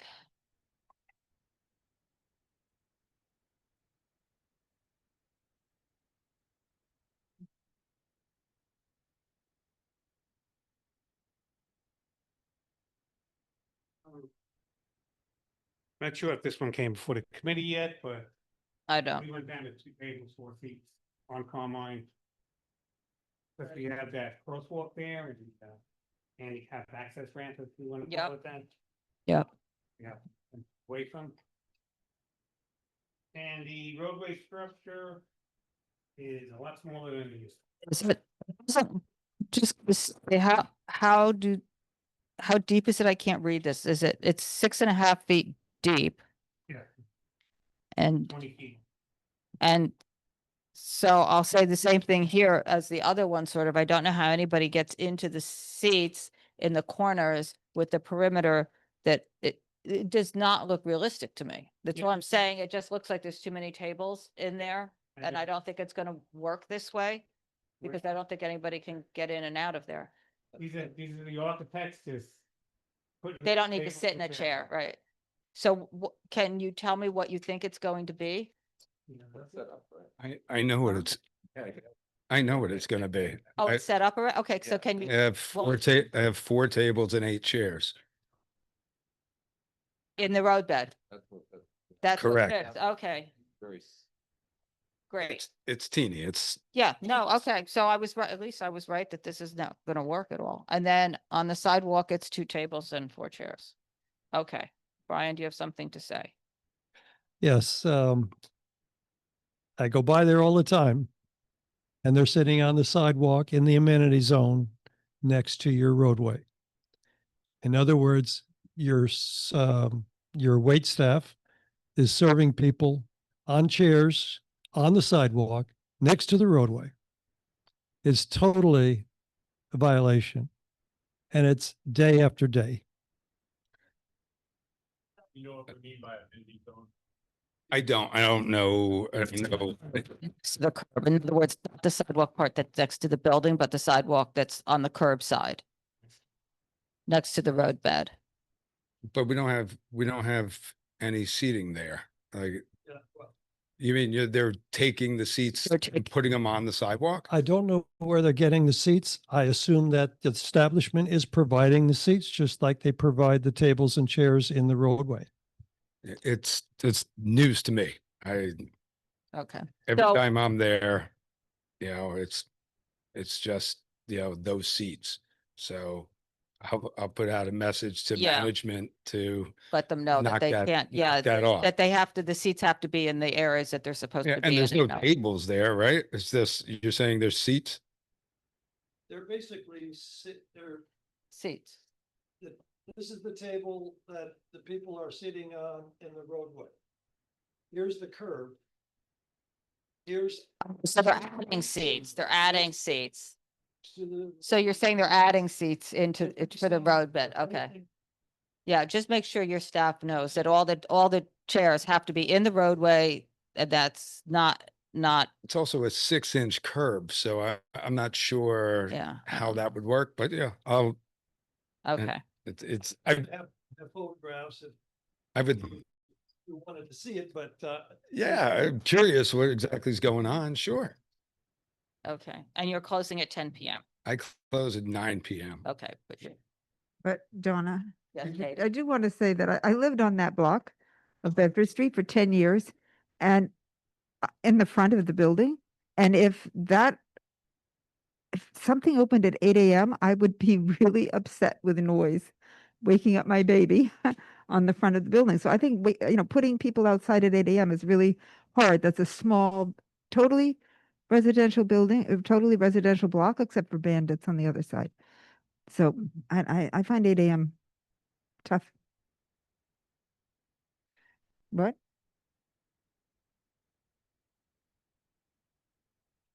I know, but I'm telling you, if I woke up my baby, I would be upset.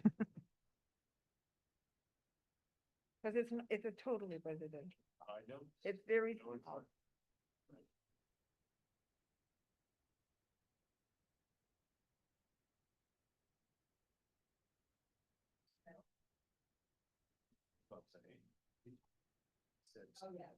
Yeah, well, Yeah. getting in every drink they can. I can't imagine.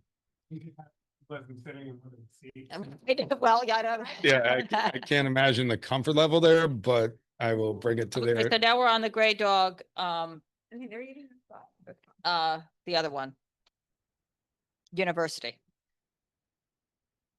Which. That's at 90 University.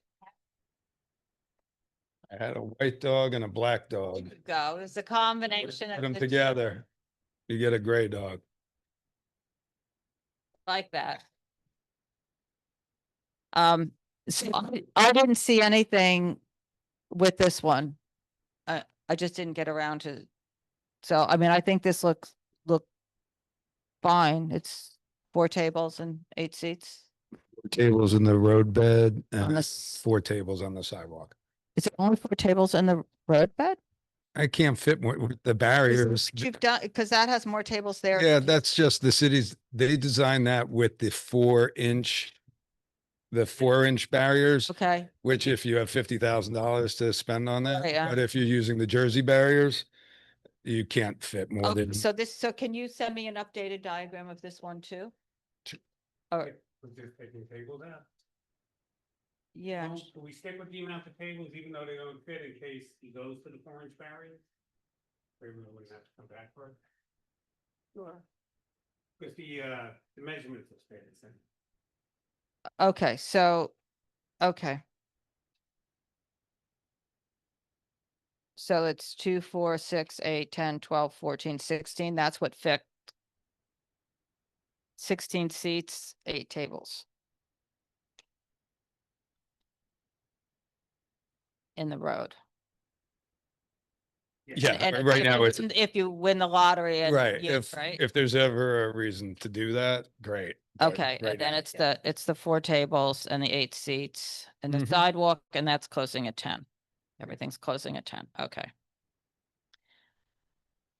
Okay. I think that's it for you, right, Mike? Thank you for coming down. Thanks. Okay. What are we left? Huh? Open down the list. So now the next one is Bandits, NoHo LLC doing business as Bandits at 44 Bedford. Right up here. They're not here. So, but we have, the public is here. So why don't you come up and say what you would like to say? Please, because we'd like to, we'd like to hear from you. You've been here all night. We definitely want to hear from you. I'm Julie McConnell. You just have to speak louder, just angle that up.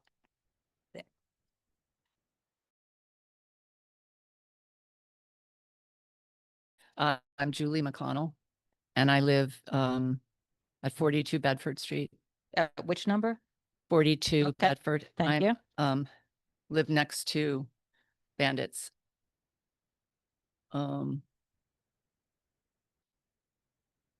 think in 2021, Bandits came and applied and said that they were not ever in the future going to request seating outside or drinking, eating outside. So here we are. I sort of appreciated you mentioning this before and felt a little hopeful that means something when a business comes to you. And that we can also, let's forget about COVID, because what happened there was like, made for a lot of whatever stuff that wouldn't have normally happened.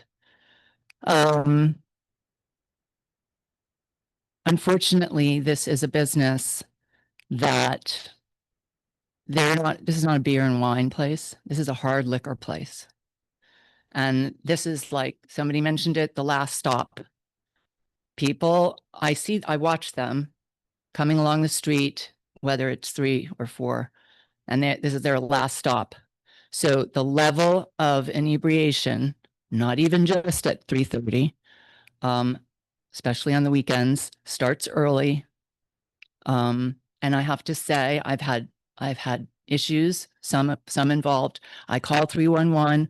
I've written to all of you with a letter where I had a very, very scary event happen.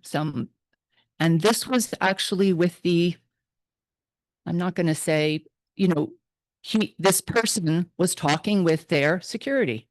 So it was all, and that's just one event, but it was a very scary one.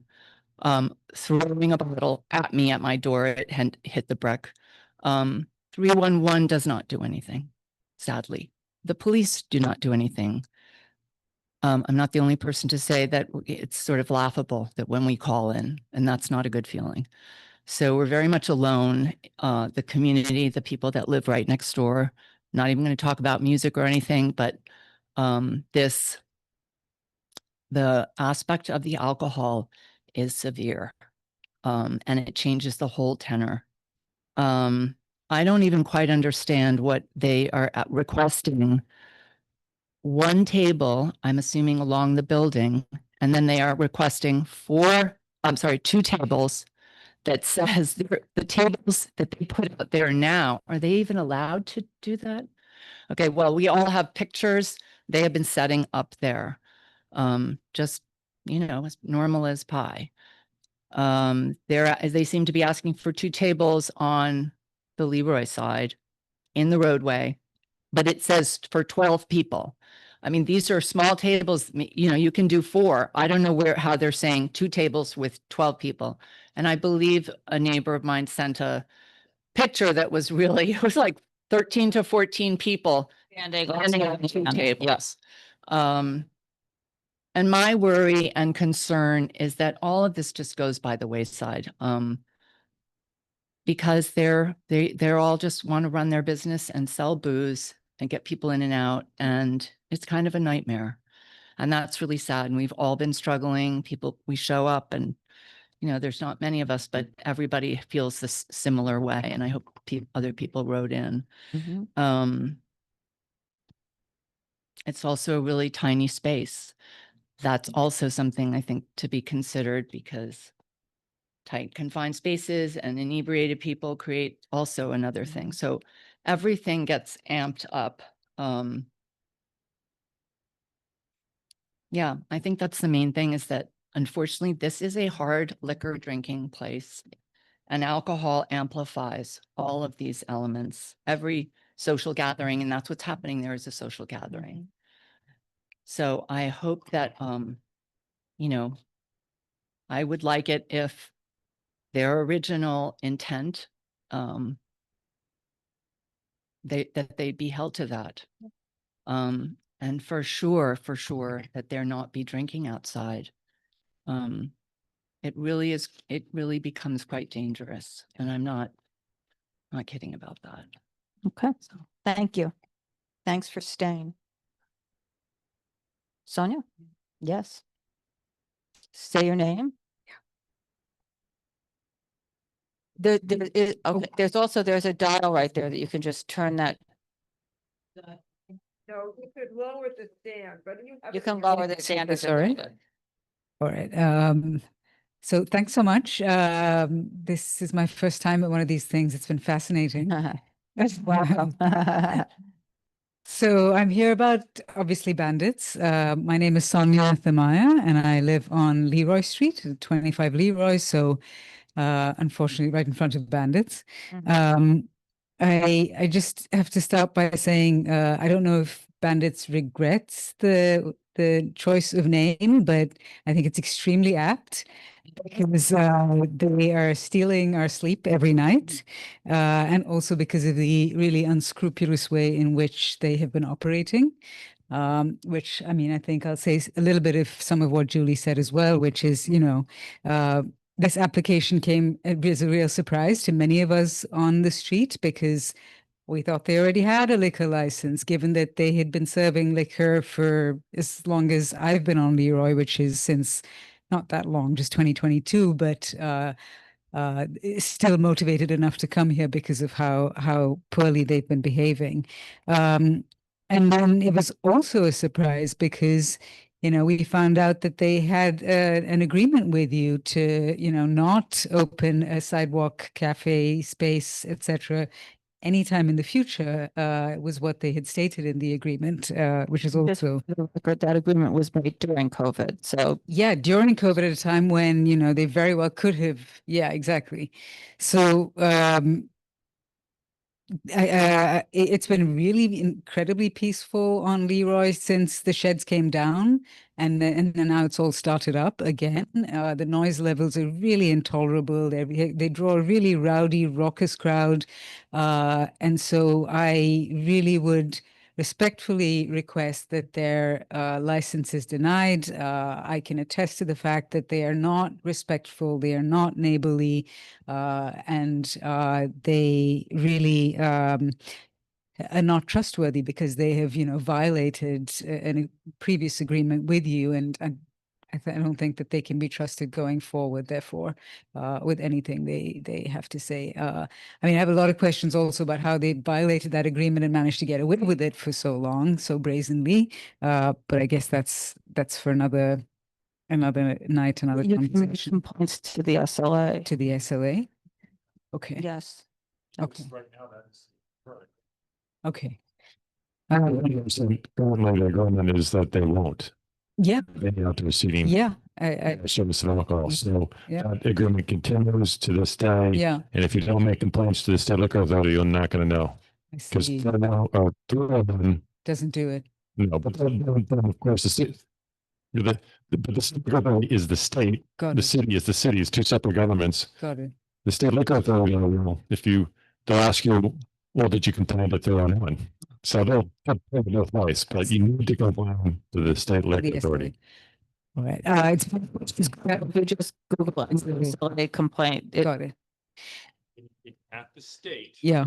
That you have to state that Yeah. it says and that they are in violation of that. It's very clear. Okay. That's really good to know. So just, we've all been here a long time. Thank you very much for your service and just respectfully reiterating the request to deny whatever it is they're requesting. Thank you. Yeah. It's the complaint. I mean, that the area that's affected by it is a complaint, not just one person. Okay, so they hear you.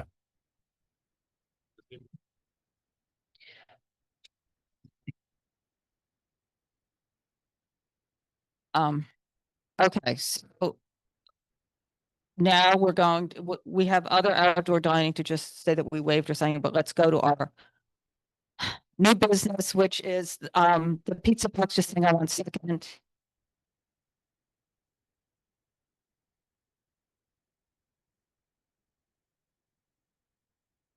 Oh, you guys can come up. Come on. So it's the pizza box at 176 Bleecker Street. This used to be this. Huh? The same pizza box, but we're in the same pizza box location. Yeah. Very confusing. Oh, is there another pizza box that I don't know about? That's it. Wait, but just 1 second, state your name. Okay. Good evening, and thank you for having us. I am Melanie Westlock, and this is my husband, Michael Westlock, and we're the owners of the Pizza Box and Okay. to the point of the original pizza box, there was one at this exact location, which is a little confusing. It was there for 56 years. Actually, I lived at 167 Bleecker with my first apartment many moons ago, and I used to eat at that pizza box. Ours is not named after that pizza box. We have a business in upstate New York in the Catskills. Whereabouts? It's just outside of Wyndham Mountain, above north of Saugerties in Greene County. We have a farm to pizza concept where we have a restored horse trailer. And we have a wood-fired oven there. And we grow our own fruits, vegetables, meat that we serve on our pizza. It's an artisan pizza, but it's farm to pizza. And so that's where the name came from, because in the UK, they call horse boxes, horse trailers are called horse boxes. So it's the horse box / pizza box. Okay. Okay, so just, it's going to, we figure we're going to spend the next decade of our lives explaining to people Why? a love of the former pizza box, but we are not. It's just a coincidence that we happen to get. Find that space. So, we don't have any representation, but we have been taking notes, so I'll try to hit all of the points that you asked people to touch upon. Okay. To hopefully, we put this package together, we did our best, and Yeah. we appreciate your patience with any errors that we may have made. And I'd like to apologize for not being here Tuesday. We were looking, yeah, go ahead. Yeah. I apologize for not being here Tuesday. I was waiting for an email from Eva, but I realized that we should have just showed up. Yeah. Okay. Sorry. You're not the first one that's happened to, but yeah, it's okay. Here. So the Pizza Box, as I said, we are a family-friendly farm to pizza restaurant at 176 Bleecker. We weren't sure if this should have been a transfer because we did make an asset purchase and So- a lease transfer. We transferred the lease from the previous tenants, which was Honest Indian. Mm-hmm. So, we assumed their lease and all of their, everything that came with the property. So it is a transfer. Yeah, we didn't realize. Yeah, but it's still treated as a new license, so it's fine. So I just want to tell you about our plan. At the front of house is going to have a wall shelf with approximately 6 stools. That's the plan right now. And we'll have 4 counter seats that aren't currently there. The counter seats would be attached to the counter, so they won't be on the floor actually. But we're hoping to have people see the process. So that's why we want some seats at the counter so people could be part of the process of the pizza making. Then in the dining room, there'll be approximately 10 tables with 40 seats. That's the current plan, but it's obviously, something that it may shift slightly, but Okay. that's the goal. And then the backyard has, the plan is for 4 tables with 16 seats. Okay. There's no intention for any roadbed or sidewalk seating. We are actually pretty vehemently against those setups. So I would like to go on the record and say that we don't have any intention of using one of them, having attended the Rat Academy 3 times. Very much again. So far as music, we will be using pre-recorded background music with the existing system. We are not changing, upgrading. We're using the system that we purchased with the lease. Regarding community outreach, we have had great communication with Ray Fine and Mark Fiedler, I believe that's how you. Bamra. Yep. Of Bamra. Great communication, hours-long conversations about the plans and the concept and what we've been doing. And Mark had wanted to come here tonight, but he had band practice, so he couldn't, or rehearsal, Okay. so he couldn't make it. But he wanted me to say that we have the full support of Bamra. We haven't gone before them yet just because of scheduling, but that Bamra is in full support of the pizza box. Okay. We've also spoken with as many tenants as we can. It's very difficult. The owners of the building are Chinese and they have a liaison that we contact, like we couldn't even figure out how to get access to our basement door because it's a very complicated communication style that they have. But while peeling off all the decals off of the front of house, I interacted with everybody for hours, talking to people that I can, just explaining what we're trying to do, asking them to follow us on Instagram and to make sure that they know who the owners are and they can contact us at any time. And we've also reached out to other businesses within, like neighboring businesses. I didn't get any signatures. I didn't realize that's something I should have done, but we can do that if we. Okay. Our plan is to provide an extremely limited food menu. Yeah. Strong one. Because everything is going to be made from scratch, seasonal. We're going to be using ingredients with collaboration with my friends' farms and our farms and before. So we're not going to have an expansive menu. And our wine list, ideally, if we want to do beer and wine, also very limited. We did New York for local wines. So we want to have 1 red, 1 white on tap, a couple of beers from a state store. But it's really not going to be a liquor, we have no intention of having a liquor license. We don't have bartenders, we don't have grab and go, and that's fantastic. Very minimal, just to go well character. We are not changing from beer and wine. We want to keep it to that. The seating from the previous tenant is very similar. The only thing we're doing is fitting seats to go parallel with the wall, but we're not reinventing the wheel because we got a 5-week build out. We're down to 3 weeks now. And because of that, we're going minimal in our cases. The seating is just going to be rearranged. I'm actually talking the tables, new chairs, but enough.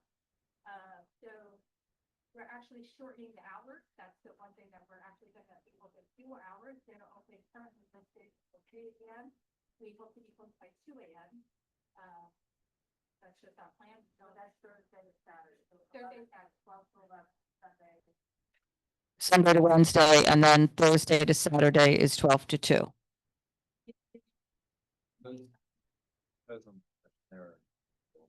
Yeah, I think we. 11 to 2. No. Say it says 12, and then Friday and Saturday it says 2.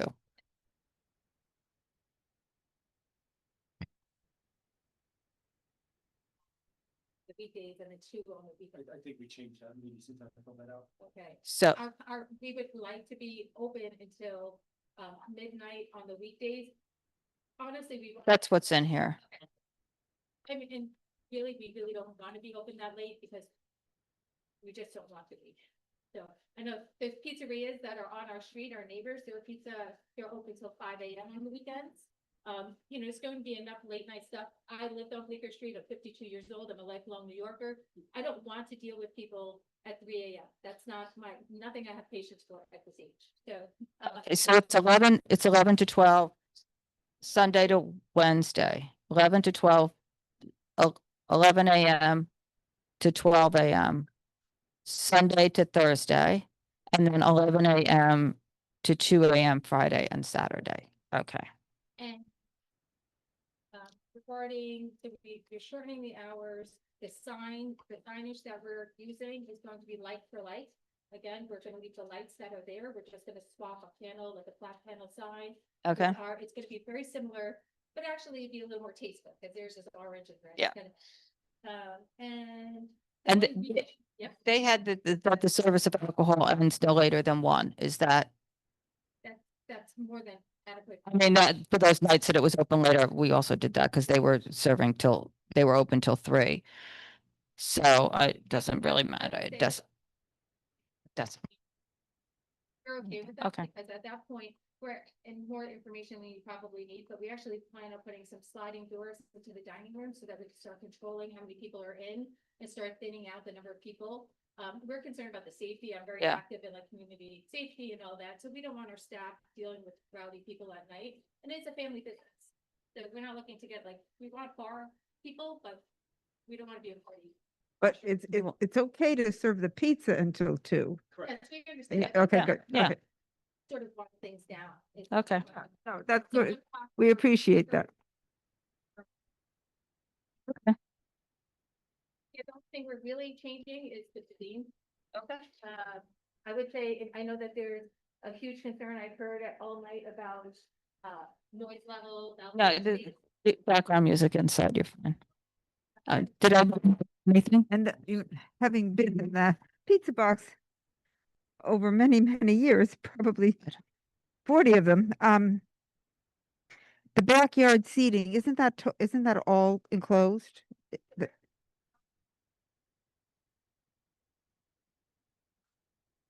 Oh, to Tbilisi, yeah.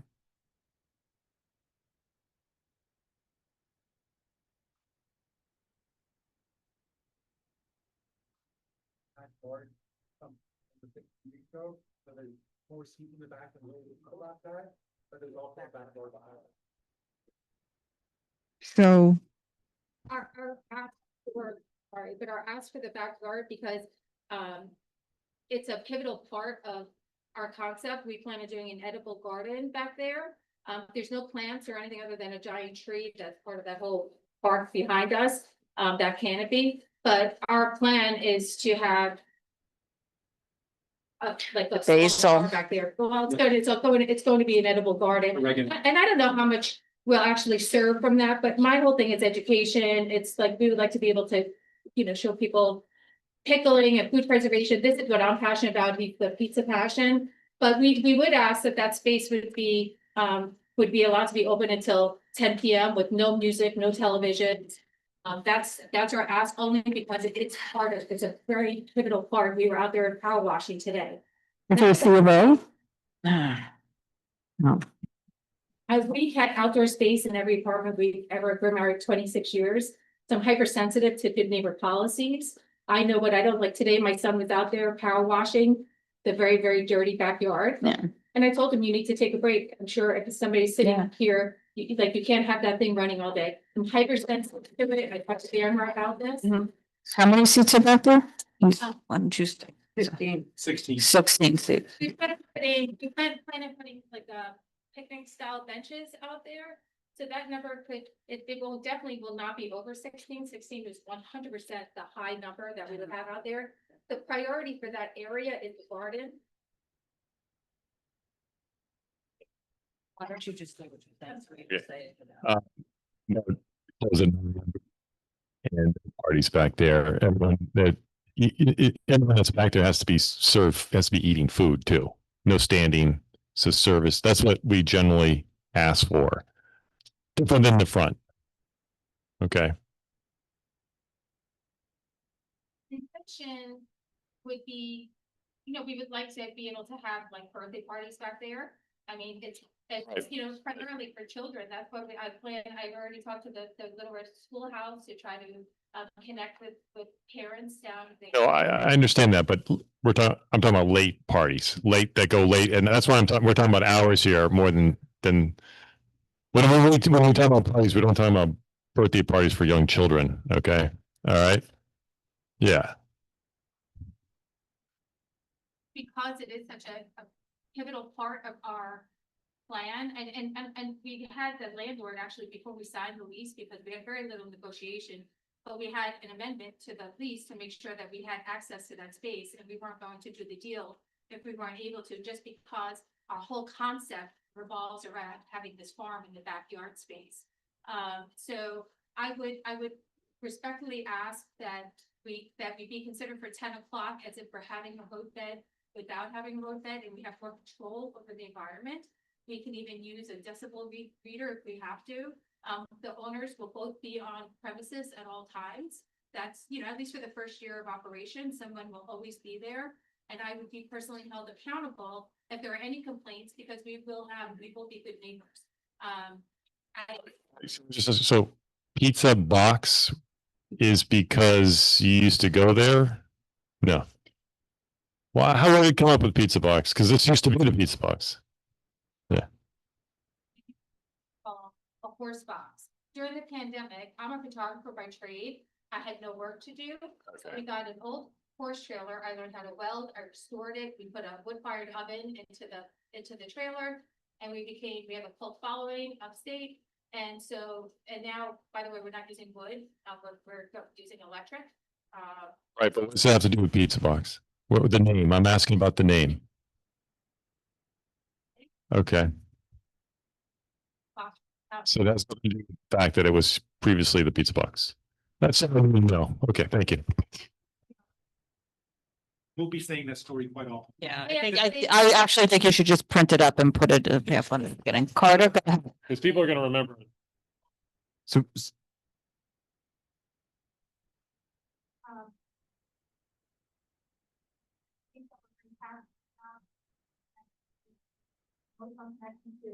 Community, our plan, we live on the west side now, our plan is to move here from Florida. That the community we want to go live where we're like, it's still a very odd coincidence, but we're very passionate about it, very proud of it. this operator wasn't permitted to use the rear yard. So that's number one. Number two, well, that may be, but you're doing an asset purchase and they're not allowed to use it, period. So you're asking for something more and you have no permission from the city to use the rear yard. All you have is a letter of no objection for the interior of the building.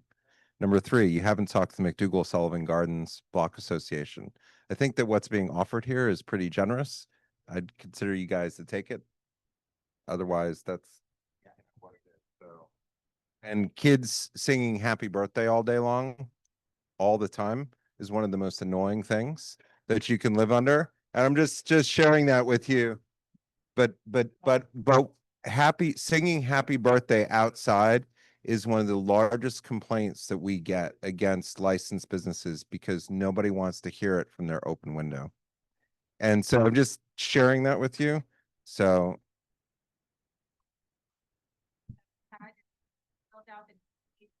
everything that we've been dealing with.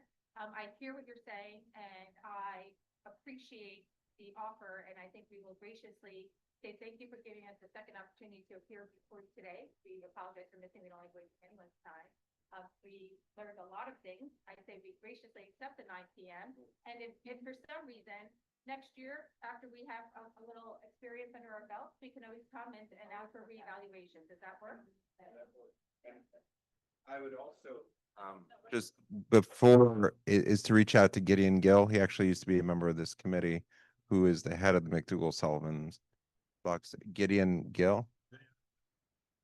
and that's the whole area, because I think that's who you really, Bamra's, they should have told you that, but that group, what McDougal Sullivan Gardens is on that list. I would just reach out to them and just say that you're, well, I would just reach out and talk to him. That's all. I'm just gonna say one thing, and it's late and we still have to go through a whole bunch. I love your concept. I appreciate it, but we need to move on. Thank you very much. Okay, thanks a lot. Thanks for coming. Okay. Okay.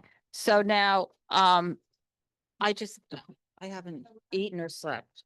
I think this is a lot of applications that I've gone through. So, okay, so let me just continue here because we quite ready for about good night. So restaurant ventures, which was Michael Palutis, it's outdoor. This is TZ downtown, 200 Spring Street. 4 tables and 16 seats on Sullivan Street. They have nothing in the room. They're closing at 10 o'clock. Outdoor dining working group had them make changes, adjustments to the plan, which they did. So I think that's okay.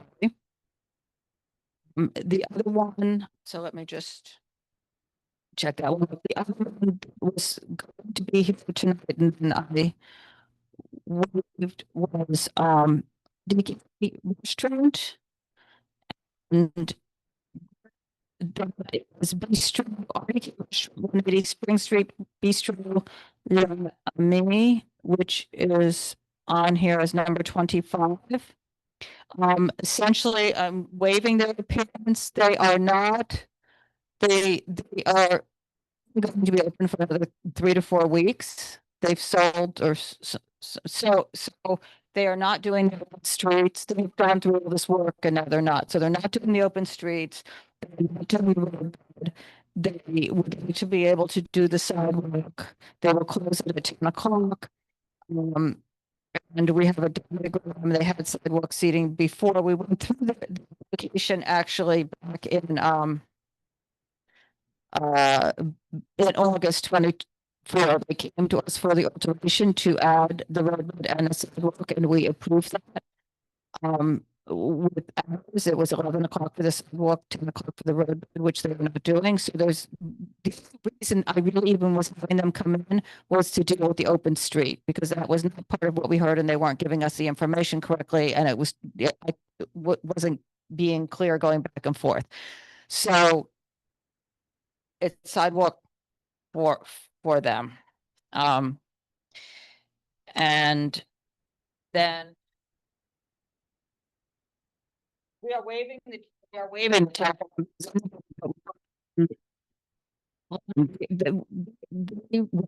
We agreed to 11 in August of 2024 for them to operate that way under the new program.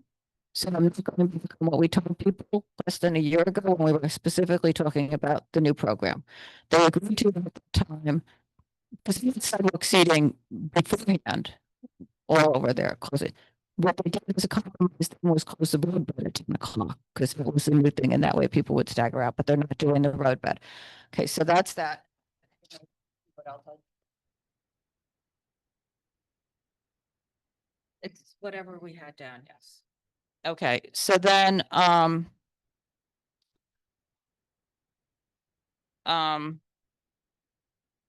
we did Hudson Dumpling. I just want to make sure I haven't missed. So, which one?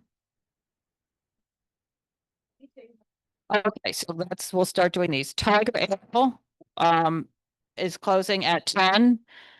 They've signed stipulations. I waived their appearance. Felice Hudson, same thing. I've waived their appearance. Downtown Hudson, same thing. I've waived. Yeah, we're here, but just, so that's that. For Charles, is closing at 10. I waived their appearance. We received the stipulations. Oh, well, we received the stipulations on their alteration. 6 months? No, almost a year. almost a year. And so I told them that I would not waive anything tonight unless we had stipulations on the outdoors. We do have that. Bus stop, number 7 doing business as bus stop. They didn't send anything. Even reached out a number of times. I'm not sure what to do with it because I don't even know. I don't have any diagrams even. I have nothing. So that's just a whatever it is. Okay, so there's nothing for me to cover on that. I believe if anybody could help me here, I just want to make sure. Branch Office Farm Brewery, which number are they, Katie? They are 21. Oh, well, it's 21 on mine. Okay, so there, oh, you know what? I bet there's a wrong printout and a right printout. I bet there's a printout with the duplicates and a printout without. So 21 Branch Office Farm Brewery, Christopher Street. We have waived their appearance. They're closing at 10. We had heard them in December. They can. They're not on the sidewalk, they're just in the roadbed. And they don't have a sidewalk. They're only in it. It says they're only in the road. They have to send us, and they may have already done that. The page of the addendum has the wrong number of tables and chairs for they road, but it had more. But the diagram at our previous steps where we discussed this specifically had less. They signed the steps with less. They're supposed to be sending in that page, or they have sent in that page with the correct number, so it aligns with the diagram. And then Joseph doing business as Tacoma Hall at 73 7th Avenue South. There's a sidewalk, and we waived them. They signed to close at 10. We have a lot of letters of support.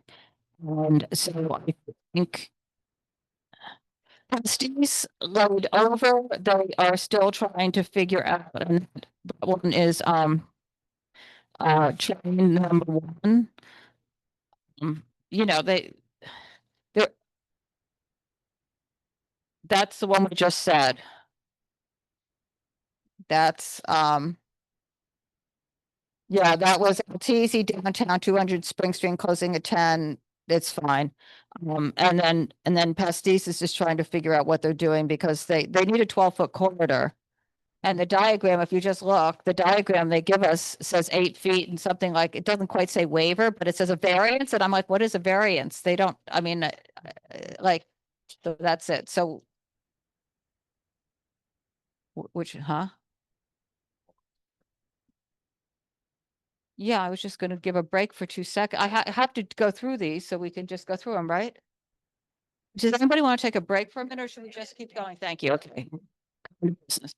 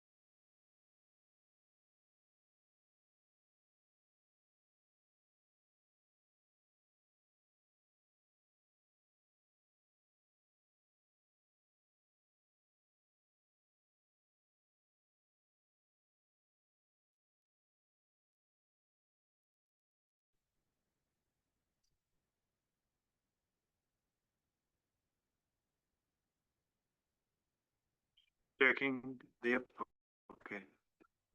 Okay.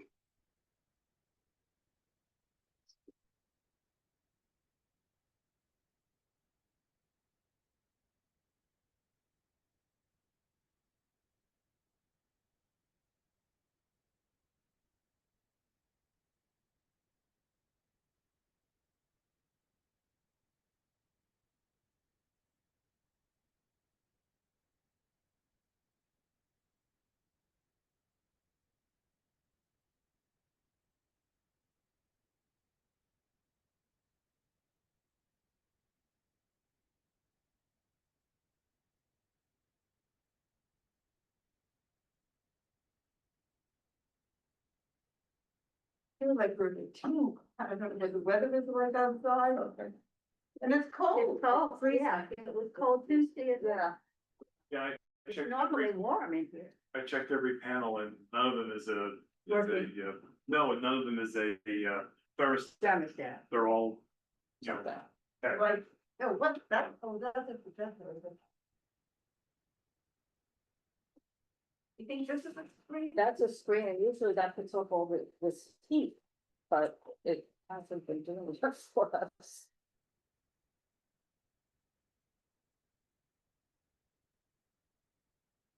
We should figure out how to project those diagrams, we have to figure out some to see them. They're also, they're not sharp, I don't know what's going on, but a bunch of these things. They're eligible, just as late as that. Are you better?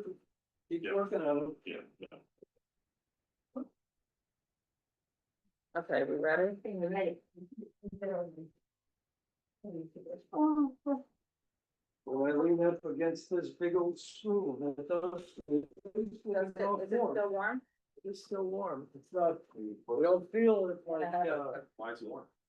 It's on. It's always on. It's always on. It's vampire on. Yeah. Tuesday is the last. yeah, I mean, AC, right here. used to be there, this was too warm. But now it's not warm enough. Okay, Yeah. so we're 1, 2, 3, 4, 5, first one.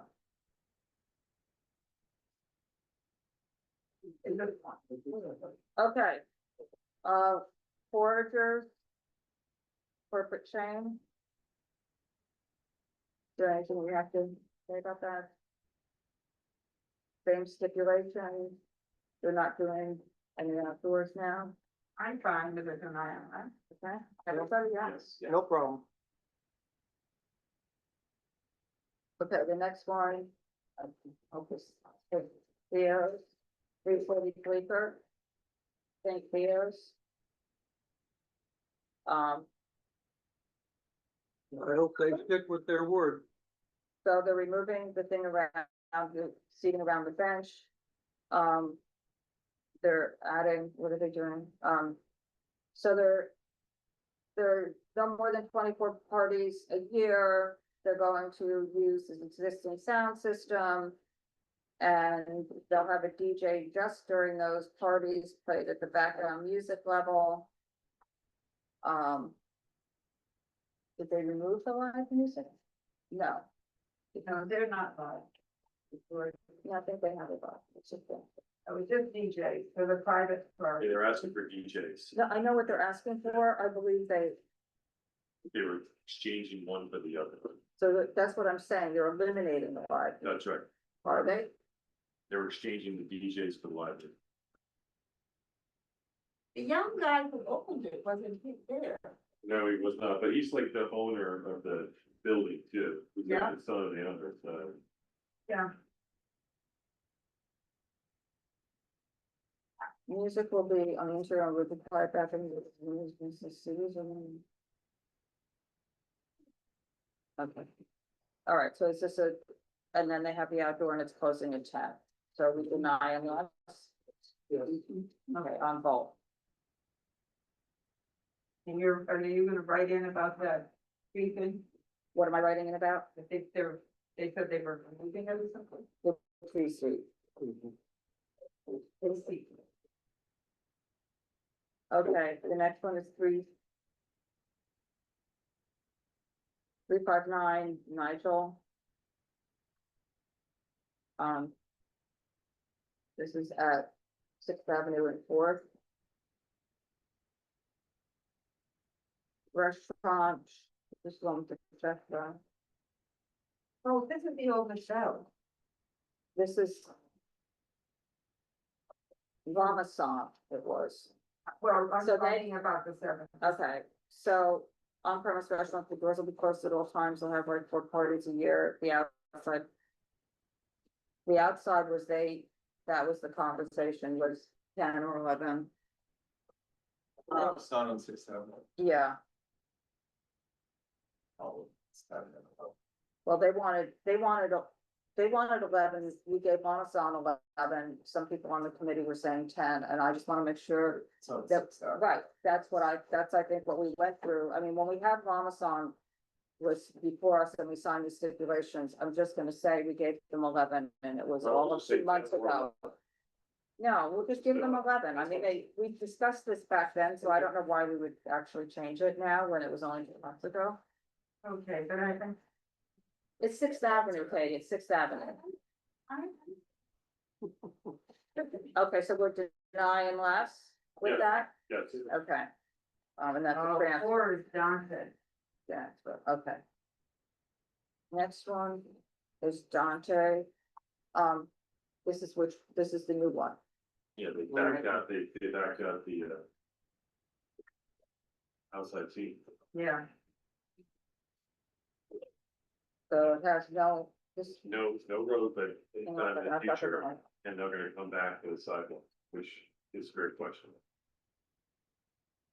And 6 private parties a year? And they agreed that if they came back for the sidewalk, it's 10, right, but I just want to put in that they agreed to the 10 PM. Yeah. So that's in there because they did agree to that. And the hours, this is the transfer, so the hours are 12 and 1, it's the same as what was there. How many private parties, Katie? 6. 6 private parties. Okay, background. Oh, I hope so. Yeah. Yeah, Laura heard all those. Well, we should, I mean, if he can't make it there, there's a problem with the place. Yeah. You know, That's right. I mean, we are, yeah. Okay, so that's that, Dante. Then, we had the outdoor Dante was waived. Okay, we went through that, okay. But we agreed to take down the structure. Yeah, so the next one was Slice, is that what you're saying? Yeah. Slice, okay.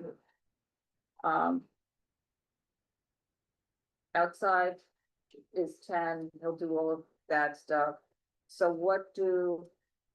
I mean, some of the things that, I mean, I'm glad we laid them over, I'm glad they all talked, and this is, I feel like, in a much better place than it was before. So Thomas Coles, they agreed to everything that he said, and we just. The vent steps would end at 11, 50% span. I'm not gonna have him go through talking to the landlord, it's not his responsibility. No, but you wanna just articulate that the business owner is working with the tenant and the landlord to make it private. It's me. You can't go into every freaking detail. Everybody remembers everything. No, but the thing is that they're resolving the problem. That's Right. That's the critical. And that hurdle, not resolving it was the most important thing, and it seems that they've taken that step. Because there was the investment in that new equipment. Right. That really makes the difference. Well, at least it was The an one part is honest if it's effort. turned out into a higher speed, in this reality, it will ventilate the exhaust faster. Right. So even if it's turned down, point is that it won't keep running all the time. Because what was happening is the pizza oven took it. So if you don't turn off the pizza oven, the fan's gonna run no matter what you do to the switch, because it's beyond the heat level. And that's the safety thing, so there's not fire. So if you have a better fan in there, it's running higher, it burns out. The oven faster. Correct. And he's working on the barrier for the sidewalk, right? Yes. Okay, so that's size, And it's number 6 is the pizza, 225 pizza at 225 Hudson. 225 pizza. Yep. Number 9 under B. So this is the one that they want, right? Isn't this the, this is the upgrade? Right? This is the one that's downtown? Yeah. Yep. Yeah. So this is this is the OP class change. And, we had denied this initially because of the rear yard and the sidewalk primarily. And had asked for it to be called up at the full board of the SLA, and it wasn't, and it seems they didn't even get once again, did not get our resolution or didn't get it incorporated into the materials, so they didn't call it up. So. Yep. So they've removed what we had our biggest concerns with. They didn't talk to the residents in the building, as they couldn't find the residents in the building. But they had one letter from person right above, well, okay. apartment number 2, which I Okay. take to be above. Okay, and they were okay with it? They approved it. Okay. Julia, I think the name was. There's no operable doors, so the doors are closed at all time. This is 225 pizza, it's way down. Got it. Well, but then here. This is one with the backyard, right? Yeah, they're not using it. Just.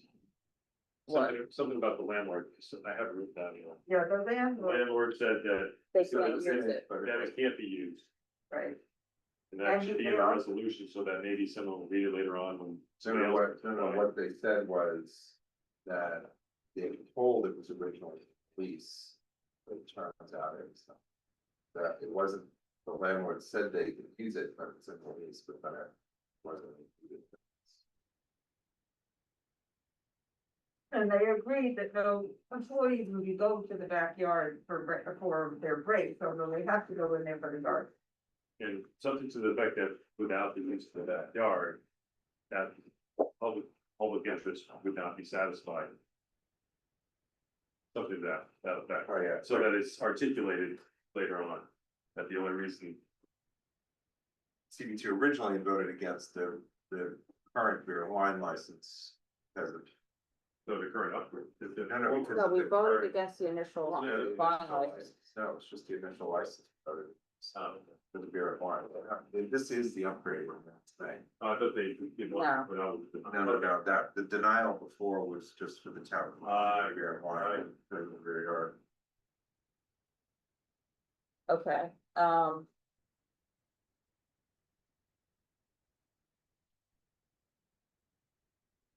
let's see, I don't know what okay, next one is room service. So that's a denying that? Denial everybody? Yeah. Yes. Okay, room service, Gansevoort Gansevoort Street? here. Yeah. Okay. Room service, oi. I mean. Again. Our main, we had concerns over the noise in the streets. It wasn't really the security. The music and the late hours and the traffic. Well, I appreciate that they came back with these other things. I don't think it addressed the underlying issue, and I kind of tried to articulate that at the end. Yeah, no, you did. pretty well. And, you know, the problem is that the impacts from here are not into the meatpacking district, is that the impacts are always to the to residents. the south. And this hasn't been resolved, and there doesn't seem an interest on the part of, you know, the whole meatpacking district operators to address the underlying issue. Can you move back a which little so I can see if you understand? Thank you. is that it just doesn't address sort of the underlying issues, which is how do you better move people out? And as a result, the impacts always to the south on Horatio Street, you know, to the cars all. Especially. South on the Washington, street, and that's just what happens, and then they go around the block, and then there's one guy who stops, and then, you know, Well, and it especially- is better, I'm sure, than it was long in the past, It's but that doesn't mean that bringing it back to the later hours will just reintroduce it exactly. with, because there's no other solution. If they reintroduce it, it will be worse because they close or more. There's more black cars parked on 9th Avenue, so there's no place for anybody to, the traffic is just really bad, and Gansevoort is particularly bad for the residents because it's the street closest, you have residents all right there. And so if they're backed up, you know, when they come down Gansevoort now, they already are, it's hard to make the turn, so then you'll have people going straight, it just doesn't. So It's the to me, it focus for just the doesn't residents. seem like, it seems that the impacts are significant and they haven't been addressed. And these are the same issues that we've heard. Well, they addressed the sound. They addressed Right, no, but the sound never was. Sound was the problem. Wasn't. I mean, it was one of the, it was the problem, they left the doors open and the music would be loud, and who knows, I mean, and part of the other issue that we went through last month is Chris's place next door is, you know, I can call him at 11 o'clock at night when it's blasting out of there, but I don't wanna have to call him. And I do, so, you know, he hasn't been able to control that in 20 years, I guess this is a different account.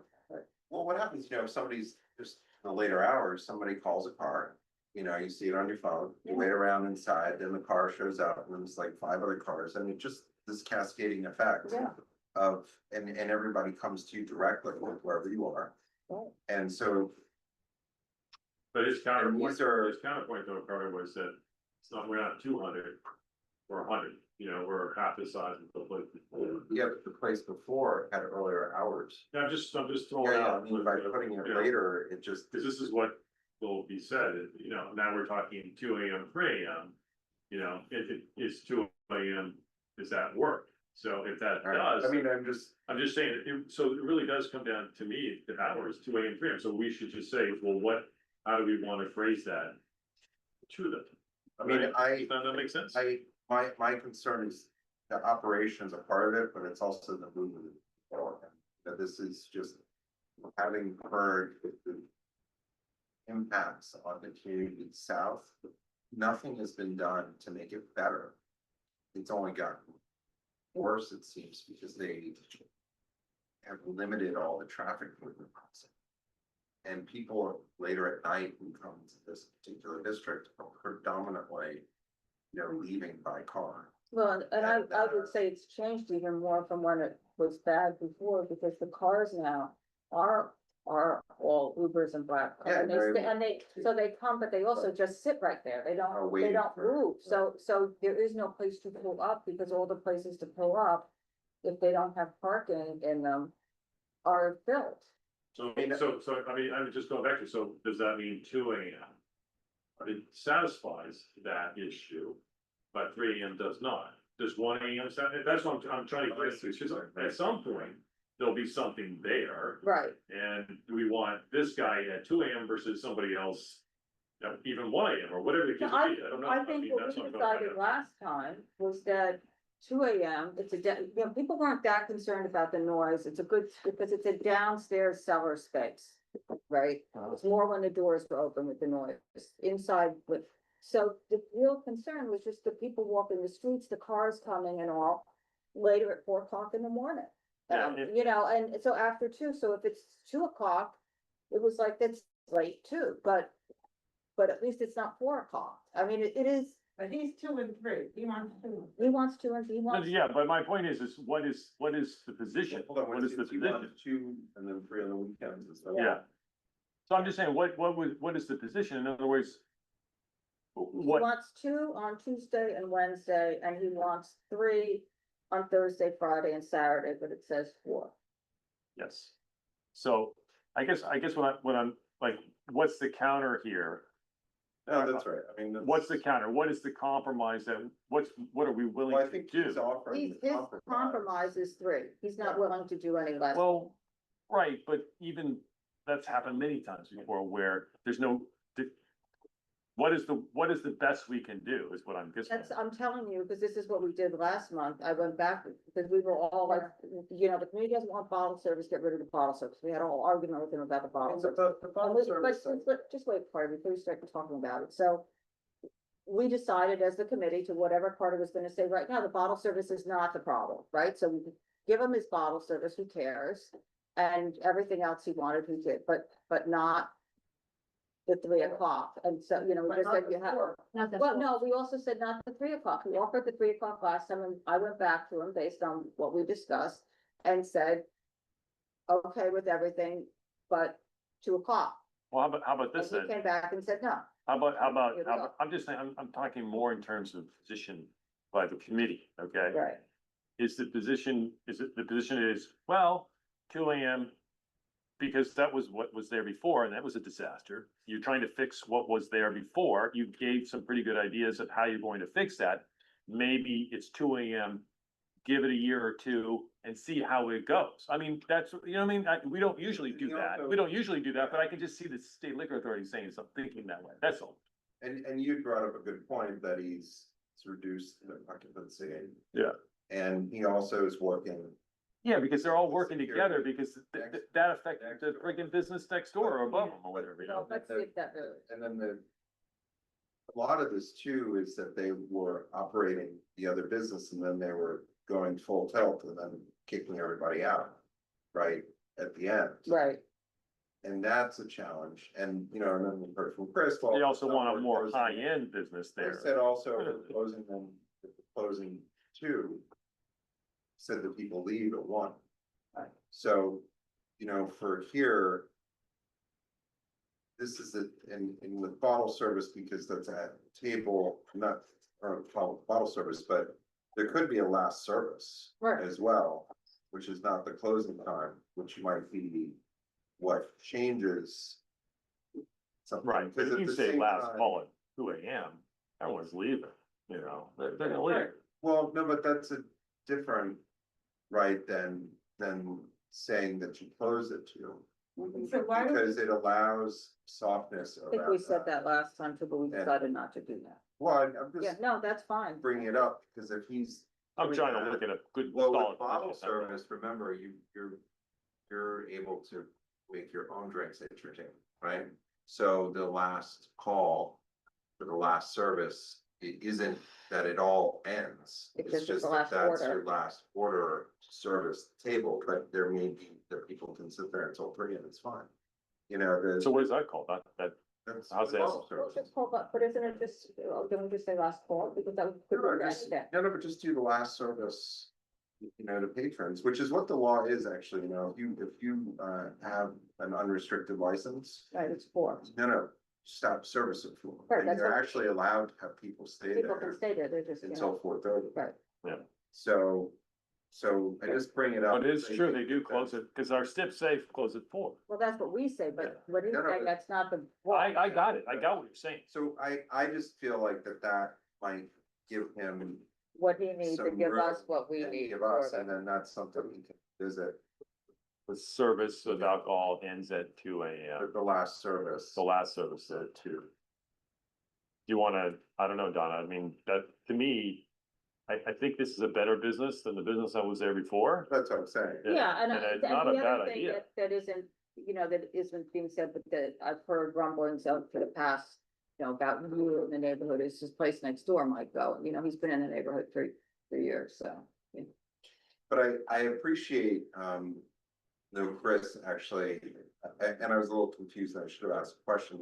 It seemed like the primary customer of the security was actually the hotel, and he said, well, I might work with them, but there's still no primary. Yeah, oh, no, it's true, Client. it's true, And so that was an interesting. no, that's true, the hear that, hotel is, and, That's why I asked about the conflict. That's. yeah. For 10 guests, but is he also covering the restaurant? He stands by, Hotel. he stands by the door, there's a little security door right between where the SNS doors are. There's a little private entrance, and that's where the security people go in and out, right there next to the restaurant. So are we okay with that then? I'm So not, service ends at 2 AM and it's 3 AM Thursday to Saturday.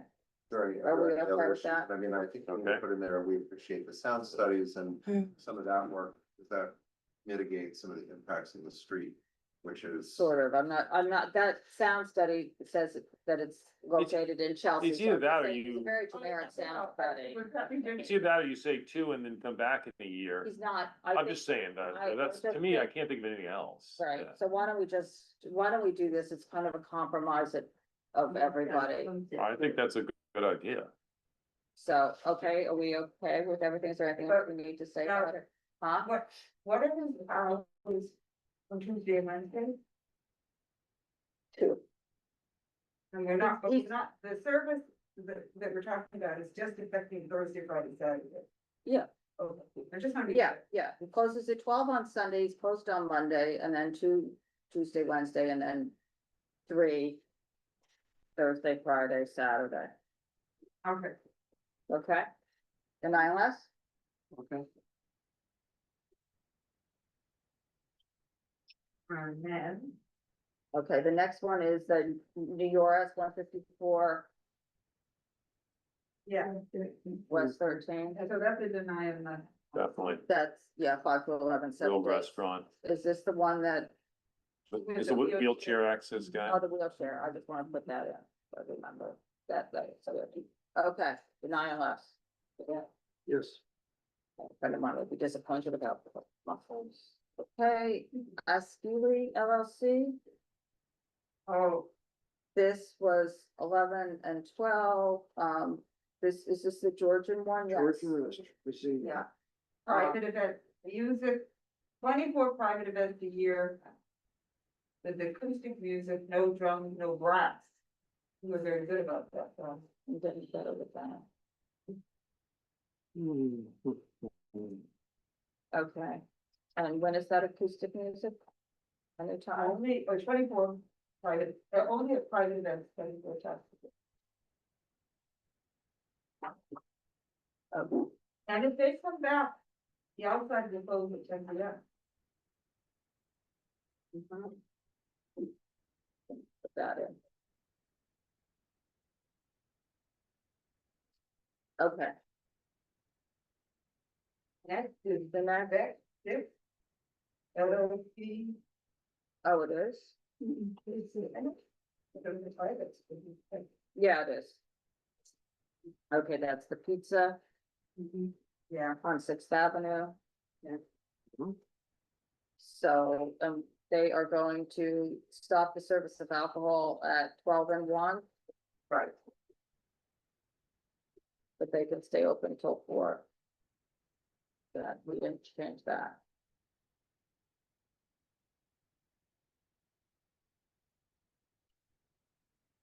Right? They can stay up until 4 on Thursday, Friday, Saturday only. No. They were open That's till what I had. 4 They're- all the time. I thought they were closing at 12. No, Sunday, Monday, Tuesday. Just No. the service of alcohol. no, 4 AM. They didn't. Yeah. And pizza place. And the sign needs to be LPC compliant. Oh, right. So we deny less. Deny that.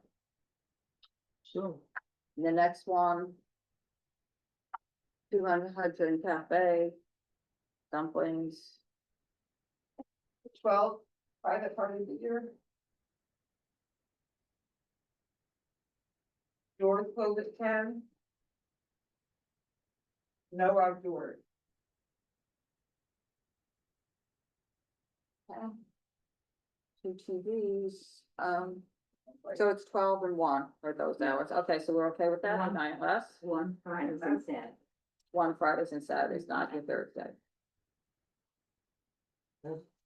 Next is the corner bistro that was the outside. They're closing at 10, they've removed the sidewalk for now. None less? Yes. Yes.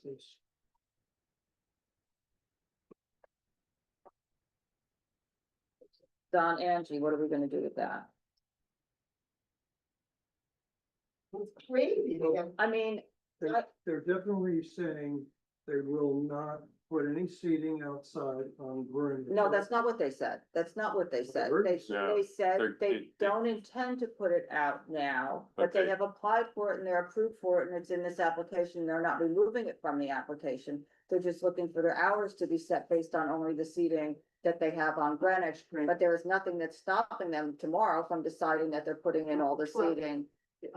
Because they didn't say that they're removing it from the application. They're not removing it. They're just not using it right now because who knows why? Maybe they didn't feel like building a second road bed or something like that. I just Well, don't they're think. trying to compromise on. No, they're not. closing They time. were not they were compromising for this season, but when they get the closing time, they have that closing time and then they'll put in the other, they didn't say they were withdrawing those seats and they'll come back for them. They said, But I think if we put it to them, they will accept 10 PM.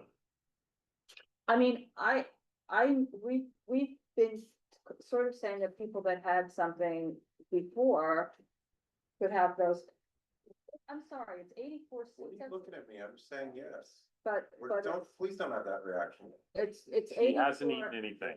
It's Well, that's not anybody's fault here. I understand, but you still, that's just, I don't, whatever anybody wants to do. If everybody's fine with it, that's fine with me. I don't care. yeah, it's a lot of seats outside. It's more seats outside than inside, and they had 19 before and they have 85 now. So I'm Yeah. sorry, but I personally think that that is more impactful than adding a road bed on. And I would just say this on the timed, you know, there's gonna be so much more outdoor eating and drinking going on in these neighborhoods. Well, Don Andrews' little Santina was right on the corner now. That's got road bed and sidewalk. I'm just saying, there's gonna be so much more of it than there used to be. Okay, so it's good to have 10 o'clock. I mean, I because the personally don't impacts have are a gonna be much problem more. telling them they can have 11 o'clock Thursday, Friday and Saturday because they're a busy restaurant and I am concerned that they'll lose. Well, they said their compromise to us was how many seats until 11. So, I mean, I don't know if that can be done. You know, in other words, that was their kind of like their fallback. Well, if it's not 80, then how about 15 or on Greenwich versus, that was like, they kind of left that open at the very end. Yeah, because it really is about impact. I mean, you got 80 seats. Greenwich Avenue is really the impactful area, and I think that's. Is that where they want to be, or did they want to be on the other one? They want to be on Greenwich. They're on ground. Okay. That's not. So you could say 15, whatever that was there before. If there was 14 on Greenwich before, you say Limit their seats. They can do whatever they want. till 11, Right. till 11. In other words, you can do 15 till 11. So how about this? How about we say seating on Greenwich ends at 11 and any seating on West 12th, you know, whether they use it or not ends at 10. Well, how many seats I are, think that's reasonable. Okay. yeah, and how many seats are on Greenwich? It's almost equal. I mean, Well, it's 38 many? seats, 38? 38 seats on Greenwich and lot. 40, it is, but you want to, this is where. Conversion, it doesn't be, number of seats is, look, it's what it is, that's. Number of seats. But the impact though is on 12th Street, which is the incursion into the residential. Right, And that's fine. I can, our that primary argument change. works for me. That's here, that, if they're on Greenwich, that's a commercial store there outside, they had seats on 12, it can be open till 11. Well, we're not restricting them, they're a real restaurant. Right. They actually see people, it's an amenity to the community because people actually who live around there will eat there. Yes. I know. And destination. people do, but there's not the impact on 12th Street. If there's, our concern always has been where there wasn't. Fine, that's what that was. Now in all the residential areas, and that's the compromise is. I'm okay with that. I feel Okay. like that. I know with it. And that Okay. gives them what they want because they're not operating. Everybody else all right with that? I'm okay. Okay. Okay, so. Then at the NRK flavor bar. I think that was okay. We have a new diagram that conforms to what they were supposed to do. Oh, they're closing at 10, so that's denying less. The new diagram.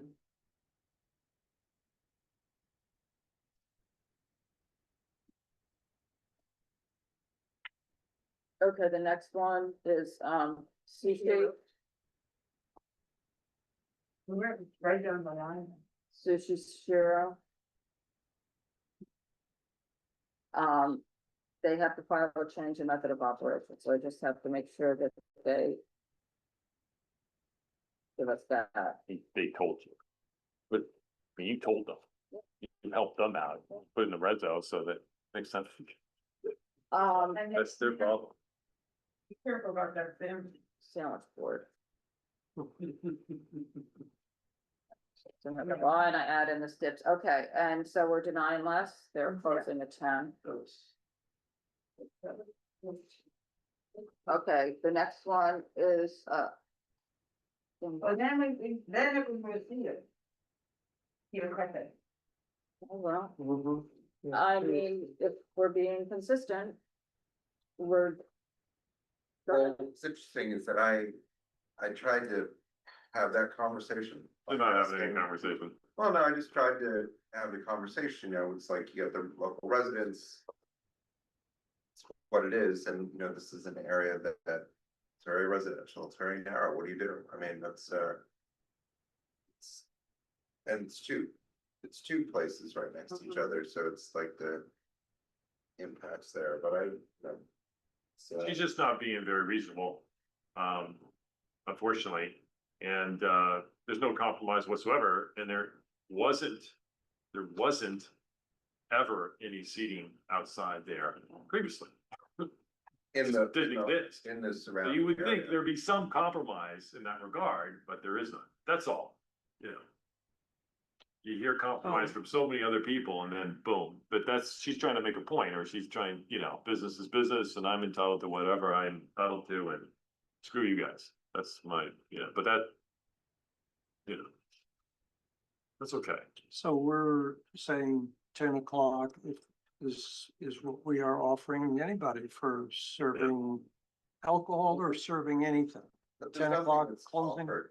That's the real, you know, why is that? And is this area consistent with the same dialogue that we've had everywhere else? That's what I was just trying to get that conversation happening. Well, do you think it is, or do you think it is? It's the quality of life impact, right? Do you think it is? So, I don't particularly think so, but what I'm saying is that the reasoning has to all be sound, because somebody is gonna be standing up in front of the SLA, in front of three commissioners, trying to explain why there's a position against our own board member that we personally know and said, I'm a good operator, and that we know, and that's gonna be the conversation in the end, if we take a position against it. And, you know, and then there's gonna be nothing to offer of any bad behavior or anything else. Well, there's been no And bad that's- behavior because it didn't exist. No, I'm not disagreeing, but I'm Yeah. just Okay, never pointing existed out before, that so you where can't say this that. conversation is going to go. And, you know, I think that it's the same thing that we've said is, well, that's how it goes. That's what we've said. We say we're trying to accommodate all these massive changes in the community with all this significant outdoor dining. Nobody's saying no to the I think dining. that's a very reasonable. And what we're trying to say is, what will this look like with full operation? And what we've heard in the neighborhood groups is, we think that going beyond 10 o'clock is too much. And so I don't, you know, we're not saying no. It's that and here we have multiple businesses that are gonna be on that street, right, with the roadbed, and so I think it's a reasonable position.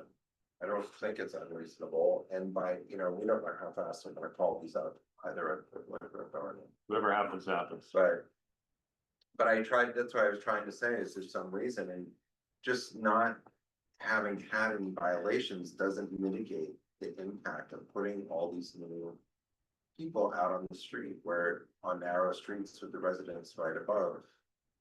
That's the point. If someone had articulated in a meeting, received a great umbrage at it, that the residents aren't going to complain because she's the landlord and they don't want to get on the wrong side of her. So that they don't have the freedom to speak up. And Rosita was very mad about that. Yeah, no, and I forget all the exact details, because that was another super long meeting. But there were some statements made that there's Yeah. noise emanating from there or whatever, and, you know, and these are from people who come to our meetings regularly, who, you know, both sides, Yeah. right? So that we know, so it's very difficult to understand. I wasn't at the meeting, but it seemed that she inferred that those were all things that were not true. Well, that's what I said, but these are all the same people who are residents that come before us regularly and said, hey, that is what's happening. And, you know, and that's why I was saying, just because you don't have violations doesn't mean that it's perfect operation, right? But we're not saying no. Right. And that's what We're trying to breathe Even, compromise. say even the block association letters we got did not say no.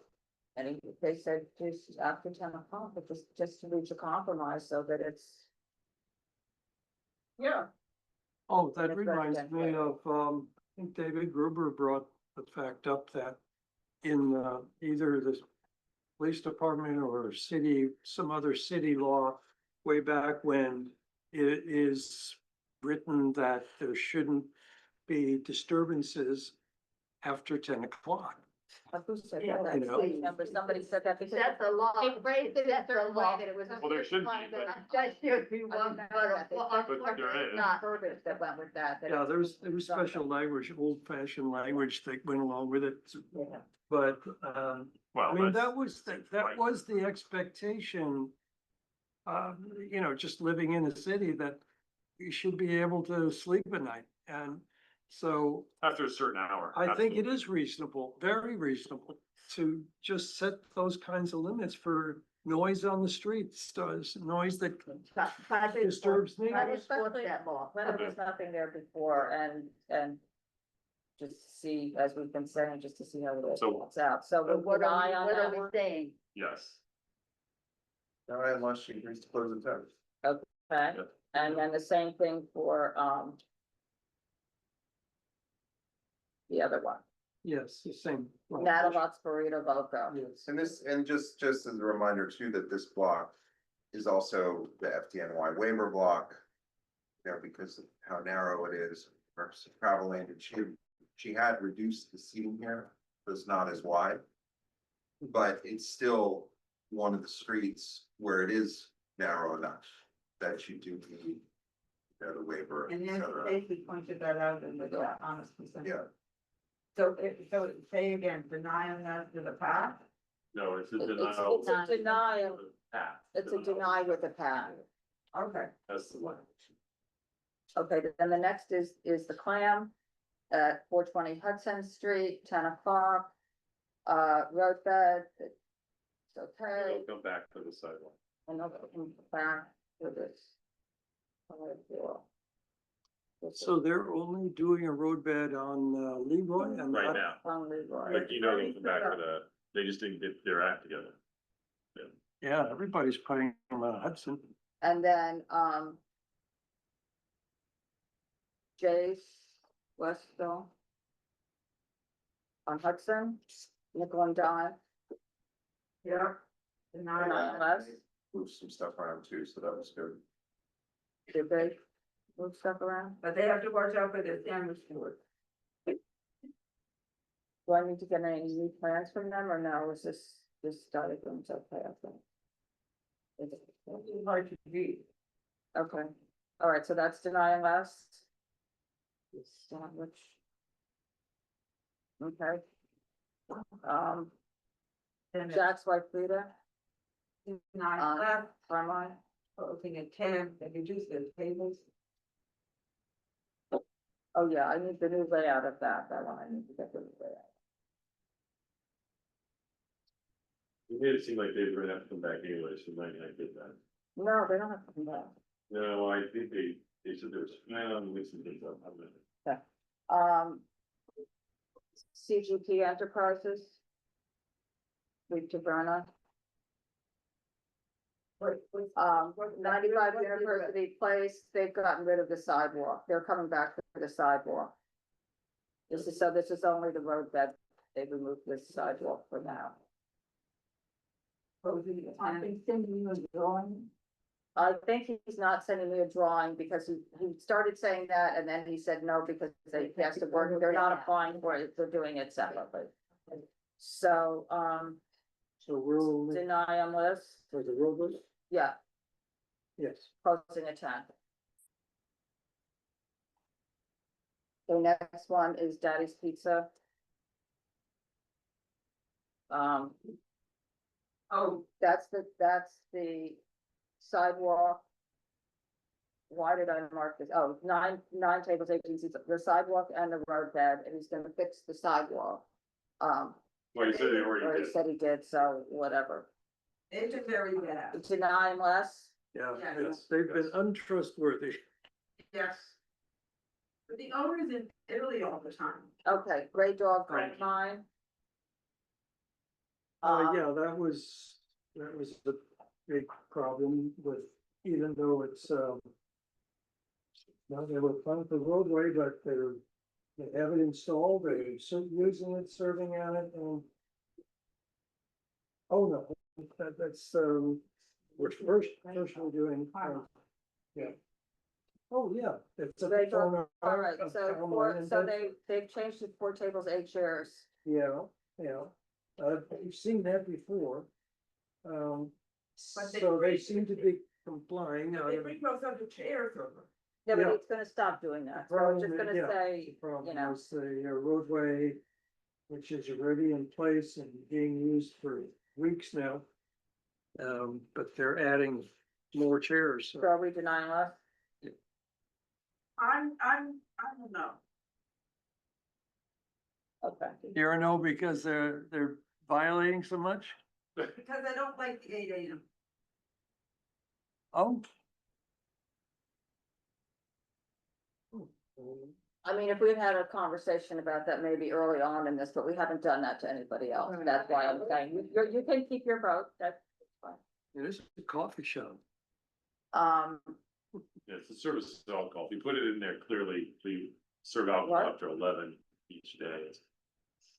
And You want me to put that in there? no, I'm just saying, that's the confusion here. Right. It says what time you be open, you're open at 8 to serve breakfast, you're not serving alcohol. So it's kind of. Okay, Great Dog University, Nope. Great Dog University, That that looks to go for, and Yes. posting a 10, I mean. We've got, you know, a lot of, there's very few people are arguing about the closing at 10, I'm just saying that, I was surprised, I was actually surprised St. Theos was. I also think Michael Kelly's very helpful. He's telling them all. So what else would we? I'm doing the best I can. Yeah, where was it at? Oh, did they all? And it's. Good show. I, you You know, have to say I more have than to that. say that we tried to have this conversation with them. Right. Because they also Remember? have to remove the restrictions. And it has been incredibly difficult to have them come in and discuss. And I think that it's reasonable that they should be in front of us to change the liquor license stipulation. And did we get 2 30-day notices or just the municipal extension? Just when it's. Yeah, because there's a restriction on here, they also, I They'll don't figure it think- out. They'll sooner or later, they'll figure it out and have to come back here. Yeah, and The SLA does what they're supposed to. there are a number of complaints and there have been consistently complaints. And it just doesn't seem like they've been willing to work with the community to figure this out. Well, And that one was it's really solved. unfortunate, and a part of this, very early on, the reason that they have the late operating hours is expressly because they said they would not have outdoors and the entire business be fully contained inside. And we heard this during COVID. Because believe me, there were other members of this community that did not want to Yeah. read at 4 AM at that location. Yeah, and that was a significant compromise that as a committee worked out on the original application. And then to hear the complaints That was in the against. community all through this was really unfortunate.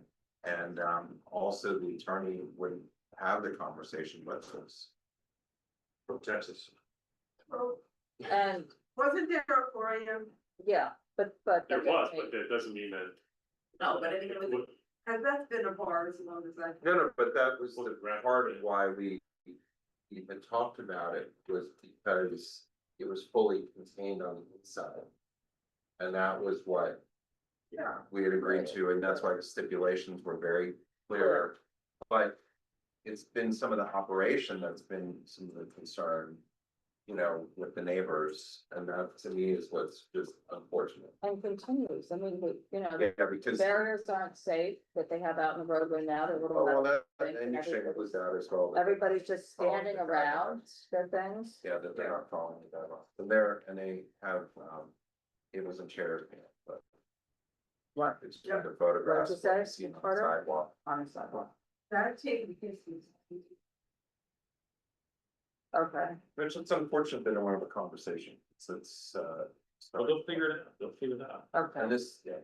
The SLA does what they're supposed to do, they'll figure it out. But Pizza box.